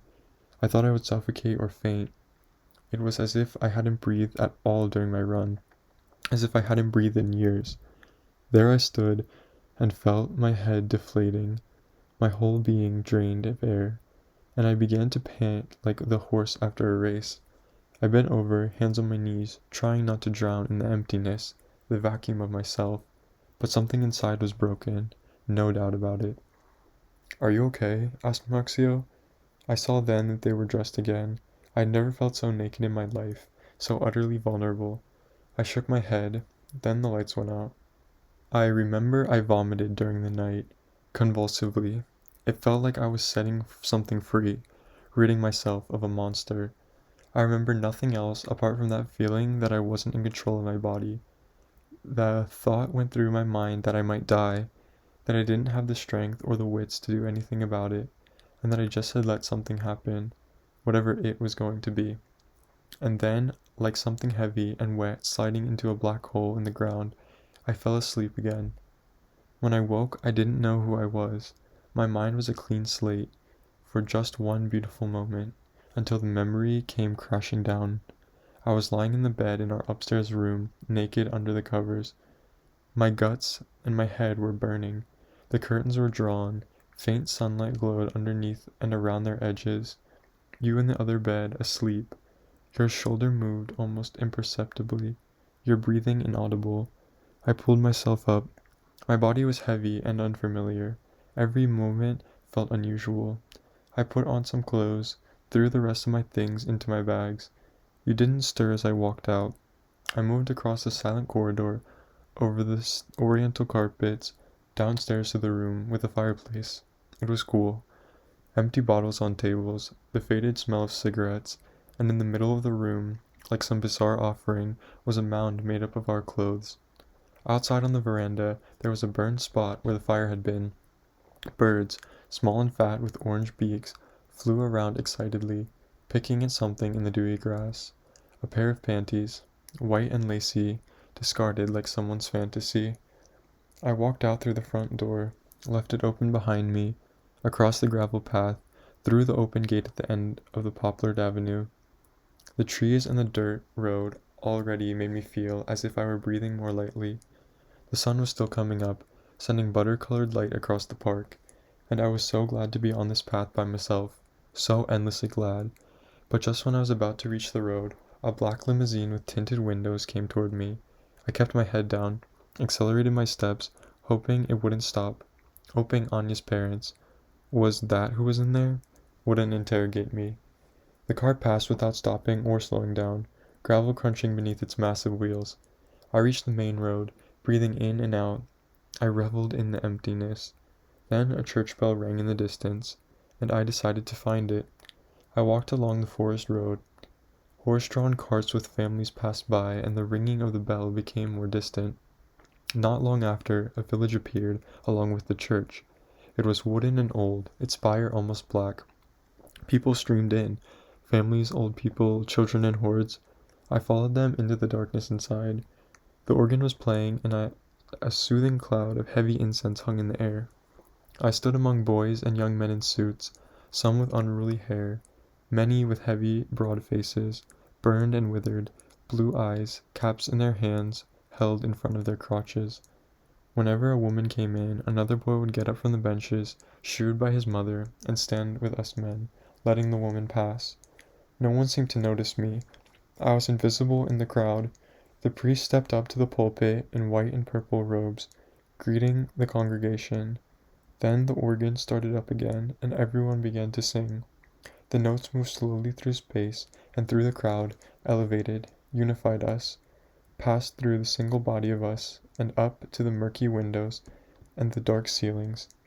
Tears gathered in my eyes, releasing themselves. I joined in the singing.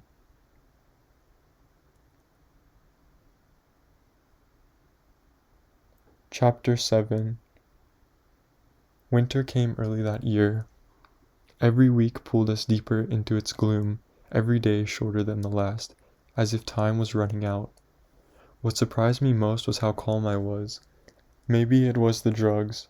Maybe I was still in another drug-infused dimension, preternaturally wise. Or maybe I was in shock, or denial. Maybe the whole thing was just too big to comprehend. Or it didn't mean anything yet. There were moments when I wanted to lie on the ground and feel the street's concrete against my face. Just lie down. Stop. To feel a heavy weight on me. Feel my bones crack. Feel myself drift off to sleep forever. But all this I pushed back. Amid the chaos in my mind, I knew that I could not continue my life as it had been. I knew I had to leave. I tried to think of that. And so, on a terribly gray and cold morning, I went to the passport bureau. It was a tall brown building in a side street in the center of the city, not too far from the National Museum, where the strikes had been. I went with trembling hands, pushing away the memory of the night I'd released all the flyers. My story assembled in my head. I sat in the cold hall, filling out the forms, strangely aware of my handwriting, and, like whenever I had to supply the official date of my life, feeling as if I were lying. The form asked where I was going, for how long, and why, and I stuck to my story. For what felt like days, I sat in the dark and drab halls of the bureau on a hard wooden bench, holding a piece of paper with a number, waiting for it to be my turn. I sat in the hallway and tried not to cry. I wanted to cease existing. I wanted to unbe. I sat in the hallway and tried not to think of you and me. I tried not to think of us, under the covers of your bed. I tried not to think of your arms, or your hands, or your eyes.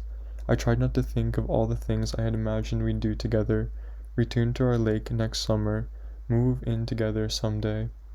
I tried not to think of Anya and your fingers on her sequin dress. I tried not to think of Maxio, or his eyes when he saw us in the forest. I tried not to think of Granny, or Professor Milovich. I tried to imagine my life in the future, in a year or so. I couldn't see anything. I couldn't see anything because anything that was that moment, no, not even that, was beyond me. I started rocking my legs and feet, just to feel something, and then the office closed before my number was called. I left with nothing to show for my time except the flimsy piece of paper whose handwritten number had smudged from my holding it too long. I went home. I would get used to it, Pani Kolecka told me. She made us a sparse dinner, buckwheat with pickled cucumber and beetroot mash, and we ate with the windows open, the cold drifting in, stirring us, the sound of cars rushing past in the streets. We're just queuing for a possibility, queuing for something, maybe queuing for nothing, she said, smiling her sad and loving smile. But it will pass, my dear. Even the longest queue dissolves eventually. The next day I went back to the bureau.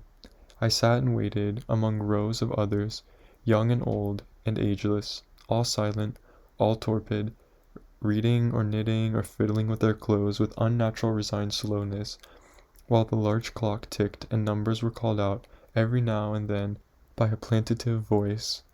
My body hurt from the bench. I was hungry, but bizarrely I remained calm. The calm, I think, was still a form of shock.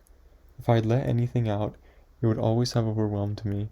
The fear, the terror of my life alone, was always there, like a clasping, growing abyss, waiting to devour me. I can still feel the tremors of that fear today, its echoes firmly anchored under my fingertips and in that small, weightless space inside my lower belly, just inches above the verge of my crotch. At the end of the day, my number was called. I walked down the corridor, my footsteps echoing on the stone floor. I knocked on a door, my pulse thumping in my ears. I obeyed the voice that said, "Come in." The office was narrow and long and dim. I had to walk a half-dozen steps to reach the desk, and I strained my eyes to see the man in a tiny patch of lamplight, a bald man with black-rimmed glasses. "Take a seat," he said, his voice formal but not unfriendly. "I'm just finishing something." I sat in the chair opposite him. He was bent over some files, absorbed in their contents. His desk was covered in piles of them, neatly stacked blocks of paper. There was only the sound of a clock ticking, slowly, unwillingly. "So," the man said, looking up at me, somewhat weary, bags under his eyes behind his glasses. He opened another file, which I assumed was mine. His eyes scurried over it, moving quickly, and second by second his expression hardened. I thought he'd ask me questions about my trip. I had my story ready, that I was going to visit an uncle in Chicago over Christmas, and that I'd be back in January. I expected him to ask why I'd never gone to visit my family before, how I could possibly afford the trip, and how they could possibly know I wouldn't defect. I thought he'd launch into the standard lecture about the dangers of the capitalist world, how they were enemies of socialism, and how I should never speak to foreigners about politics, except to praise the advance and success of socialist Poland. This is what people had always said, but none of that happened. Instead, he sat down with the file after a moment and looked at me with an expression that was impossible to read. "We know about you, citizen," with an expectant look. "We know about you." I couldn't breathe. The night of the flyers, the windows, the faces staring up at me. Who told them? Had they been following me all along? I couldn't make a sound. The man looked satisfied. We know about your deviancy, about your pederasty. He said the words clinically, with a detached sort of judgment, the way I imagined he would have said treason. All feeling left my body, as if my cells were deserting me. It was as if someone had hurled me into a vortex with no up and no down, nothing to hold on to. No one had ever said these things to me. Something private, something utterly unspoken yet essential was being ripped out of me. I couldn't say anything. Maybe they were baiting me, I thought. Maybe I could argue with my way out of this, but I was unable to think or maneuver. I was caught in the jaws of something much too powerful, something that paralyzed me from within. Satisfaction flickered across his face, a face that could have been anyone's, an unremarkable, everyday face. I don't know what you're talking about, I said, knowing I could never carry through with this. His face didn't change. He looked back at the file. Does the name Marian Zalewski mean anything to you? I shook my head. With his eyes on the file, he continued. Zalewski was caught in the Staromieski Park in Wrocław over 3 years ago, April the 23rd, 1977, engaging in sodomy with another citizen. He looked back at me. He obediently gave us the names of others like him, all the names he knew, all contained in a statement signed by him personally. One of them was yours. He took something out of the file and handed it to me.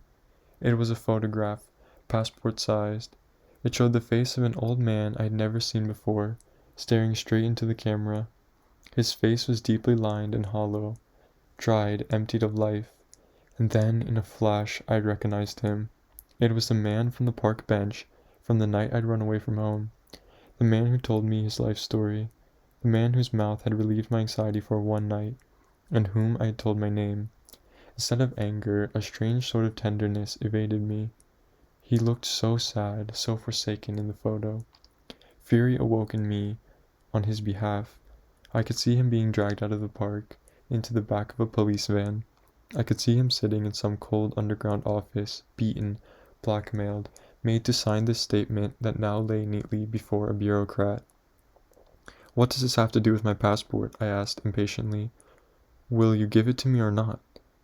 He put down the file slowly and folded his hands over it, retaining his calm. That depends entirely on you, citizen. On you and your common sense. He closed my file, placed his elbows on it, and looked at me with narrowed eyes, his pupils small and intense, like the heads of nails. If you want your passport, you will do the same thing Comrade Marion did to us. Supply us with names, and dates, and circumstances. He pulled out a piece of blank paper from his desk drawer and pushed it across the table toward me. Right. At first there was emptiness. Thoughts flew through space, trying to ignite. A sky readied for fireworks. A stage cleared for decisions. But where do decisions come from? I saw you, Anya, slung together, dancing, oblivious to me on the other side of the window. My stomach began to burn, secreting pain like arrowheads, and then the two of you, as four-legged creature, struggling on the forest floor, eating itself, aware only of itself. At the same time, your pleas for trust rang in my ear, your pleas for my patience. The fire in my belly spread. My back reached for soreness. My eyes stirred and dampened. The man was still there, staring at me, and so was the paper. I felt the pause of time. A moment pulled into its smallest parts, spread so thin it threatened to break. When I imagined taking that piece of paper and reaching for the pen, pictured the possibility of it, of writing your name, my arm refused to move. I couldn't feel it. I couldn't feel the fire in my gut. I couldn't feel any pain. I'd gone numb. I don't know what took over then, in the void of the next moment. I guess it wasn't anything distinct, more a hazy murmur, an animal voice, instinct. I followed what it said, what I could make out, anyway. I knew it spoke the truth. I opened my mouth. My body felt heavy, absurd, like two fur coats worn at once. No, I said to the man's stony face. I don't have any names. It wasn't easy. He was determined to get what was his. but I knew to persist, knew to take his mounting threats as a sign of progress. I ignored him when he said I would never leave the country in my life and never find a job if I didn't comply. I ignored him when he turned aggressive and called me a pervert and a sick fuck. To my own surprise, I was unable to accept the shame he wanted me to feel. It was too familiar to be imposed. I had produced it myself for such a long time that right then I found I had no space left for it anymore. Instead, I used the truth. I said that I had been drugged the week before and that my mind was addled, the past like a blur. I don't know whether he believed me, but finally I can't be sure why. He told me I had 2 days. 2 days to come up with names. Before he released me, he put his hands on his desk and said, with a voice measured and sharp, like a scalpel, that I would regret it for the rest of my life if I didn't turn up. I nodded and walked out, feeling nothing. Outside, night had fallen. I breathed in the winter air. I knew where I had to go. The tram rumbled across the bridge. The trees lining the banks of the river were naked, their leaves having fallen into the water, swept away by the current. The Madonna in the courtyard was covered with a layer of frost, the yellow gladiolas gone. Every step on the suitcase was an effort. Every creaking one, I thought, would alert you to my presence. There were no children playing, no people outside, just me and the dark old wood of the house. I knocked on your door, my body a mere shell, my heart beating as if I had climbed the Tatra range. I wasn't even sure why I'd come. You opened the door, and a ripple passed over your face, as if it didn't know what to express.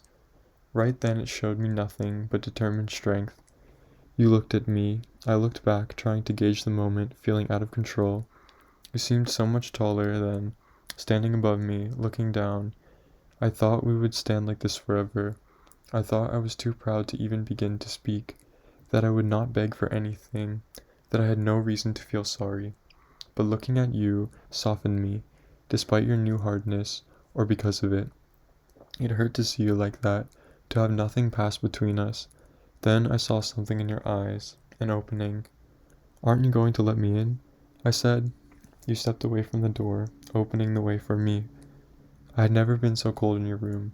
The heater, a contraption of conjoined white pipes, right by the door, was banging and clanging, as if there was a dwarf trapped inside, whacking around with a stick. I was glad I had my coat. I noticed then that you were wearing a thick sweater and scarf. You closed the door behind me. "So you came." It sounded as if you were saying it more to yourself than to me. You stood by the door, looked at me, somewhat helpless, in the middle of the room. "Sit." There was nowhere to sit but on the bed. It was neatly made and covered with several blankets. On the desk, by the window, lay open books and a writing pad. I sat on the very edge of the bed, feeling the blankets underneath me, feeling a void where certainty had once been. You stood by the door, your arms crossed over your chest, looking at me. "Why did you run away?" There was a reproach and a hint of pain in your voice. The question took me by surprise. I thought there'd be small talk. I thought we would dance around what we really felt. I swallowed, searched for something true and worth putting into words. "It was too much," I said, unable to look at you. And it seemed unsayable to me. Continuing was like jumping through fire. You looked straight at me. "What?" I hesitated, and in that hesitation, resentment came through. That night when Maxio saw us, when you said to him, and later I saw you in the forest, with Anya. I closed my eyes, exhausted. I didn't want to see your reaction, but I looked up anyway. Your face was hard again, in a different way. Your jaw stiff, your eyes staring at the floor, hooded from me. Suddenly I felt trapped, seized by a desire to run away. You looked up toward me, your eyes rueful, shimmering. "We were all on drugs, Lucio. You never should have seen us. It didn't mean anything. It was a game. It was innocent." You looked at me for a reaction. This has never been a game, I thought, and never innocent either. But I couldn't bring myself to say it. It seemed as if we'd enter a realm where words had lost their meaning. I just looked at you, saw you struggle, hardened against my silence. "You could have said something before leaving," you said, reproachful now. "We could have talked about it. You didn't give me a chance to explain, and now you've ruined it for yourself. With her." Can you imagine what we were worried about you?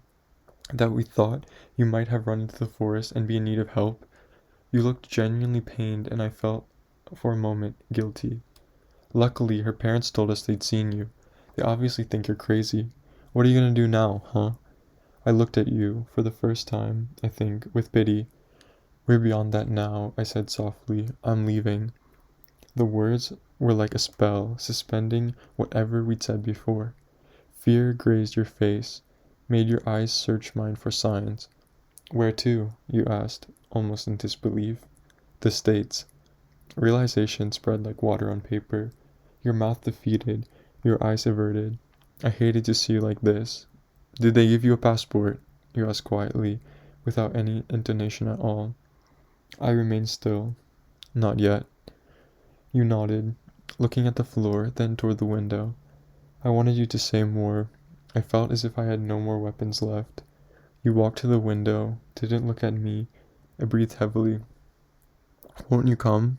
I asked, feeling foolish as soon as I said it. You laughed. A quick, short exhalation of a laugh. One that didn't go with your eyes. They were bitter. Why do you need to leave? You said, turning to me. We were so close to getting what we wanted. I considered you, breathed in deeply, closed my eyes for a moment, opened them again. We weren't, Janusz. You just thought we were. Don't you see what this is doing to us? It's humiliating. You looked back at me. More humiliating than living in a freezing attic, like a rat, or working hard your whole life and getting nothing for it. I thought you wanted a better life than that. I do, I said, feeling cold. I do. You sat on your desk, back turned to the window, your face collapsing into your hands, and I felt tenderness, a possibility. I stood, walked over to you, put my hand on your shoulder. I could feel the tension of your muscles through the wool. Come with me, I whispered. It's not too late. We could go without anyone knowing, across the mountains to Czechoslovakia, then on to Austria. No one will know us there. We have nothing, you insisted from beneath your hands. We don't speak the language. We'd be lost. We'd be free. The room was so filled with us, with the gathering clouds of our words, the fog of our thoughts. I lifted my hand off you. Think of Giovanni's room, I said, the story returning to me through the fog. Think of how David leaves Giovanni out of fear. We mustn't act out of fear. You withdrew your hands from your flushed face, staring not at me, but through me. It's too much. Your voice was tired. I can't do it, Lucio. I can't. You're asking for too much. Is it because of Anya? I felt my head spin with fear. You didn't say anything. Look down, your face still flushed, not moving. It's not that easy, you finally said.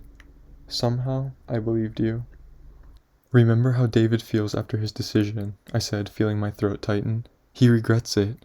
Stop comparing us to that book. Your voice shattered against the walls.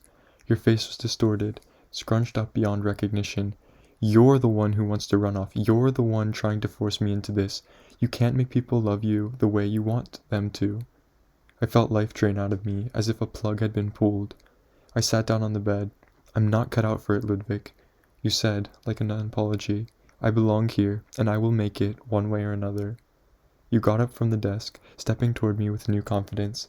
I met Anya's parents. I got on with her dad. He will help me move up, I'm sure of it. There was hope in your voice. You almost sounded as if you wanted me to be proud of you. I said nothing. You were only a meter away. I could have touched you if you reached out. And maybe it's not too late for you either, you went on. Maybe we can speak to Anya. Maybe Maxiel will never mention what he saw, and I stood. I need to go, I said, knowing it was true.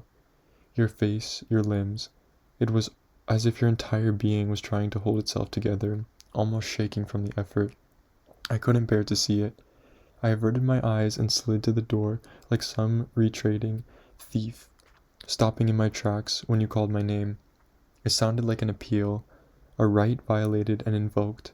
My hands on the door handle, my back to you, my heart pulsing in my temples. I could sense the word throbbing in the air, my name claiming to it.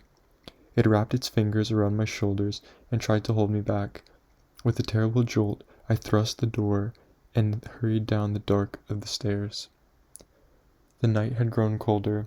The street was empty, the light of the street lamps was dim, and the cursing of invisible drunk men and women pierced the air. I knew you wouldn't come after me, and most of me didn't want you to. But without knowing why, I began to run, fueled by some kind of elated panic. I ran as fast as I could on the frosted pavements, alongside the battered buildings, across a naked square. I ran without stopping, feeling the cold sting my lungs, feeling it rush through my head and out, through the warren of the cobbled streets, past the golden dome of the Orthodox Church, straight on toward the bridge. I ran until feeling returned to my body, until my legs became heavy, until the pain began to prickle and I was out of options, out of breath. When I stopped, I was standing on the bridge, clutching a rail bent over like an upturned L. I drew in deep, hot, thorny breaths. My head was spinning. I closed my eyes. I held on tighter to the rail, much tighter, until I sank to my knees and cried out in pain and felt the cold, hard concrete push against me. Later, when the spinning had stopped, the tremor had receded, and the cold of the ground had seeped into my bones, and I knew it wouldn't save me, that maybe nothing could. I opened my eyes and heaved up myself. The city lay before me, oddly turned away from the river, oddly calmed. The houses of the old town perched on the hill, the sharp spire of the palace to the left, the blockoviskos discernible behind. In the dark of the night, it all seemed barely real. Looking back, I'm surprised I didn't hurl myself off the bridge. I was terrified, saw no way out, but I suppose that right then, in the midst of despair, I felt the stirring of instinct again, the murmur of the voice. I brushed off the dirt of my clothes and walked home with a rising fever. Somehow, I knew that something would occur to me, a pact I could try to live with. That night, plagued by hot flashes and frantic dreams, I got out of bed and stood by the window of my little room. Outside the city was a ghost filled with the comatose trees. For a moment I thought of you in your room, calling my name as I left. I thought of the times you had lied, trying to straddle her and me. It was then that the idea occurred to me. I knew without having to think twice that there was no other way. The next morning I left early.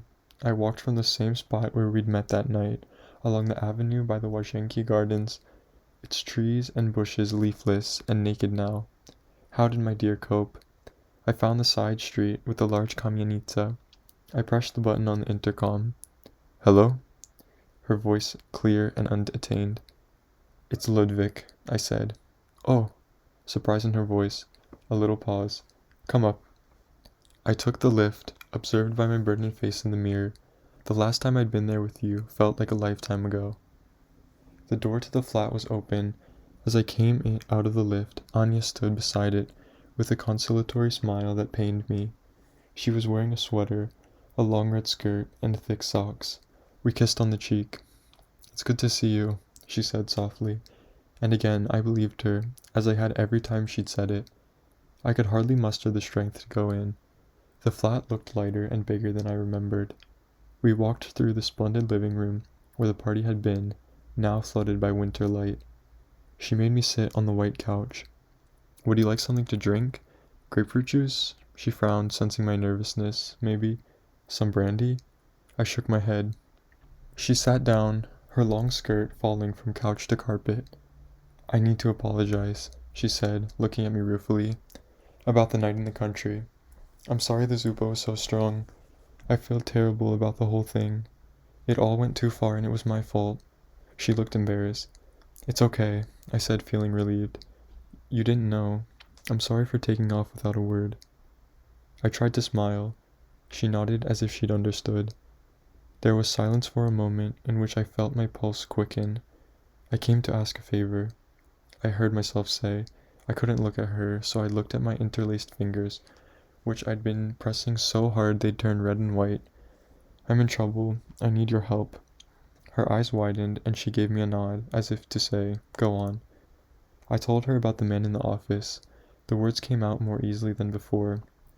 I chose them carefully. I told her I wanted to leave to see my uncle, that they were holding onto my passport, blackmailing me, though I didn't go into detail. I avoided the question for as long as I could. absurdly, and she let me go on.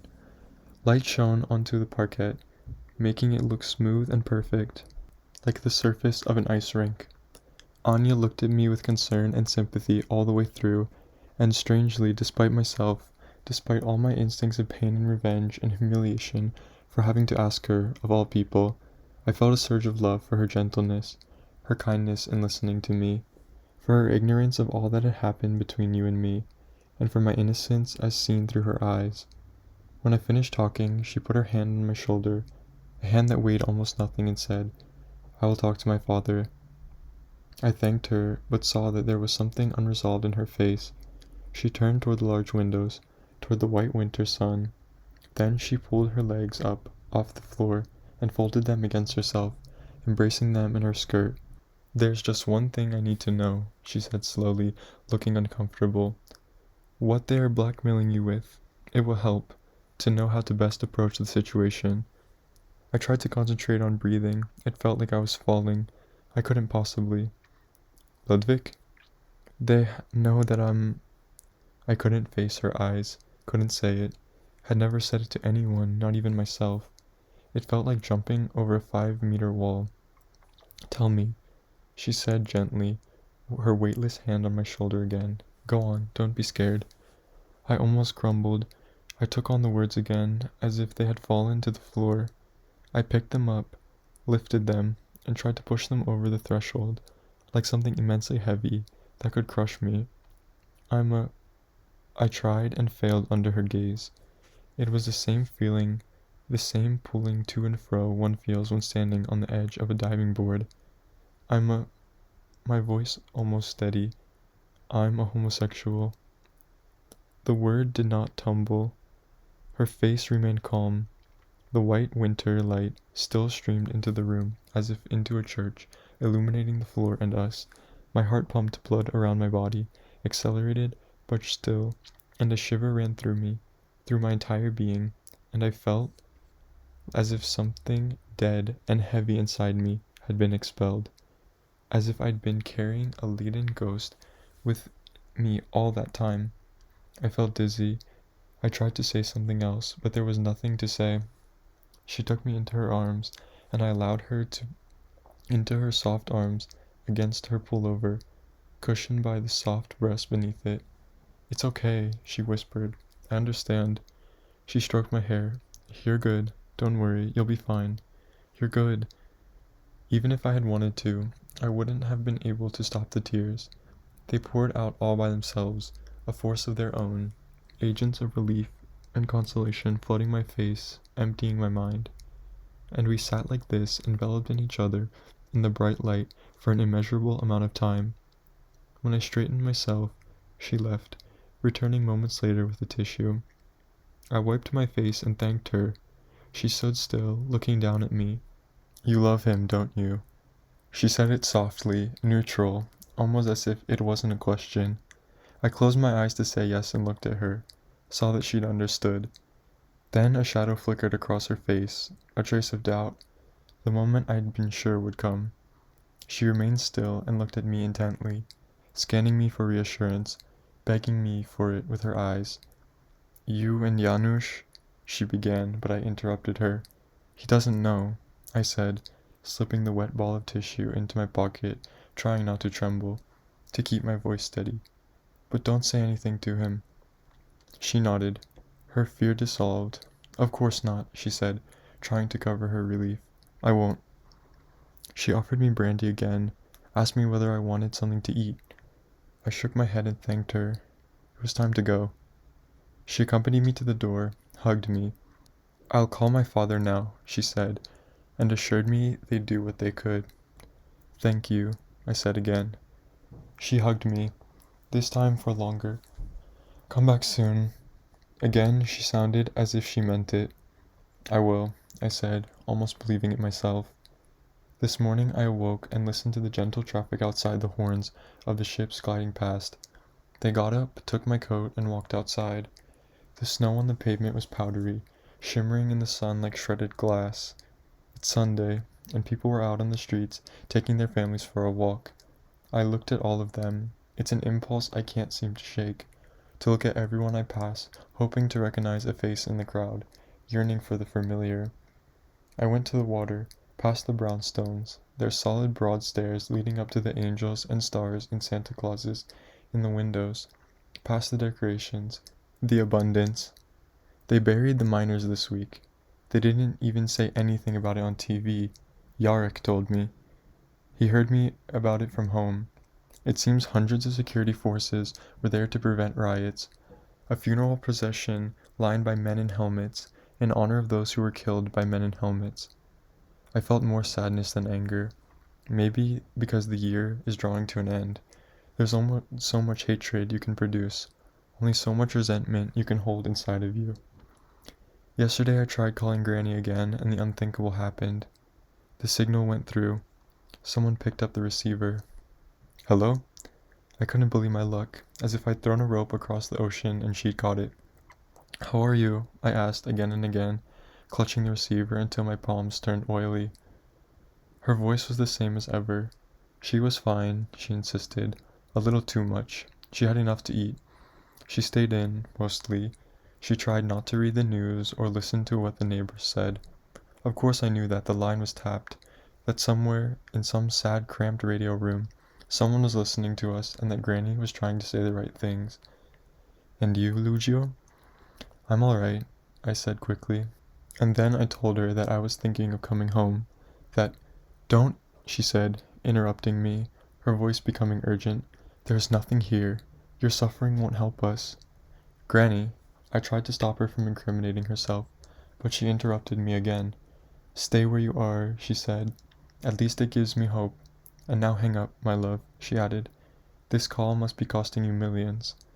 I put down the receiver and buried my head in my hands. Part of me still wanted to return, even though I knew that, once there, they would never let me leave again. Even though I knew it was a folly, that I'd be a prisoner, but at least I'd be there, inside. I walked to the waterfront, to the broken-down piers across the foamy river the skyline of Manhattan was drawing against the sky. 100 glistening palace of cultures assembled next to one another, absorbing the December light.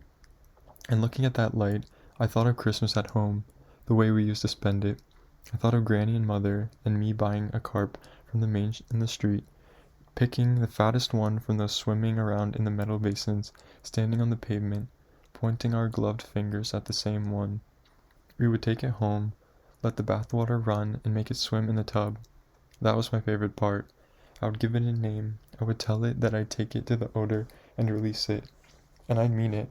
But then Christmas Eve would come, and I'd be hungry, and Mother would be ready. She'd take it out of the bath like she'd taken me out when I was small, careful not to drop it. Then she would cut its head off. She would slice open the body and scoop out the organs like seeds of a grape, her hands as red as the devil, blood trickling down her wrists and forearms all the way to her elbows. The day after I saw Anya, I didn't return to the bureau. Like the man in the glasses had made me a promise, I sat in my room, stared at the watch, and imagined him at his desk, growing agitated. Every minute after that, I expected a knock on the door, militiamen taking me away, or a representative from the housing board handing me a notice of eviction. But none of that came. Not the next day, and not the following one either. The week drew to a close without anything unusual happening at all, except that it began to snow. Snow tumbled from pillow-white clouds all over the city, dancing giddy flakes, fresh-born, covering the streets and houses and cars with a sparkling crust, bringing everything to a halt for a moment. One morning, soon afterward, Pani Kolecka knocked on my door and handed me a big brown envelope. Inside was a passport with a visa. A couple of weeks later I saw Carolina for the last time. She was waiting for me outside in the snow, a large fur hat on her head, her breath visible in the cold. She smiled when she saw me. "Why didn't you go inside?" I asked, nodding toward the door of the bar. "I wanted to go in with you," she said, kissing me on the cheek, wrapping her arm around mine. Inside, we were hit by the warm air.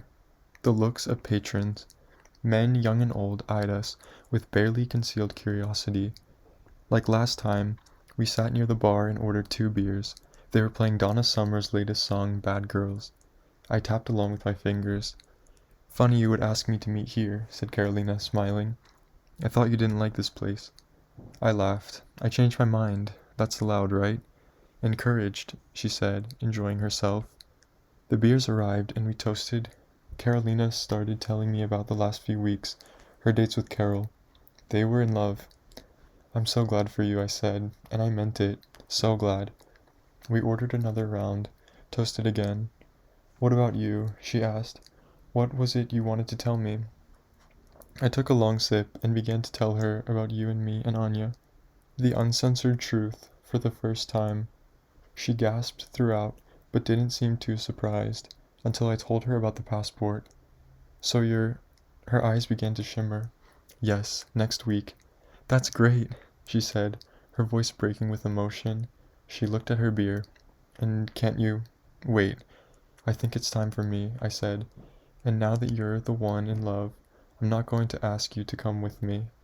She looked up. Tears freed themselves from her eyes, drawing black paths of mascara down her cheeks. She cried noiselessly, and I took her into my arms. When she was done, she caught a glimpse of herself in the mirror behind the bar and wiped the traces of mascara with the back of her hand. Look at me, she said, breaking out into a smile. I'm a mess. Yes, you are, I said, and I will miss you. Maybe you'll come and join me one day. Maybe, she said, smiling, wiping away the rest of her tears. The day before my plane departed, I went to a bookshop to find an English language manual. Walking into the shop, I saw you, your arm around her waist, looking at the table of books by the entrance.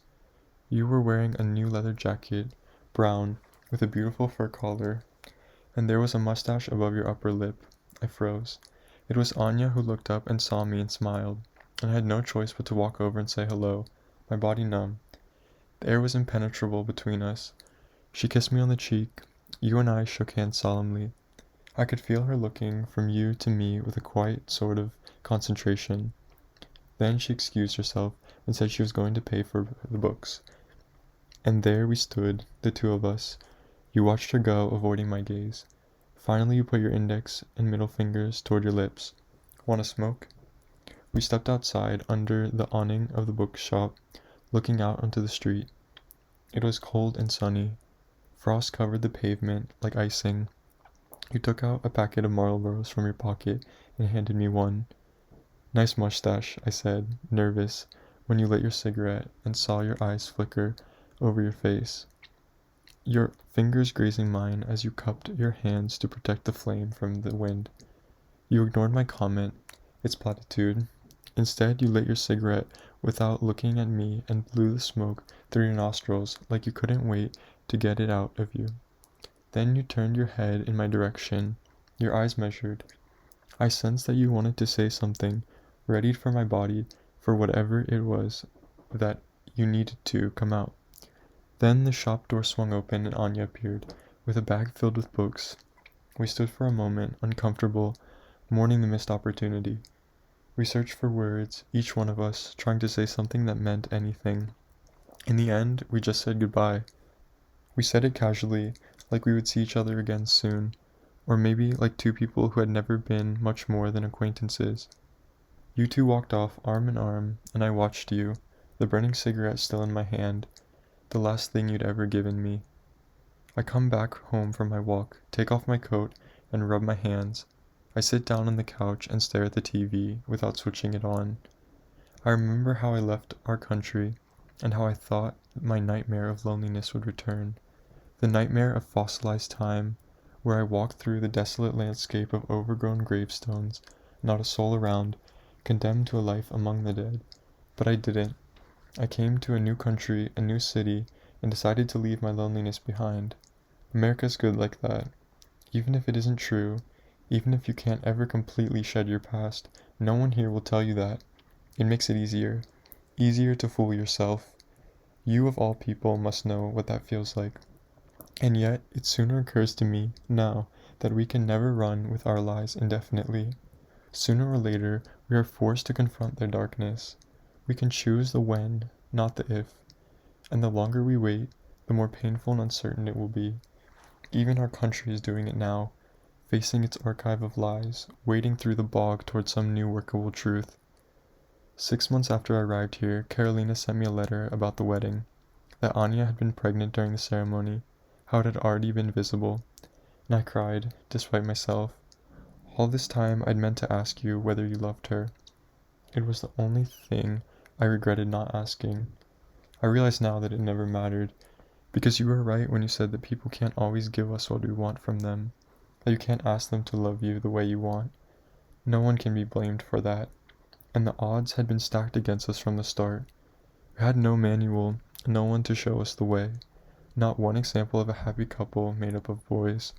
How were we supposed to know what to do? Did we even believe that we deserved to get away with happiness? I go over to the bookshelf and take out Giovanni's room, run my fingers over its worn cover, think of all the eyes that have passed over these pages, and all the hands that have felt its weight, and I remember the day my plane was leaving, when Pani Kolecka came into my room for the last time, an envelope in her hand, with Giovanni's room inside. I clutched it to my chest, like a treasure long lost, and now found again. When I opened the door with a beating heart, a piece of paper fluttered out, landing gently on the floor. I adored this book more than you knew, it read, there, in your stocky, right-leaning script. I wanted to keep it, but it's yours. Bring it back one day if you can. I'll be here. J. All this time, I realized I've lived like my departure was temporary, your words preventing me from ever really leaving or arriving, despite Carolina's letter, despite the marriage. I've held on to the idea of us, scanning faces for a scrap of something known, searching for the familiar in the alien, when really the familiar had already turned alien, and home had ceased being home. Both have gone on living and changing without me. I close the book and place it back on the shelf, reach for my coat again, leave the apartment, and walk out onto the street. The wind sweeps into my face and I brace against it, walking toward the grocery stores on Eagle Street. My belly rumbles. I'm hungry, suddenly, as if I hadn't eaten in weeks. I want borscht and pierogi and warm poppy seed cake, and I feel this as a vast, cavernous emptiness inside me, a yearning for warmth. But it isn't painful at all. It feels like a promise,